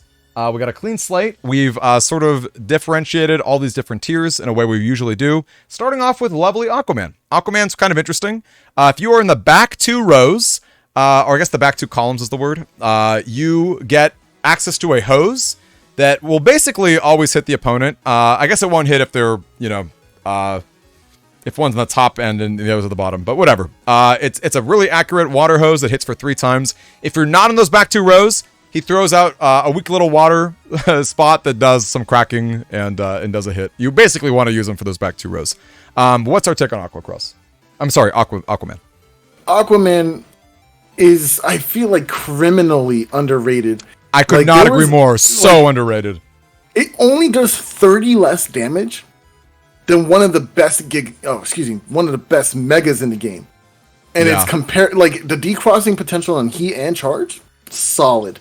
I think this is like A tier easily. If not, honestly, I would even put it in S tier because being in the back two rows and even in your middle panel is not that so hard accurate. Yeah, it just will hit every time too. Yeah, I think it's S tier. Yeah, I'm torn between these two. I'm down to throw it in S just to like get people on this bandwagon because like at the very least, People are sleeping Yeah. on Aquaman just because he's not, you know, the G code, you know, nonsense, Exactly. like, you know, easy peasy, jamming all the powerful chips. Doesn't mean he's Mm-hmm. not great. And some folders really want to get rid of Charge Cross, right? There's a lot of like double damage potential you can get. That's kind of cool. He's very accurate. He's not at all hard to get the 3 hits. Think about all those Gregor decks that want to start with that early charge cross because they have low cuss count too, and you're punishing that too. It's so good. Yeah, agreed. All right, now we got another spicy one, Blast Man. Another extremely accurate chip. If you are in the center, he's going to shoot out 3 fireballs that basically hit every row. You're only getting stopped by obstacles, or if you're, heaven forbid, at the top or bottom rows, you're not hitting the entire field. But for the most part, extremely accurate. He's fire damage, so double on grass. You know, and he's in the B code. What's our take on Blast Man? If this was a multi-hitting chip, I would put him in S immediately. But because he's not, I think he can do some solid damage. Of course, decrossing. Tomahawk Cross is nothing to scoff at. If you have grass panels, it doubles his damage to 500. It's beautiful. But I still don't think he's necessarily better than Spoutman. It's tough to say. It does require extra setup, whereas Spoutman doesn't necessarily require extra setup to get like huge profits. So honestly, I think I would put him in A tier. Yeah, I think so too. And I will say one other cool thing about Blastman is that he floats. So you can actually summon him over holes. He's a rare Navi that can work over that, which I think is super notable. And B code is solid, right? We talk about B bros a lot. I'm sure we'll see another on the list very soon. He's just good. As you said earlier, decrossing tomahawks, nothing to snuff at. Grass panels go on the field all the time with Element Man, you know, boomers. You know, grass is very, very, very common. A lot of cool chips in B. So I love him. Honestly, there might even be there could be an argument. He's very, very good, but I think A is a very comfortable and good spot. Now we got Chargeman. Chargeman is in the C chip code. He basically wants you to row lock the opponent as much as possible and be in front of them because he'll summon more train pieces behind him as he tackles into you. The issue with Chargeman, in my opinion, is that he's for whatever reason not fire. He's just neutral for whatever reason. I wish he were fire. But I think he's pseudo breaking. So I think even though he doesn't show you that,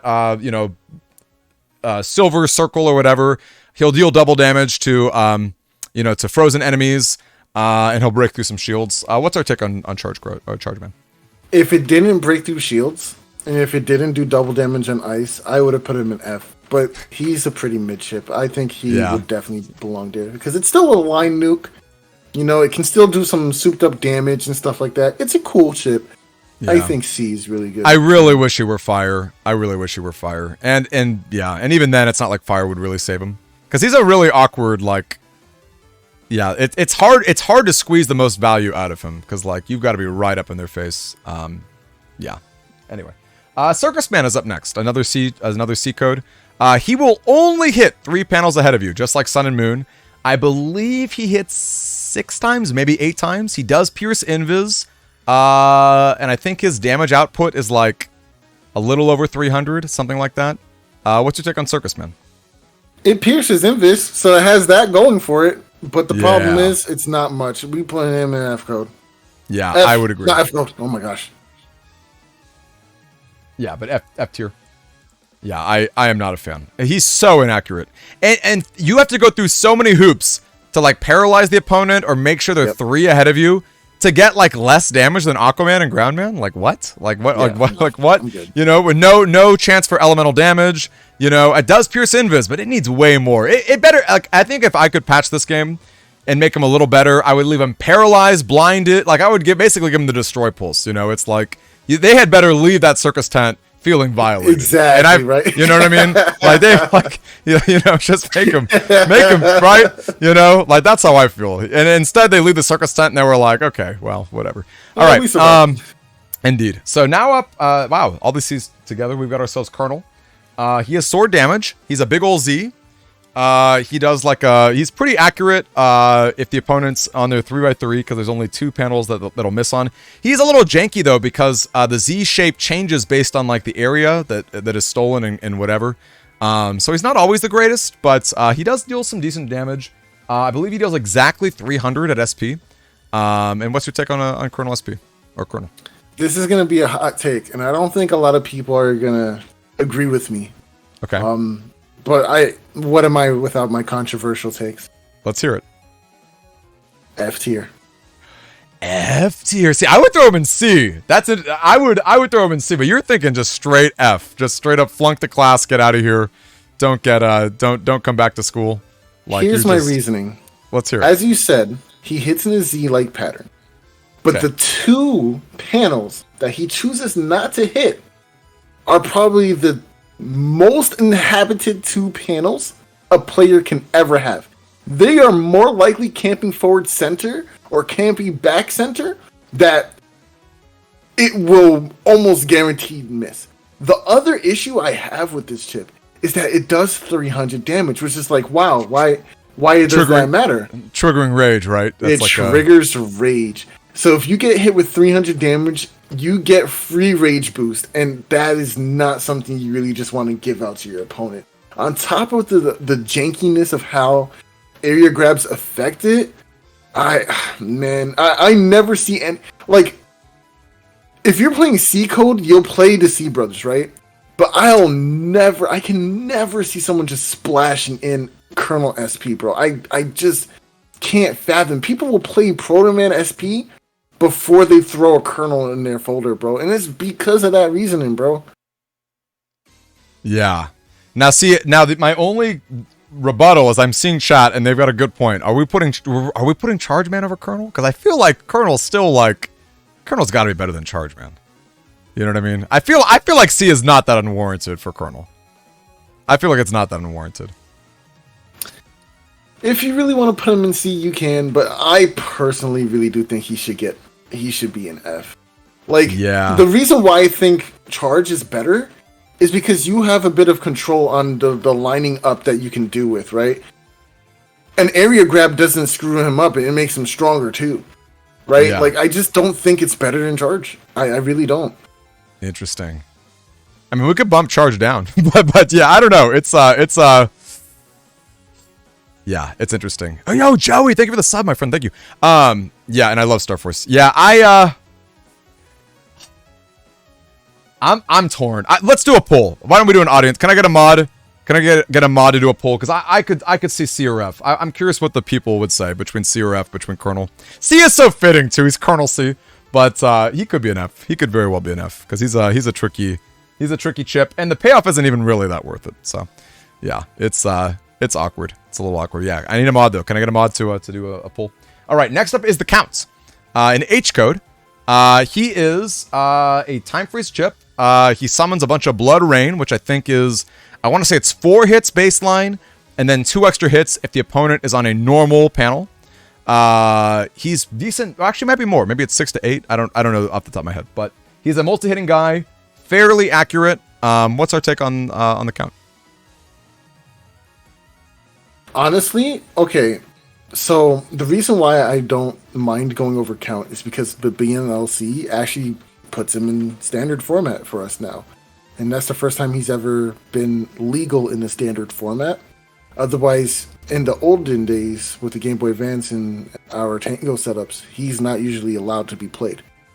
Yes. But that being said, he's honestly a really solid chip. Like, he does a great amount of damage, and if your opponent is standing on normal panels, specifically normal panels, they take an extra bit of damage from those spikes, and that adds up. I think he's a phenomenal chip. I put him in. I think I put him in either B. Yeah, B tier. I think B is good. Yeah, B seems solid to me. Yeah, B seems solid. I wonder what his max damage output is. Out of curiosity, I don't quite remember. Dang, it's been a while since I've used him, but he's pretty solid. Yeah, a lot of multi-hitting, which is cool. Multi-hitting is always fun with attack 30s and things like that. And yeah, no, he's solid and pretty accurate too. He's I think if the opponent takes your area, he gets worse, right? I don't know that the Blood Rain hits the front rows, but still pretty good. All right, guess what, Shifalo, you are about to be a mod. I'm gonna make you a mod right now. There it is. There you go, and you can go and do it. Take care of it. I love you. Make that, and your first official mod action is to make that poll. Let's get that poll. All right, next up is Dive Man. All right, Dive Man is in D code. He's a big. he's like a life sword range kind of, but like not quite, because the life sword range like kind of has to be from the front row, I think. He's a decent chunk of damage. He's water. What's our take on dive? You know, I see chat saying F tier, and I don't think it's F tier at all. I'm a little surprised. Like, okay, I think honestly, I would give him a C tier. He's not a bad mega chip at all. Like, he does a solid amount of damage. If you have an area grab, you can do a little bit more damage, or you can guarantee the hit. He freezes on ice like every other water chip. I just don't think he's amazing, but he's definitely not F. Like, I think the definition of a C chip. I think you know what I mean. I think he's pretty good for that. Cause a little awkward, but like still solid and decent damage. You know, mostly accurate, like mostly. So yeah, I like him. All right, Dustman. Dustman is basically the poltergeist equivalent of this game. He's going to suck up all those obstacles. He's going to spit out a bunch of them. And he's also going to, I think even if he doesn't suck in obstacles, I think he just does like one of his own attacks in the front row. What's your take on Dustman? Okay, so honestly, with Dustman, he's underrated. I definitely think he's underrated. I don't think he's C. The reason being is the ability to just suck up the items and do an extra amount of hits. It's a line nuke kind of chip. It's non-elemental, which is what really holds him back too. But I think he does do some elemental damage actually. Hold on. Do you think if he spits out the obstacles that I think it does breaking, yeah, if you spit on an obstacle. Because I think even when you're dust cross and you shoot out the obstacles, those are breaking, I'm pretty sure. But, yeah, I think that's what it is. So some of it's breaking and some of it's elemental. I think low B is fine for him. Yeah, and his guard breaks. Like, I like that. Do you think B? Because I was thinking C. I don't know. I just feel like he's like... I meant C. I'm sorry. I meant C. Yeah, cool. I was going to say, I was like, I don't know that it's like F bad, but like, you know, and truthfully, like sucking in stuff, like that's already dust thing. Like it's not likely you get like the max value. Yeah. But like, I don't know, maybe there's a world. Yeah, I don't love him, I admit, but I think he's mid. That's fine. All right, we got a Lekman. He is in the E code.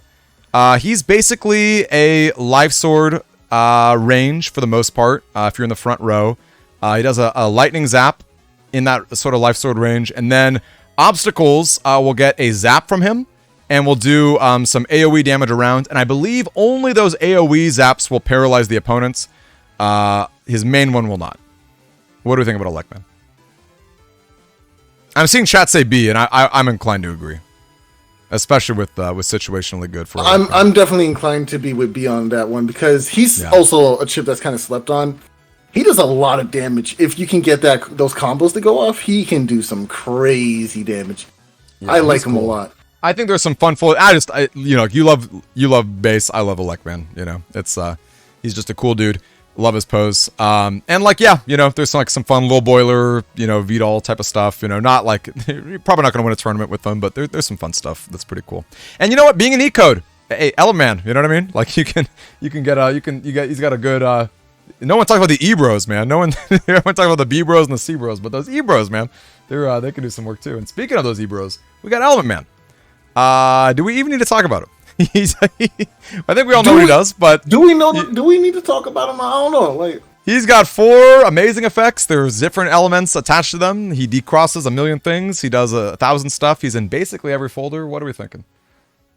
It's an S plus for me, Chief. Right. If Aquaman is an S, which maybe it could be too generous. Maybe Aquaman is just an A.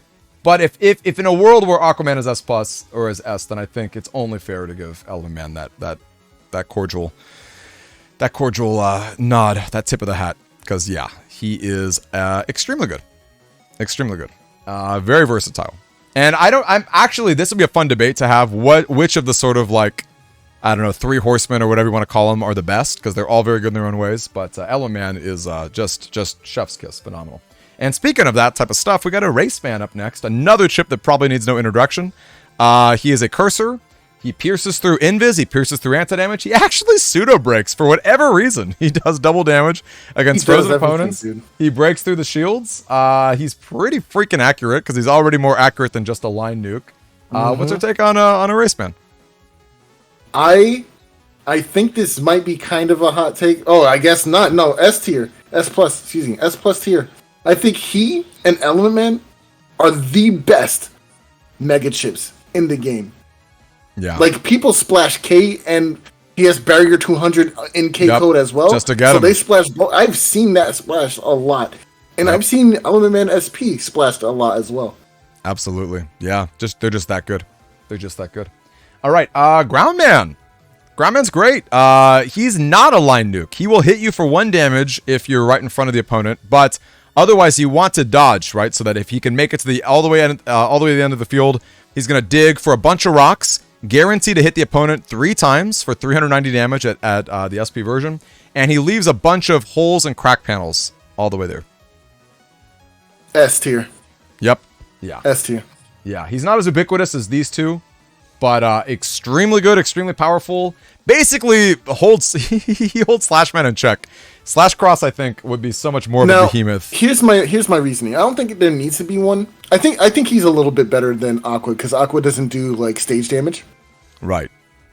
But my reasoning for him not being an S plus is because the 2 chips in S plus do things beyond just damage. And I know that sounds weird because Ground Man also technically does things beyond just damage too.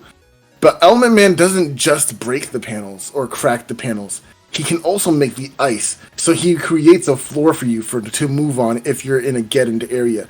He also makes grass panels to completely neutralize the Sanctuary if you miss your TFC anyway.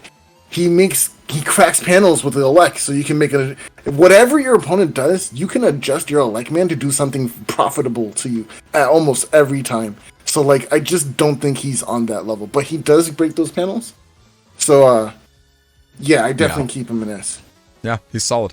And G code, right? You got to think about the rest of the code. Like, G probably is just the best code in the game. It's insane the amount of damage you get. Maybe not. Maybe a chip code tier list would be a lot of fun too. But G is definitely up there. Like, it is not. No one's sleeping on G. G is extremely good. So the fact that you get him, you know, as well as a bunch of other great chips is pretty solid. All right, next up is Heatman. He's interesting. He does like a big spread fire attack. You know, he's actually not quite the sort of like Gregor Beast breath. He will hit a corner pocket if you're at the top rows. Yeah, what do we think about Heatman? This is crazy coming from me. Okay, I'm ready for crazy. But I would put him in A tier. Ooh, wow. Okay, I want to hear this reasoning. Let's hear it. I was thinking B. Let's hear your A. So the reason why I put him in A tier is because the area of effect that he has is quite massive. And unfortunately, he lives in the shadow of Blastman. He lives in the shadow of Blastman because he doesn't have the flow shoes, and he kind of does get kind of messed up by broken panels. But I think he just does so much damage. He does 10 more damage than Burner Man. I mean, excuse me, not Burner Man, than Blastman. And I think that area of effect it deals with a lot. Like, I don't know. I feel like it's harder to miss that. Like imagine you're playing Blastman and your opponent goes, okay, I TFC Fanfare. That Fanfare will effectively neutralize that Blastman, right? But a Heatman in that situation is going to kill the Fanfare and the opponent too. So, like, he has situations where he's better. But what makes him niche and what makes him undesirable is, one, he's in H code, so B code really heavily so much more makes what Blastman is what it is. Yeah, like when you have a really good code behind you, obviously people are going to clamor to that, right? And he just has a lot of things going unfortunate for him. Yeah. And Honor Knight has a good point too. Kind of like base we were talking about with the Giga tier list. If they're on a hole, he won't hit. The fire from the ground won't hit. True. Which is unfortunate. Yeah. And okay, B then. Yeah, I think B is the perfect spot for him. Situationally good. You know, there's some times where he's cool, but yeah, it's really hard to run him over Blast Ban, right? Like, unless you're in an H code folder, I think it's pretty hard to. He's so good though. Yeah. It's just sad. I will tell you right now, he's got a great design. So you know, he's one of those guys you want him, you know, you want to use him just because he's just a little mofo. All right, we got Judge Man. Big ol' electric whip, electric damage, piercing invis, makes the books come. What do we think about Judge Man?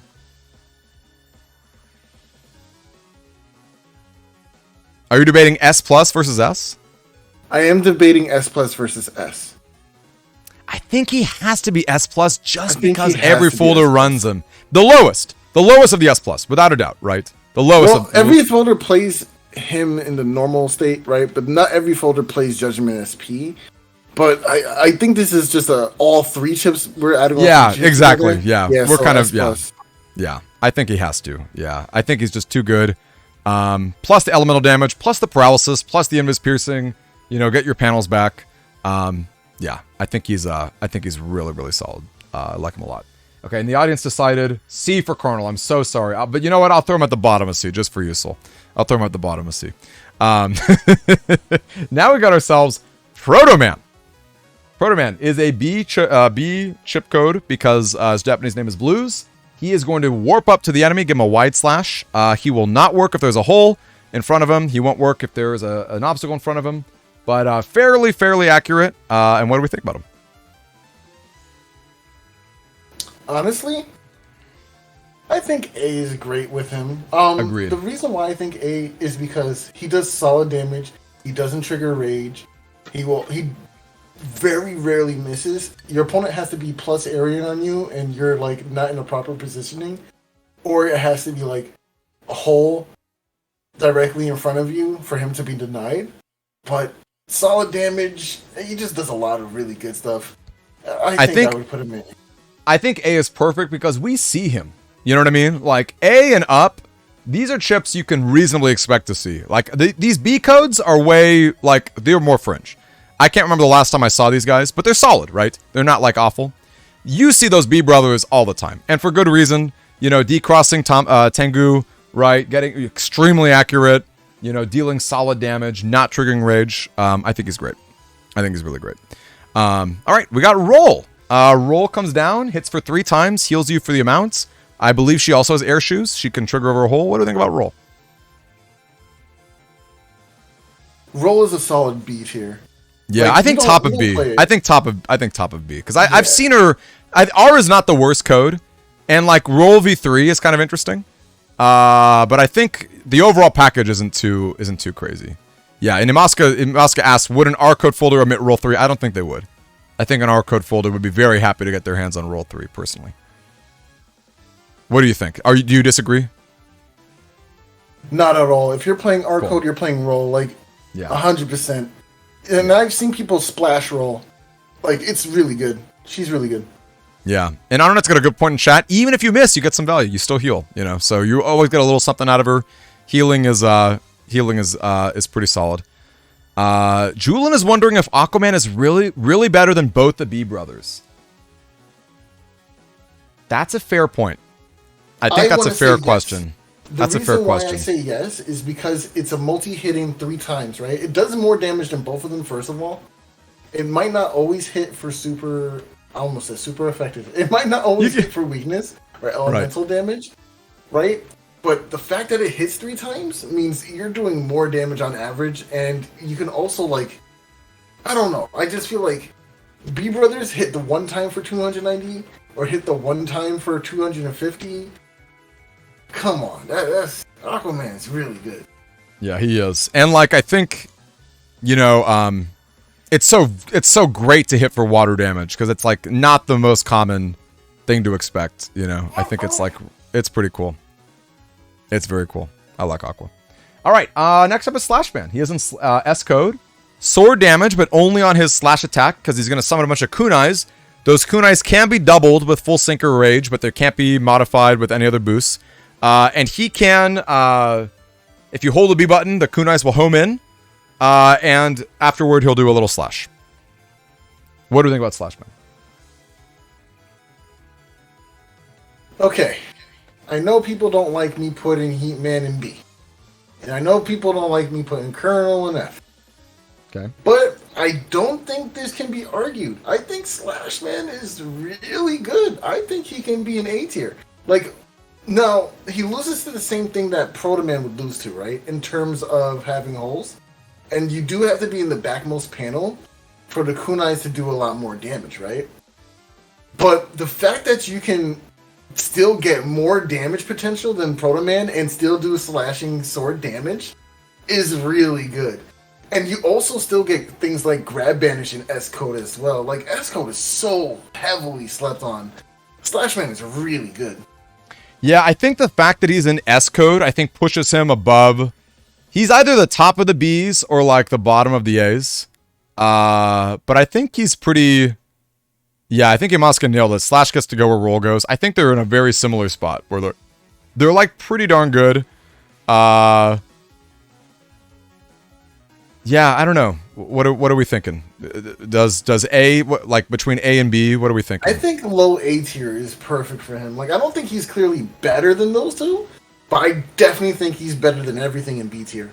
Like, I don't know. I think Slash is really heavily slept on. I can't decide myself. I'm kind of curious what chat would say between A and B, but oh wait, but did you hear what I said? Say it again. No, repeat it. Oh dang. Okay, I don't think Slash Cross is like better than Blast or Proto Man. Right. But I do think he's better than everything in B right now. Like, yeah, without a doubt. I think Slash Man is really good. We're kind of splitting hairs between low A and high B, but where would you put him if you had to go low A versus high B? I think low A. Like, I really do think low A. Okay. And I think it's fair because S is like a better chip code than R. Well, maybe not better in a vacuum, but like it is very good. It is very good. I think I agree with that for sure. All right, Tomahawk. I'm sorry, Tengu. Tengu's in T code. He's fairly accurate. He's Wind, so he blows away the life auras. He can hit twice. Surprisingly, I mean, he's basically gonna hit once. Like it's really hard to not hit once. And yeah, pretty solid. What do you think about Tengu? All right, Tengu definitely A. Like, has to be. Agreed. I agree. That shit does so much, dude. So I would put him right here. I would put him right here. I would put him between Proto Man and Slash. If Tengu wasn't in this game, I think Erase would be even more of a terror than he already is. Like, Erase Cross is such a dangerously great cross that has very limited counters. Like, Wind Rack is in every folder, sure. But Tengu Man SP really puts that cross on notice. Like, you see that in your opponent's folder, and you're like, damn, I can't go Erase now. Yeah. Like, no, it's tough. Yeah, he's tough. And like you said, Wind Rack is like a wide sword range unless you beast out. So yeah, it's pretty cool. And you do see Tengu Man Star get splashed too, which is pretty solid. Yeah, he might even be like the top of A. I don't know. The placement within A is kind of tough, but he's very good. There's no doubt about it. Very, very, very good. Okay, how about Tengu? I'm sorry, Tomahawk. Another T code. He's pretty interesting because even though it looks like he's just wood, he's actually also sword element. So he's got two different elements with that swing. Life sword, fairly accurate. Doesn't flash the opponent. What's our take on Tomahawk? Another easy A code. Like, that chip does a lot too. Did you know that his swing actually clears conveyor bolts too? Wow. Oh, right, because grass panels. Yeah, grass attacks get rid of them. How funny. Yeah, it's so good. That chip does a lot. I love that chip. Yeah, that's cool. That's super cool. I love it. Awesome. Well, then let's do it. I think A is great. I think at a certain point the placement doesn't matter. I'll admit, I think between these guys, I'm actually tempted to bump Slashman down to top of B. Just looking at like these four that I definitely see all the time and even get splashed in like star codes. But I don't know. I'm curious what chat and what you would say about putting him at the highest of B. It's splitting hairs. It's not that big of a deal, but I'm telling you, bro, I've seen people splash S star. Slashman Star? Yeah, people have splashed that in their folders. He's really strong. Okay. Well, I'll let it rest for sure because I think there's no doubt about it. Like he's pretty solid. How about? Oh, that's it. Oh, that was all the megas. I was looking at what came next. All right. How do we feel? And I guess wait. Okay. Wait. We got to take a peek. Is it double beast? Is it wobble beast? So you got to hit that gear again, my friend. No. S plus plus. Does my ranking mean anything? Does this ranking system mean a darn thing? And we got S plus plus up here, man. All right, let's throw up Wobble Beast. Why not? Here we go. There it is. Right up there, bro. There it is. There it is. Oh wait, where is Django? Wait, I guess we forgot Django. I guess Django wasn't on this list. Django? I think Django's pretty awesome. I think Django would go B if we had the picture here for him. Yeah, B seems good. We'll pretend that this blues is B. This is Django. I'll fix him. Yes. I don't know who said that, but yes. He is indeed the key. Okay. I think, maybe even better than Heat. I don't know. Once again, splitting hairs. Does anyone in chat disagree with anything that we're saying about this list? This seems pretty solid to me. The only things that I wonder about are like maybe plus or minus Aquaman, maybe plus or minus Slashman. That's probably it. I think everything is really good. I'm super happy with this. Okay, and people are saying above the count. I think that's fair. He does a decent chunk of damage. Yeah, that's cool. Yeah, gang, I don't know. I'm pretty happy with this. Other than the joke of S++. He's compiling the exported replays. Okay, I love how this became, the finals of this event became so much more complicated than it had any right to be. So that's great. But yeah, I think this is a pretty solid tier list. Honestly, I don't know how much longer I'm going to wait for Thiago to get these replays out because I've got to get ready for our wonderful community night happening in about 30 minutes. I think I'm just going to have to grab the replays from Thiago and just upload them to YouTube or something because, I mean, is he almost done? They're compiling the exported replays and it comes uploading. You have another tier list? We could do another tier list, I guess. But, I know what tier list we should do. What is that? A cross tier list.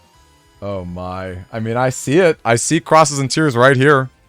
Oh, I see crosses and tiers right here. Oh yeah, it's time, baby. All right, let's just do it. Let's just do it while we're sitting around waiting. Let's do it. Let me, thank you so much, Schiff. All right, folks, here we are with yet another tier list. We got Solex Cross. Who else would you expect? We've got the crosses of the game, and we even have the beasts of the game, which is pretty exciting. Including the regular baseline beasts, which is pretty hard to, that might be hard to judge them in a vacuum, but we're going to try our best. And right now we're starting off with Heat Cross. Just plain old Heat Cross. Once again, keep in mind the beasts are separate. Good old Heat Cross. What's your take? He does increase your buster level by 1. So your P shots can deal 6 damage. I believe that the charge value does not go past 5.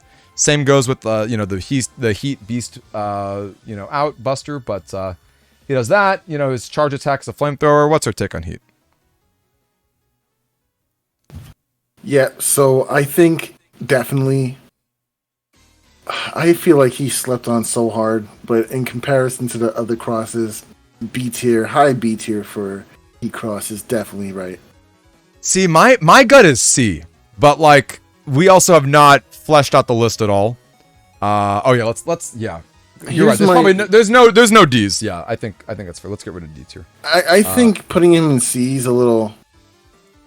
I don't think that's right because the baseline is his charge shot does so much damage and it can do double damage on grass and it also decrosses Tomahawk Cross and it's a line nuke.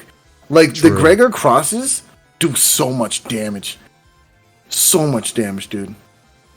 Yeah, I guess I'm just looking at the rest of the list and I'm like, how else? Like, what else is a C tier cross? Because it's tough because it's like you're not wrong about those things, but charge is just so good. It's like charge is like I can't really think of too many ways I would use regular Heat Man or Heat Cross over Charge Cross.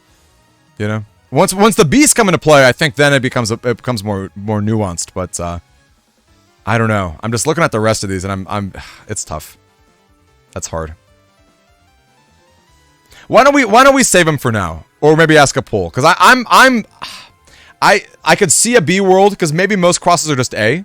Maybe this is a tier list that's just full of A's and S's or whatever, and maybe B is the new lowest. But I don't know. I'm kind of it's tough.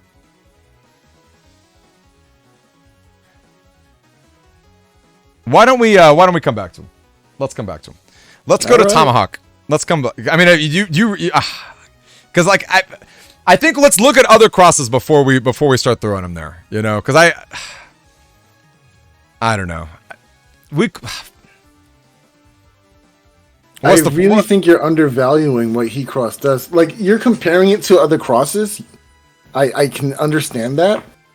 But yeah, I mean, if there were no Charge Cross, like, there's no question, like, all of his strengths are so good. Charge Cross is necessarily, like, that much better, right? Like, yeah, okay, he does some good stuff. I'm not going to sit here and cap and say, but Heat Cross it's really good damage. You don't understand. I don't know how to stress that enough. It's not hard to set the grass. It's true. It's not hard to set the grass. It's not even about the grass, bro. Yeah. Like, his charge shot, I think it does like 160 or 170 charge shot. But it's like it's just so hard to give him the B when it's like, you know, a lek in a race and you know, it's like that's what gets me. It's like it just gets hard to like. But once again, this is where we started with probably the hardest cross, to be honest with you. I can't imagine another baseline cross being as hard as Heat. So let's just hold out on him, right? Because I could be persuaded. I could definitely be persuaded that he's like a solid B, maybe even a really, really high B. But yeah, I think let's just hold on to him, or maybe get a pull, because I'm like, I don't know. It's hard to start off the charge cross list just going that way, I think. But I think Tomahawk is a very interesting debate. Tomahawk is a wood Navi or wood cross. You do heal on grass, but you take a lot of damage from fire. You got the charge attack. It's basically a life sword swing that also is some sword damage, and he gives you status guard, which is the only way to get status guard in the not patch card metagame. What do we think about Tomahawk? 100% S tier. Yeah, he does way too much for you to not be able to. He's the closest. He's the closest thing to the fun police, and he's just good on his own. Like even if you don't consider this, like even without the status guard package, he'd still be pretty solid. But the status guard, I think that's just literally the only way to get it. Notice how we put him in S, and you didn't even mention that he can chip charge like grass chips for double damage. Oh yeah, double boomers, right? Double risky honey, double points. Yeah, no, you're right. Doubling it is insane, and it's not even that slow of a double. Like you can charge up that A pretty quickly, which is pretty phenomenal. Yeah, extremely good. All right, Aqua Cross coming in. Aqua Cross is a very, very fast charge, little Aqua Bubbler. You heal for 50 every time you use a water attack that doesn't, time freeze. He can freeze on ice panels, and he can also double water attacks. What do we think about Aqua? Aqua is definitely B. I would put Aqua and Heat Cross in B. Okay, so hear me out. I think B is great for Aqua, but I also love that like he's probably the best way to fish for anti-damage. I feel like he's like a really good, like he's got some other good uses. I'm not saying A tier, but I think top of B is a really solid spot for Aqua. Definitely, because he can also double damage on Bubble Stars. Yeah, Bubble Stars, Aqua Dragons every now and then, I think that's solid. I think that's really solid. All right, Slash Cross. He is very aggressive. It's effectively life sword range because he can hit a little bit beyond with his charge attack. Your swords get plus 50. You can charge them up to, I think, do a Sonic Boom. And he's also very weak to ground. What's our take on Slash? Again, his sheer damage output, S tier. I have to put him up there. Do you think S? I was thinking really high A. Really high A. Nah, S tier, because every folder needs to have an answer to Slash Cross. That's how good that cross is. If your folder does not have an answer, or at least ways to circumvent that disadvantage state, he's the reason why Meteor Knuckles is so good. He's also. I mean, you're not wrong, but it's also so bad. Like it's like bad? to be hit by the Groundman SP or and that goes down. Like that's not like magical fairyland, like you get hit by those chips and it's like, yikes, Yeah, true. I think really high. I think the highest A. I feel really uncomfortable putting him in S with such like a huge weakness, like with a really really big weakness. But you're also right that he has that weakness because of it, Slash and S? I've seen people get destroyed because of Slash by himself. But I don't think, you know what I mean? It's like, is S and A that different? And I feel like at a certain point, you got to look at that weakness and say, like, that has to mean something, It has to mean something. I agree. He's extremely good. I think the highest A without a doubt. The highest A without a doubt. But you think even with that massive weakness, he's still S tier worthy? I mean, it is a massive weakness. I just think not putting it. He's won games on his back despite that. For sure. No. That's what I'm thinking. Like, no, you're right. No, you're right. I don't know. No, if you're right. S tier, what's S tier? No, you're right. I've seen Erase. Okay, let me put it into perspective. I've seen Erase Cross win some games, right? Okay. But I've never seen Erase Cross carry a game as hard as Slash Cross can. You know what? I think you're right. I've seen Erase Beast. I've seen Erase Beast carry games. Sure, okay, yeah, I'll give you Erase Beast. Sure. But I've never seen Erase Cross just destroy games as easily as Slash has. Yeah. No, you sold me. And I'm going to put the bottom of S, which doesn't mean that much, only because of that massive weakness. But I'm glad he has a massive weakness because he would be downright oppressive if he didn't have something. If he didn't have something like the fact that we can even put him in S with such a huge weakness, I think says a lot about his power. All right, we got Tango. Okay, Tango is wind. He gives +10 to your wins, which doesn't mean much. He's got the back B to bring him forward. His charge attack is the wind rack, which is a way worse slash lock, but you can get it in the back row. He's very weak to sword, which is scary, but he's also probably the best way to get rid of life aura and barriers. What are we thinking? Instant S. Like, yeah. Instant S. Instant S. This cross does everything, bro.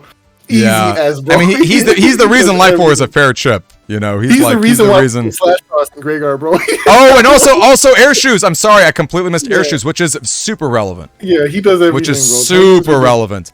Now, once again, just like Slash, big weakness, right? Muramasa, Protoman SP, there are some very, very scary things that happen in Neo variable. Yep. Big weaknesses. Yeah. Now, at a certain point, we are gonna have to really think hard about S and A because, it's getting. This is once again why I was like, I'm nervous about certain other ones, but we'll see how these go. It's tough. How about 35-minute upload? Okay. Yeah, that's okay. Awesome. Now we've got Erase Cross, which is a +30, a static +30 to your cursors. He's got that beam, which is pretty good. Like the wind up on the beam, like you basically launch it right away. It lasts for an annoying amount of time, so you can get punished, but also it's just long enough that the opponent will step into it, like right when they think it's about to go away. And it also pierces invis. It doesn't pierce anti-damage. It's not actual cursor. But yeah, Erase is cool. I think A. I could see a B. I don't know. He's very strong. But I think like the real power of Erase Cross is with the Beast. Yes. I could see a B. I could see a B or maybe I wouldn't say B for Erase. High A for Erase because he invis pierces with that charge shot, and the cursor damage is usually irrelevant, right? And the whole when I do damage with your number 4 is also irrelevant, but kind of similar to Heat Cross. He just has a really good charge shot. His is even better because you can be in your back row and still line still get it, and it's really fast. And honestly, like I find myself walking into it all the time. Yeah, like I find myself like it's a Heat Cross, you can dodge that in the back row. Obviously, it's very quick if they're right in front of you.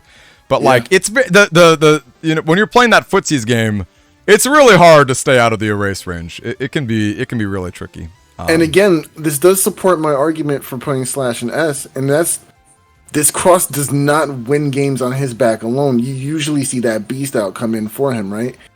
Yeah. Like Slash Cross doesn't pierce the Invis, but with that single area grab, there is no more footsies. There is no decision making. It's either you got to shield or defense or not, and you're taking this damage.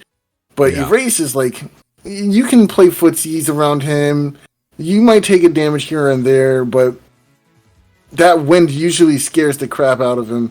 That wind rack is in every folder. And it's not that hard to go beast out wind rack on this dude. Or Tango Star. It's not. Static is also huge. Like, I don't know. Yeah. I think high A is good. Cool.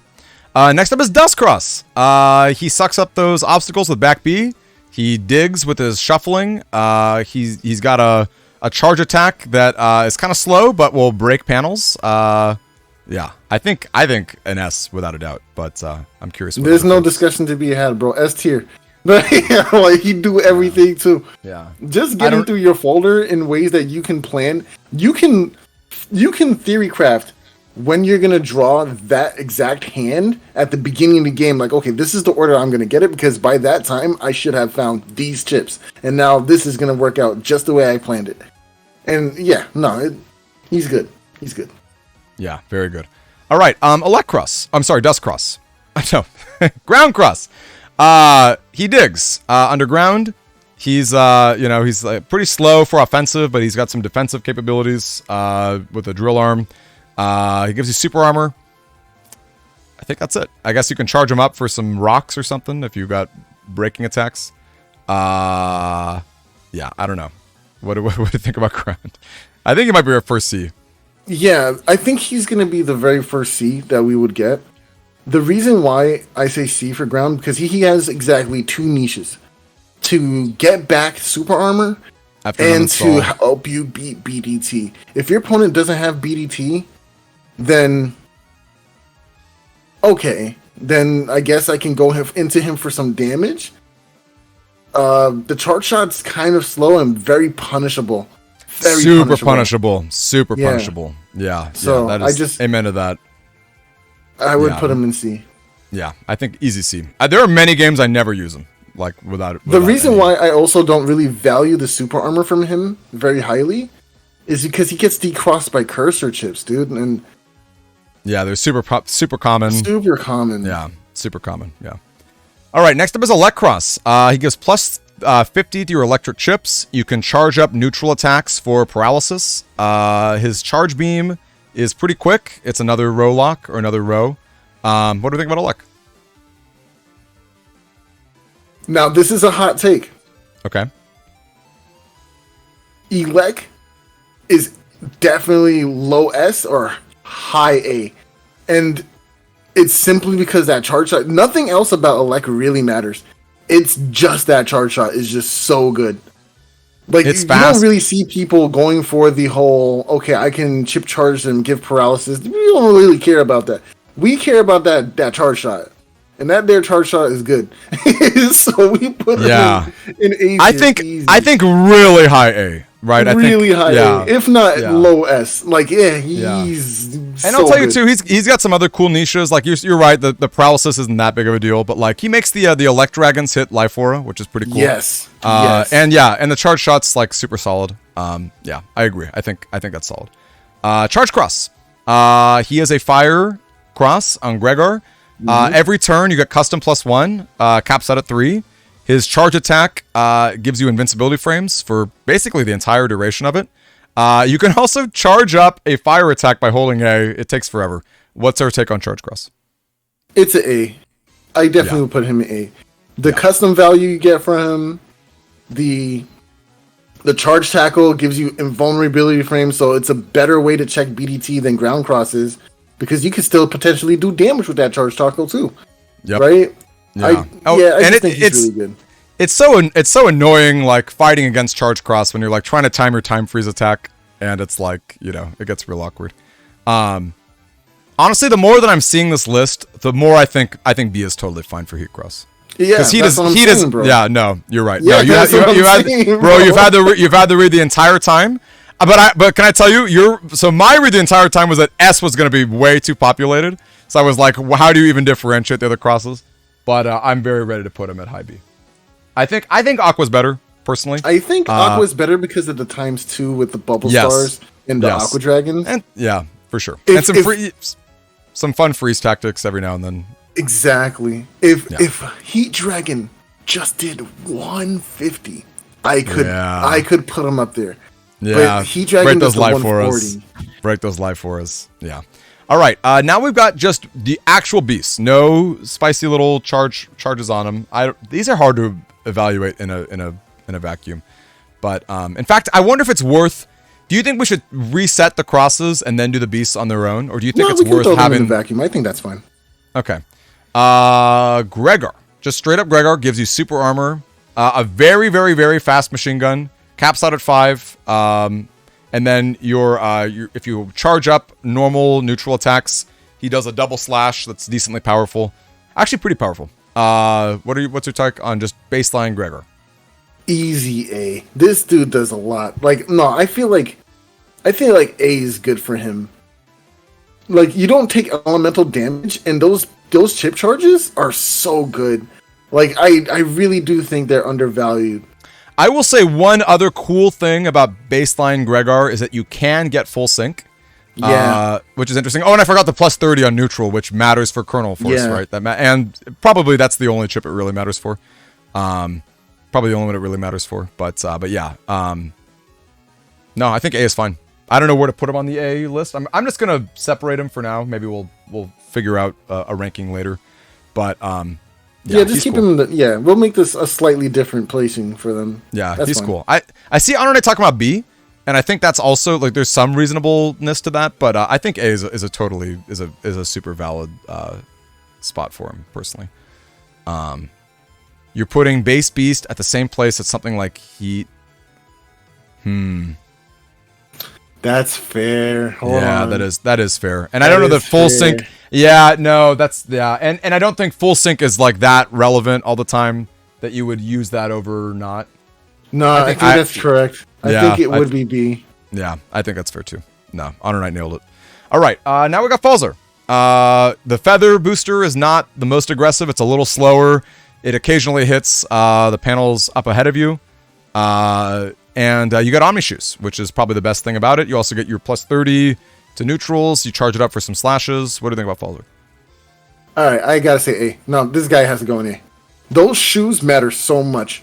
I've seen Falzer players not even care about the cross. They just hit that button just so they can escape. And that alone for me is enough. I would put Falzer in A. Yeah. No, it's solid. He's definitely good. All right, now we got Heat Beast.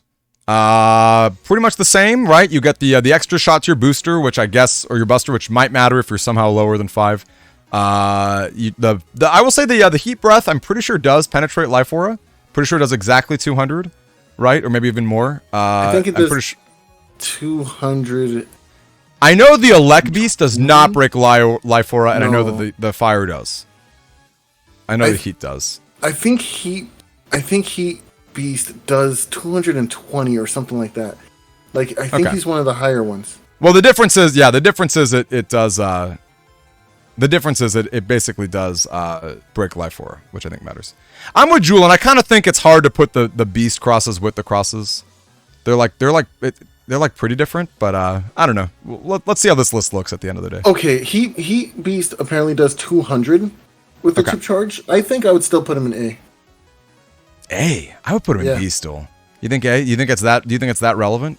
I think because it breaks Life Aura, it's very difficult to dodge. Like that range is ridiculously good, and it does a lot of damage. Yeah, and same thing. You know, you get your grasses, your grass panels, your ways to buff it and do other great stuff. Yeah. Okay. All right. I can live with that. Okay. Alec, very very similar. Does not break Life Aura, but it does, and it's slower I think as well. But it does crack panels and it does stun them. Another A. Yeah, over I think Heat Beast. Yeah, I was about to say got to be higher, but yeah, another really good one. Another maybe I don't know how to mix up the crosses and not, but really high. I think it's even better than normal Falzer. Obviously, like it's really good. Yeah. The only reason I haven't gone all the way at the top of A because I'm like still kind of breaking them up a little I bit. would keep them separate. Keep the beast on the back. Yeah, I think that's fine. Yeah. But yeah, tons of utility, breaking those sanctuary panels, stunning, which means you can punish with your buster a little bit more. Yeah, they're solid. All right, Slash Beast. Funny enough, I think worse than Slash because you miss your wonderful charge shot. I will say the Beast attack, that X, is very powerful if you can get that front row X. It's kind of like Cross Divide or like, kind of like, Neovari or whatever. But I do think Slash Beast is worse than Slash Cross. And by a decent margin. Agree. By a decent margin. You can still get Kernel Force and then go for the chip charge and hit the X in the center guaranteed. You can do something like stacking flash bombs on the same spot and then mix in some chip charges there. So he has some cute stuff that you can do with Slash Beast. But honestly, I would put him in C. That's not something you arguably do all the time. Yeah, because not only is it that, but you also have you basically get none of the pressure of Slash Cross with all of the weaknesses. Like, those weaknesses was the reason I was, like, sweating bullets. I was like, this is probably an A. You know what I mean? And you sold me, because I was like, no, you're right. This carries games. Like, this is just actually, like, a win con in so many cases. You are giving up so much, right? You're giving up so much, and you get that really, really awful weakness, which is just horrendous. Just horrendous. That being said, we got Erase Beast. You do get that cursor damage, unlike the Killer Beam that you get from Erase Cross. It is super hard to dodge. It can be dodged. Super hard to dodge. And it even gives you an HP bug. And because it pierces invis and anti-damage, it's basically like a little Erase Man. What are we thinking? This cross, similarly to Tengu, or Tengu Beast even, invalidates defense. Yeah, completely. It literally invalidates every form of I'm pretty sure it even breaks Life Aura. Yeah, it breaks the Life Aura. Which is so silly. It should not. Yeah. S tier. No. S tier immediately. S tier. Yeah. Well, I'll keep them separate. I agree.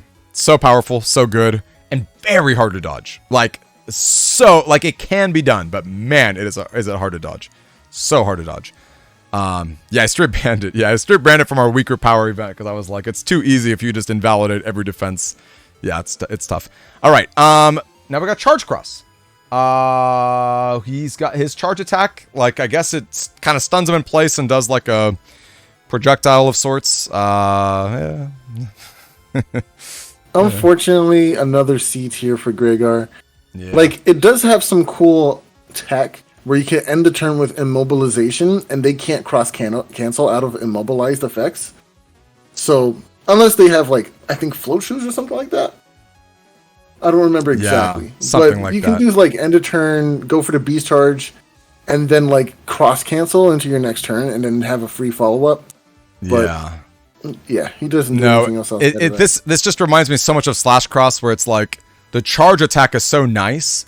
Getting those iframes as your invincibility as you're tackling and pressuring, and then getting those chips, stacking up those chips, it's like just worse, giving up that for the Beast Buster.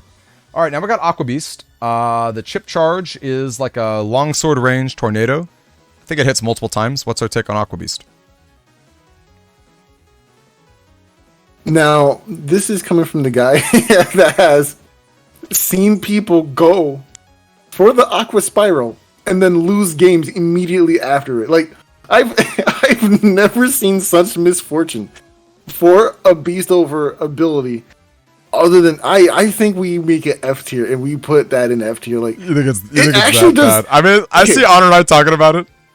So Aqua Spiral hits in a longsword range, and it does a massive lot of damage. If you get that off, it does a lot of damage. It's not bad. Okay, sure. But people literally lose after they do it. Like, I've never seen somebody. How about bottom of C? Only because you still get the Omni shoes, right? Yeah. Like, there's still some uses, and even if you never use that charge attack, you're still like doing some stuff. You're still doubling up your waters. But yeah, obviously, once again, worse than baseline because Aqua Cross, such a fast charge. You can get those freezes. You can really pressure the anti-damage. Yeah, I think that's fine. All right, we got Tomahawk Beast, which is pretty cool. It's the double boomers as you swing them out. What's your take on him? High A tier. Like, that beast charge is actually really strong, and the fact that it hits twice in that range is really good too. It doesn't flash either. I was about to I say would say because it doesn't flash. I've been hit by it multiple times just trying to dodge it in an unoptimal way. Like it's like you don't get the invincibility as you get hit by one of them. So it's like, you know, if you're not thinking clearly about movement as you do it, I think it's pretty unfortunate. And yeah, pretty accurate and pretty fast too. It's like even when you know they're coming, it's not always easy to be in that middle row. So I'll put him at the top of A for the beast. All right, Tango Beast. Very, very quick charge. That Tango Breath hits multiple times. I think 3 times if they're 3 away. What do we think? Tango Beast, yeah, still has the same abilities as Tango Cross, of course, so I have to immediately put him in S just because of that. And then you have that Beast Breath. It's really good. I think that's an S tier. Tango Beast is definitely really strong. I agree. And unlike Slash Cross, he's worth the weaknesses of of what you're throwing into it. It's scary though. It is. It is scary. The reason being, you're doubling up on your air shoes availability in one resource, right? Because it's Tengu and the Beast out. So you lose a lot. Yeah. But it's still really strong. For sure. Now, unlike a lot of these other ones, Ground Beast, in my opinion, does get better. You do get the green invincibility, so nothing can stop you, as you do the big lunge forward. What's our take on Ground Beast? Again, the same abilities as the original cross before it. Ground Beast actually it's one of Falzar's best, strongest attacks in the form of that charge, if you don't get all the hits on the Tengu Breath. Yeah, I definitely think he's an A tier.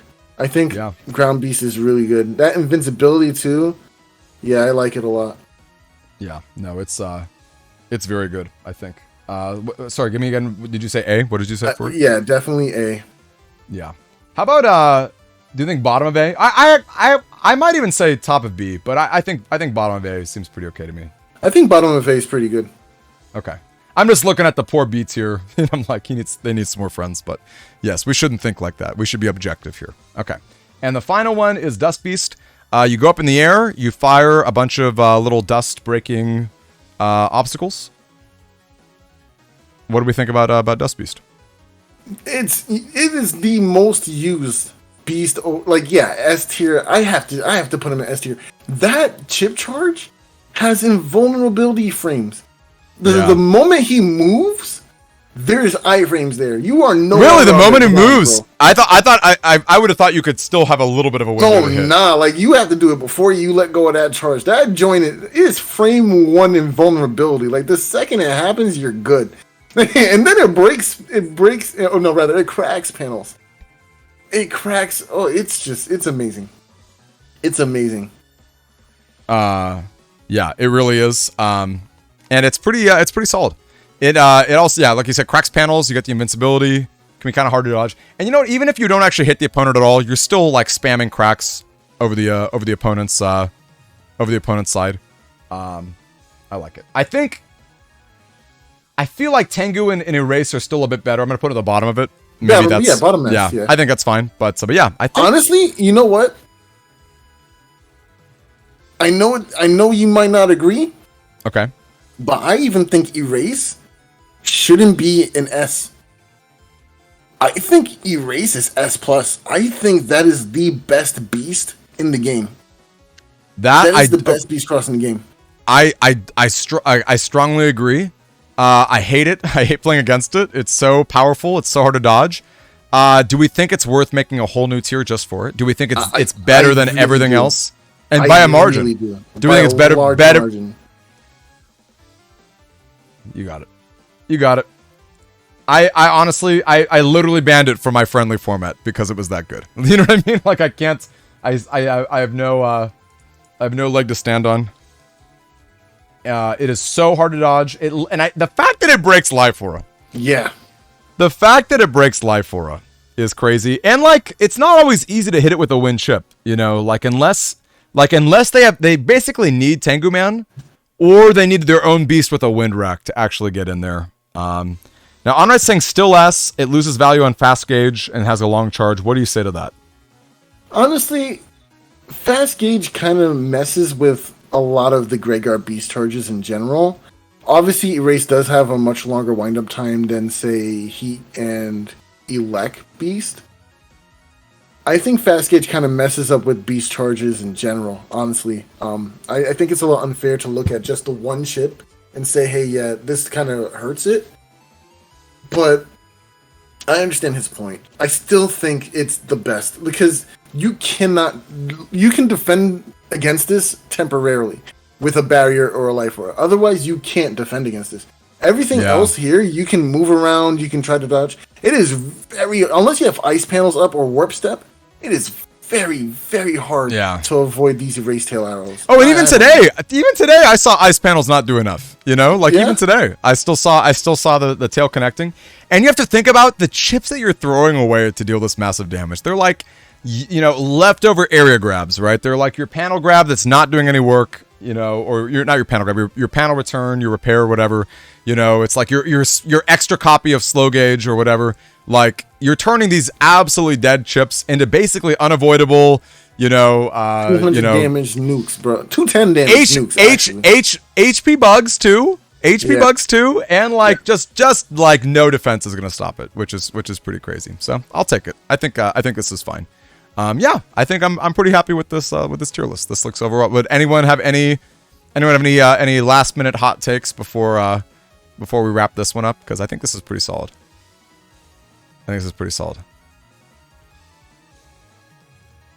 I like it. All right, gang. Well, I don't know if this Thiago upload is ever going to happen. I seem like it's a slow event. I love that actually Anti-Magic doing it is ironic. Wait, it literally just finished. Can you drop the link, Shifala? Can we watch these matches? Can you drop the link on us? That's amazing. Don't you worry, Tune. It'll happen. Probably at 7 o'clock. It'll happen though. All right, let's boot this up. Let me go to my recording. Let me go over here. Yo, Simes, how are you? What is this tier list? This is all of the beasts and all of the crosses put together in one little spicy one. All right, you still there, Soul? Let's see how this goes. Yep, I'm here. Turn this up. Awesome. Let me get you right there. Okay, and I think the volume's up all the way. Oh, wait. Forgot him.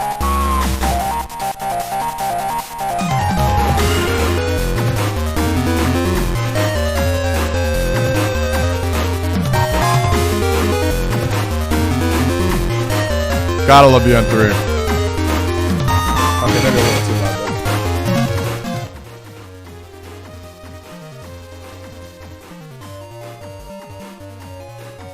Is this Thiago's point of view, or is this... I believe this is Thiago's point of view, and I'm so sad that it's in Japanese, but what can you do? I think... Yeah, there we go. Alright, let's see how it goes. Yeah, I do believe this is his point of view. Thiago's point of view, yeah. Okay, here we go then. So, yeah, this is actually a nice starting hand. You have tons of area control, groundman is here. This is actually pretty nice. The early recoveries always kind of suck, but, you know, it is what it is. Yeah, no, it's, yeah, got the music buff, like Honor Knight says. You know, we're giving up the English, but we're getting ourselves the other one. I guess we're just, okay, I guess we're just thinking to ourselves that the game's gonna end before the recovery ever matters. Going straight into slow gauge right here. I guess I guess we should have pulled up the list and see, double checked if like air shoes or these other ones are in. Yeah, air shoes are definitely in play right now. There's a lot of value in these patch cards for both players. Nothing too crazy happening right now. Taking the 3 hits from that beautifully tiered recently. I was about to say, I know. I was about to make a comment about it. He does even more work in patch cards with Heat Body all out there. You know, he's Aqua Boy doing a lot of good work. This is indeed the finale. Yeah, I guess maybe a mod can type that in. I don't know. That's fun. Yeah, I kind of like this hand right now. The early Muramasa seems a little, like, bad, but it's not that bad. You know, you're definitely going to get there eventually. Oh, early HUD batch. That's turn 2 now? This is why Dust is so good.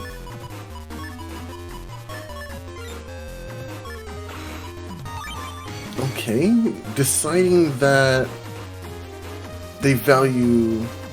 Okay, yeah, this makes sense to me. You want to try and get your opponent out of that Electros as soon as possible. And then on top of that, I believe Soup has Elect Body anyway, so you'll still be doing ×2 damage, and they won't have that same charge shot, so that's really good. So, would you do us a favor and bring up some of these builds in general? I know it's been a minute, and I got my 2 monitors, so I don't want to mess around with the with the screen at the moment. I know Thiago's got a 10 Buster build. We're hearing that delicious Buster blank right there. Alright, I put both of them in Twitch chat. Nice. And what's your overall take on these 2 builds, just in general? Like, So, in a vacuum, Soup I is guess. running Planet Man, Number, and Satella with Totem. So that's just really cookie cutter. Very solid build. Honestly, I feel like it's a little on the weaker side to these really powerful Buster strats. Because you're not playing the Risky Honey in there. Or rather, the Risky Honey mod card in there, right? Honey Bomber. So you're a little weak on that end. So you can't punish those people trying to spam B on you. But these are still really solid cards to have. Whereas Thiago's is playing Falzar at least. But it's running the traditional huge attack. And I'm just going to press B and do 100 damage every time I press B. And then on top of that, running some just really powerful G folder in general. So yeah, I don't know. I think this build looks really good. It's supposed to have the advantage over Soup. But, you know, anything can change that. As we see the slash cross impression. I was about to say that beautiful S tier. Beautiful S tier slash cross. You know coming what I'm saying? in. Like, on his back, bro. I'm telling you, this I know. cross went on his back. Literally, when you told me that, I was like, I can't. You're right. I can't. I hate the weakness. The weakness is awful. The weakness is awful and atrocious and very scary. Mm-hmm. But like, I mean, look at that work. Look at this. I know. He's forced to go into. He had to go Tango because he had no other option and got punished for it. Yep, took that double. I mean, look, is this the death? Are we just gonna see an actual death? Like, look at this game, bro. Yeah. What can he do? No, it's tough. It's no so hard. Rush. Luckily, there's no rush, so he'll be safe for the rest of his turn. And these are just crosses, right? These are just crosses, so it's not like we're really losing so many chips from Soup's perspective. Anti-Navi to deny the grabbed area. Oh, well, not the grabbed area, but now I can make ice panels. You can't even touch the center anymore. It's nasty. Judge, man. Oh, you see, this is a bad situation. Wow, and now triggering rush. Okay, now we can let go of slash, right? But the damage is... Oh, wait, no! That's right, I have status guard. I don't care. Did nothing. What's a rush? I can do this all day. Yeah, oh, it's nasty. Now, I think you have to... Yeah, I was about to say, you gotta jump out of this. Because the Gundel Soul Frames are just a little too scary. Yeah. Okay, Beast making an appearance here. Woo! This will connect. This will 100% connect. You're gonna get the Mirror Monster for 500. Nice damage. Oh, stepped back, so you actually ended up breaking the panel instead of getting the rightful punish with the judge. Yeah.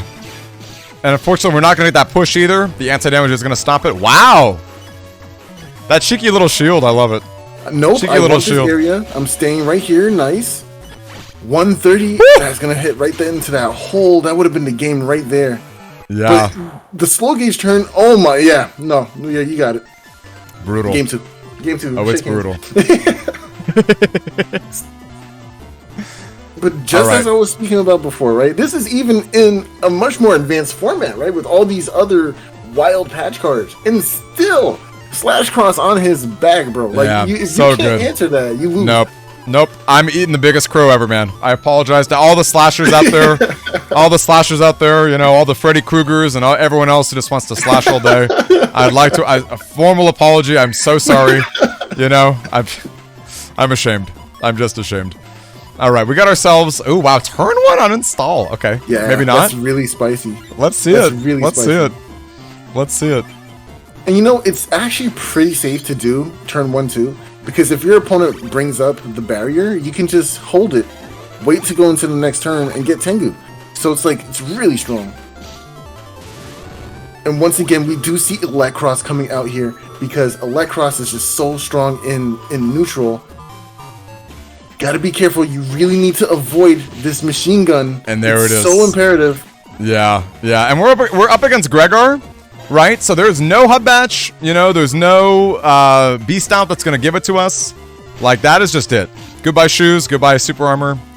Like, that's rough. I mean, I guess super armor can come from the beast, but still, that's tough. Nice. You see Aquaman once again coming in, doing a significant amount of damage. Really solid chip. Really solid chip. Absolutely. And he's so cute. He's so darn cute, you know? So cute, dude. And of course, he doesn't care about holes either. As long as you're not in a hole, we got damage. We're good. Exactly. Exactly. All right, we got ourselves an interesting charge from the opponent, too. Now, they're both pretty bulky, right? They both got over 2,000. Okay. Zap coming down. Panels coming back. Textbook invis, or sorry, textbook judgment. Interesting holding up that charge, though. Didn't go for it right there. Didn't go for it right there. And look at that. We're seeing right now the power of 8 here, Elect Cross. Yikes. Nice, nice. Okay, Life Roar is gonna be very helpful. But and you know what? Got to guard the area. Nice. Yeah. And once again, just like we were talking about earlier, you know, if we want to differentiate between A and S, ground cross getting that beautiful cracking and holes, like, it's really hard to not love that chip, because he does a lot of work, even with the Life Roar tanking everything. He's still just extremely good. Absolutely, absolutely. Oh, and we did find Falzar in hand here too. Now, I do think it's interesting that people believed Falzar to not be like a high level chip or a S tier, S plus tier chip. This chip does so much. Like, I don't know. Like, I've seen this chip do hundreds upon hundreds of damage, man. Like, it's just so good. No, I'm with you, Soul. It's one of those chips where it's like, I think we like, I don't know. Maybe we're looking at hub batch, and therefore we're not as excited in some ways. Maybe, but even then, just run both. You know what I mean? I like, you got those numbers. Like, it's not hard. You know, it's not. You're not giving up anything if you want to go for it. Now we see Twisty doing exactly what it was designed to do and make that really hard for Gregor players to move around. Unfortunately, was able to escape though, but won't be able to escape anymore. A charge shot here. We'll get the D-Cross waiting until the end of the turn. Is he gonna make it? Oh, he drops the charge. He didn't have faith. Yeah. Oh, you didn't have faith. Yo, you imagine if you held your charge there. I know. Just a little bit more, man. Would have done so much damage. The D-Cross right there. Yikes. Oh, this is a great turn. Now we can deny the grab banish that's inevitably coming. But the question is, do we hold on to this anti-damage until we see the grab banish? Or do we just take the punishment if our opponent throws out something big? Oh, okay. I like going into Slash Cross here to try and combat against Tomahawk. Yep, definitely force you to back up here because you gotta respect it. Area grab coming down. Yikes. Nicely played. And there it is. Shot. S tier coming in, man. S tier coming in. Yeah. What other cross scares you back like that into a situation where you're completely reversed? Can't deal with it at all. And with the Life Roar, with the slow gauge, I mean, this is like exactly... Okay, I was gonna say, I thought it was maybe a judgment. I was like, if we could actually pierce some stuff, that'd be brutal. No way, and now you're gonna get the second shot too. Oh wait, no, it's just so tough. Man. Okay, so tough. Slash cross. Look at it immediately. Just the presence of that slash cross forced the entire play to change. My man's ran to the back for the hills, bro. He was out of there. No, dude. And not only was he out of, and stop and think for a second too. We're talking about an opponent. Turn one uninstall. Turn one uninstall, and they're like, whatever. Like, holes, whatever. I don't care nothing. I don't care nothing about this. And just stop, Gregor. And just like Night of Pigs in chat is saying, you know, you can't even Tango it because you just get rocked. I mean, you can, and sometimes you have to, but like, it is brutal. Okay, so this is the part where you have to weigh the value of it, right? Now you're in a situation where you can't do damage anymore because you walked off of that panel. Ooh, if only you held onto the Gregor just a little while longer. Now you're gonna miss out on all the damage it could have given you. That's huge. Yeah. Huge. It is huge. Yeah, and now are you gonna just take all the hundreds from this? Oh, no procs. That was like 6 shots, no procs, only 60 damage. Wow.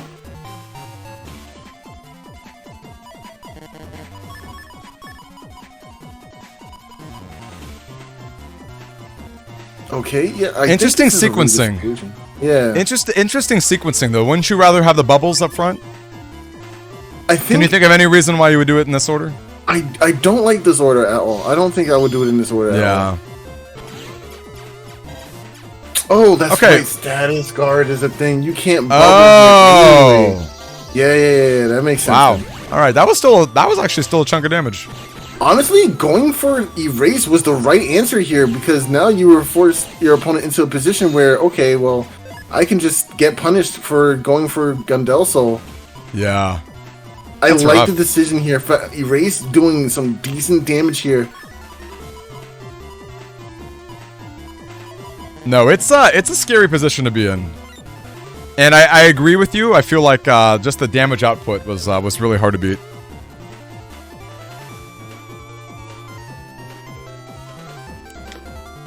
Thinking really hard about it going into Tengu, I don't like the idea of Tengu at the moment because you don't have access to any area grabs to really make it threatening. But you could go for something like pulling your opponent forward and trying to connect, I don't know, Judge into a Muramasa play. But I think that's a bit of a force. I don't think you need that kind of play right now. Yeah. I definitely think going for... I definitely like this play a lot better, yeah. Maybe even saving the Judge for Muramasa in the end is preferable. I don't know. Yeah. It's interesting for sure. I'm just looking at that delicious alphabet soup, and I'm like, give me some of that, please. Tough.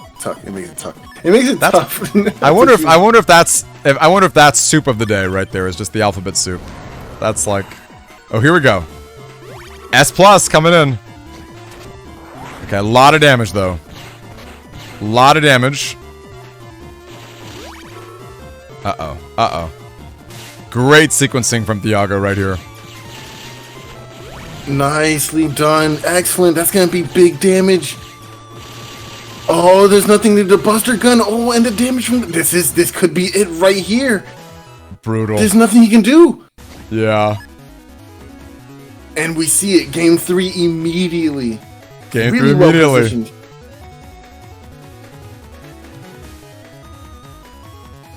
All right, it's so tempting to see that Aquaman right there against that Heat body. It's very tempting. Although we've seen a lot of turn 1 crosses from our opponent.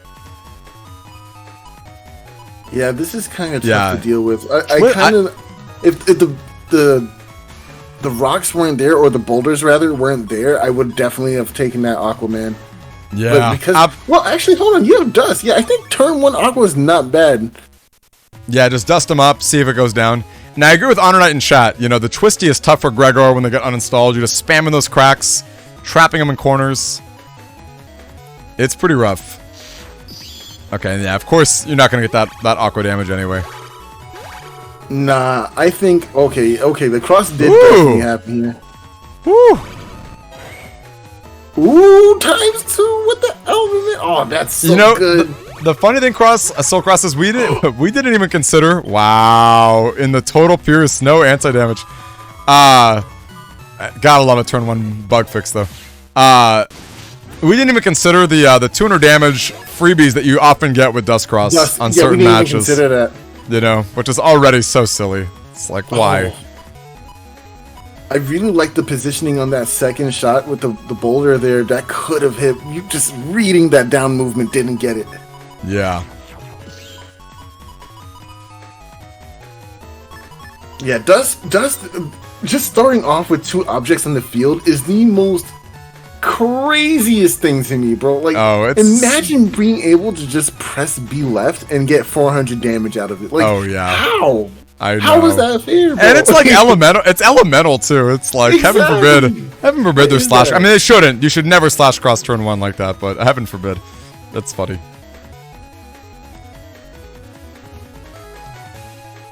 Oh man. Really wondering what soup. Okay, going into a race right here. Ooh, interesting. Full on grass. Ooh, to set up the double damage element? That's gotta be it. Okay. Good yeah, good response. Good response. Yeah, you kind of were telling your opponent that, hey, you know what?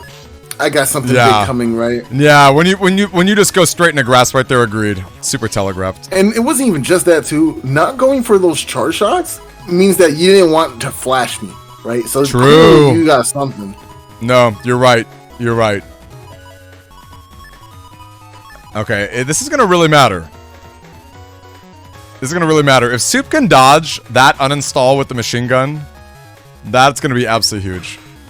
I honestly think leading defense is better here because your opponent is already in a flashing kind of state and you're gonna be sitting around aimlessly until he comes out of flashing, right? So I think it's correct to always lead defense in this situation. Yeah. Oh, just narrowly dodges the erase beam here. Oh, wow! Barely got hit with that install too. Just barely.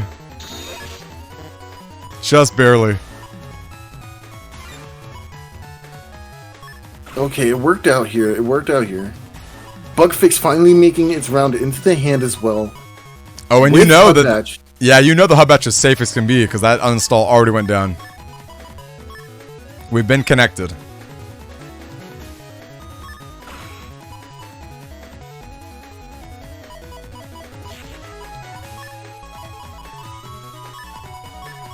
Does Honor Knight suspect some shenanigans? This is like a lucky player one moment, a lucky Thiago moment. Alright. The bug fix goes down.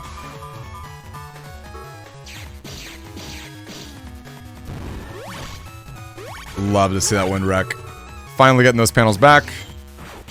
Ooh, yeah, right in the grass.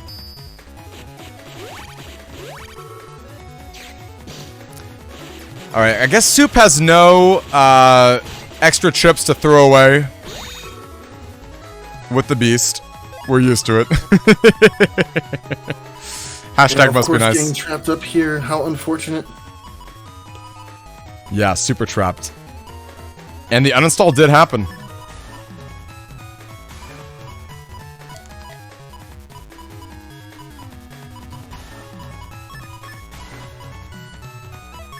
Now, interesting. Do you so obviously I'm not the best player in this scenario, but I'm looking at these panels and I'm like, that Gundel Soul is so spicy. Like, I guess it's probably a little too scary.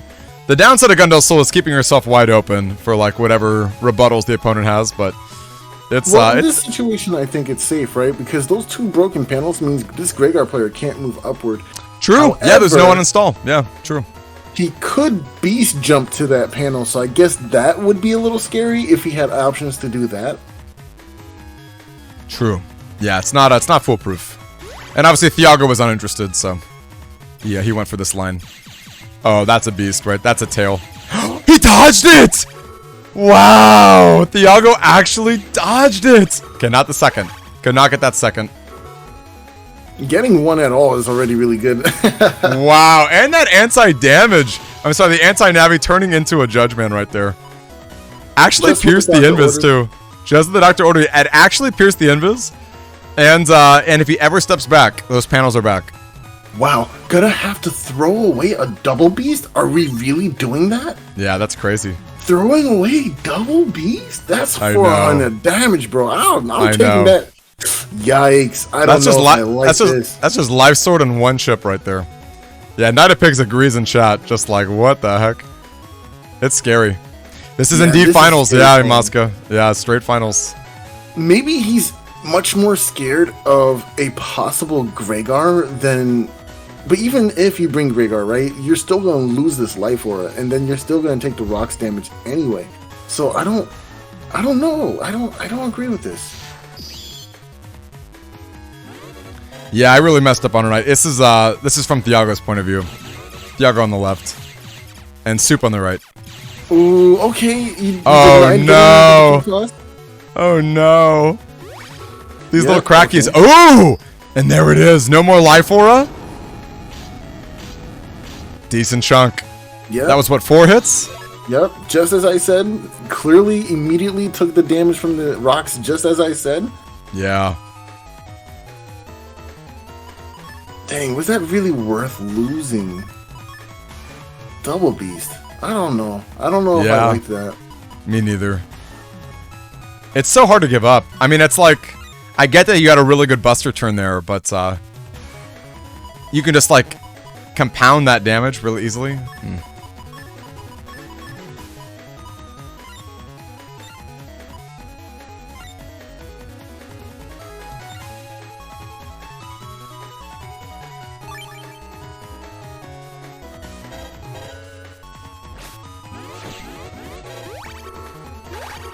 Unfortunately, those holes. Oh, even better. Oh, yeah, my bad. Defense. Somehow I thought it was on the other side. Oh, there it is. D cross right there. Boom, easy. Oh, and locked in. Love that wind wreck. Get out of here, Gundel Soul. Get out of here. A little too slow though. Could have saved a bunch of damage there. It probably didn't register yet, right? Like the reaction time was just a little bit off. You're like, True. Oh, wait, I can blow him away. I'll do that then. Exactly. But look, even after an uninstall, look how much damage Gregar is doing with this cross. It is crazy what he's doing with. He's behind on area and he still has slash cross on. What are we doing?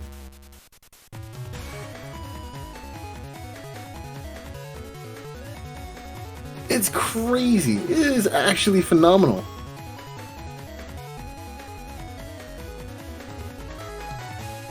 Okay, it looks like Soup is really thinking hard about what, yeah. Man, it is so rough to get uninstalled. Wow. And actually, setting yourself up for the slash is so sad. Nice, nice, nice. Yeah, the ground cross doesn't even... Ground cross doesn't even help in this situation as long as your opponent has panels to move on. Is Thiago also giving up Muramasa? What is going on? Why are we throwing these things away? Yeah, I don't know. Why are we're not slamming okay? This is important damage that you need right I know. now. Well, you think about both of those chips, right? You think about Double Beast plus the potential of Muramasa? That's almost 1,000 damage you're giving up. Yeah. Oh, boy. Okay, yeah, we're just, like, not gonna have it. I think he doesn't have faith in the raw hitting, but you have... Holes, you got area. Yeah, like, I don't know. I think this is safe to keep Muramasa. There goes Double Beast. It's gonna go ahead and do tons of damage. There goes the area. Another area grab. Wow, and suddenly the roles have reversed. Oh, he almost caught him. I know, so close. Almost. I know So he pressed close. forward too. We all feel it. We all feel that forward movement. Mm-hmm.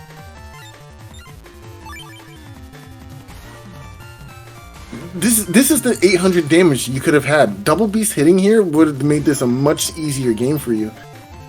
Yeah, it's rough.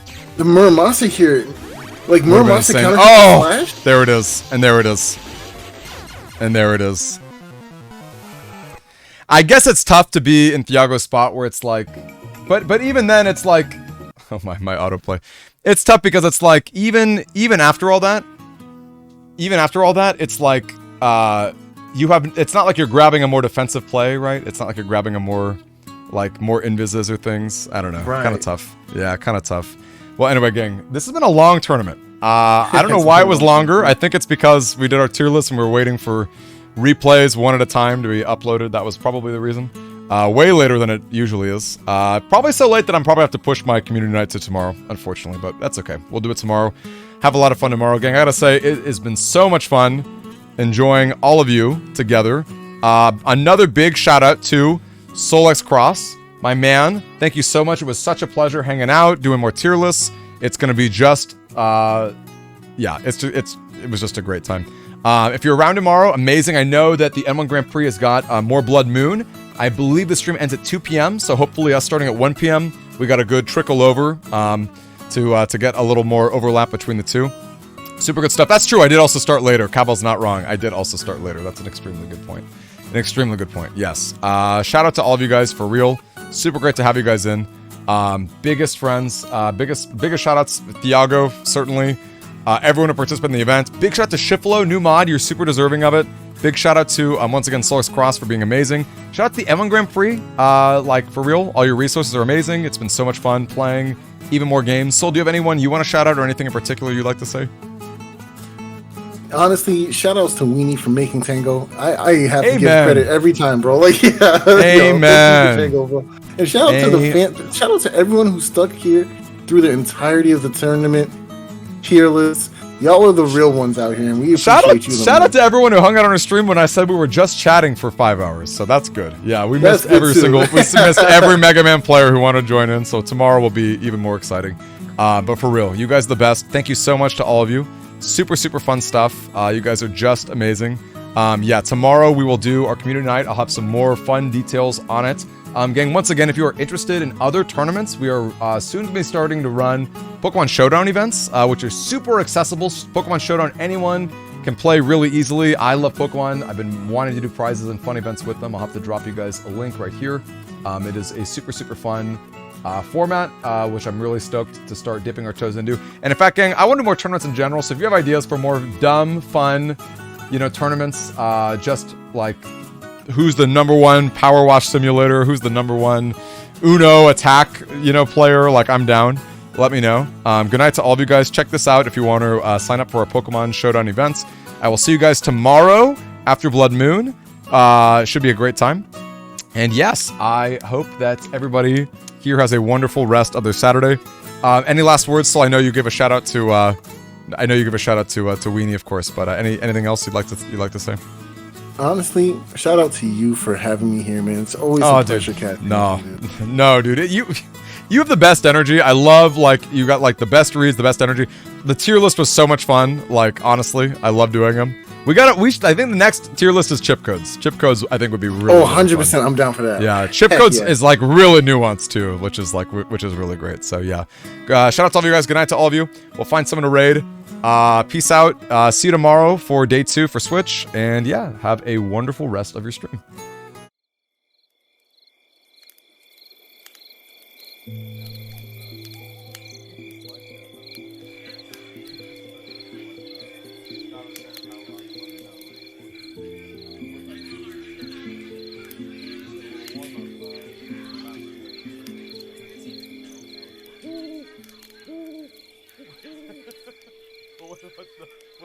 What's the general demi operation?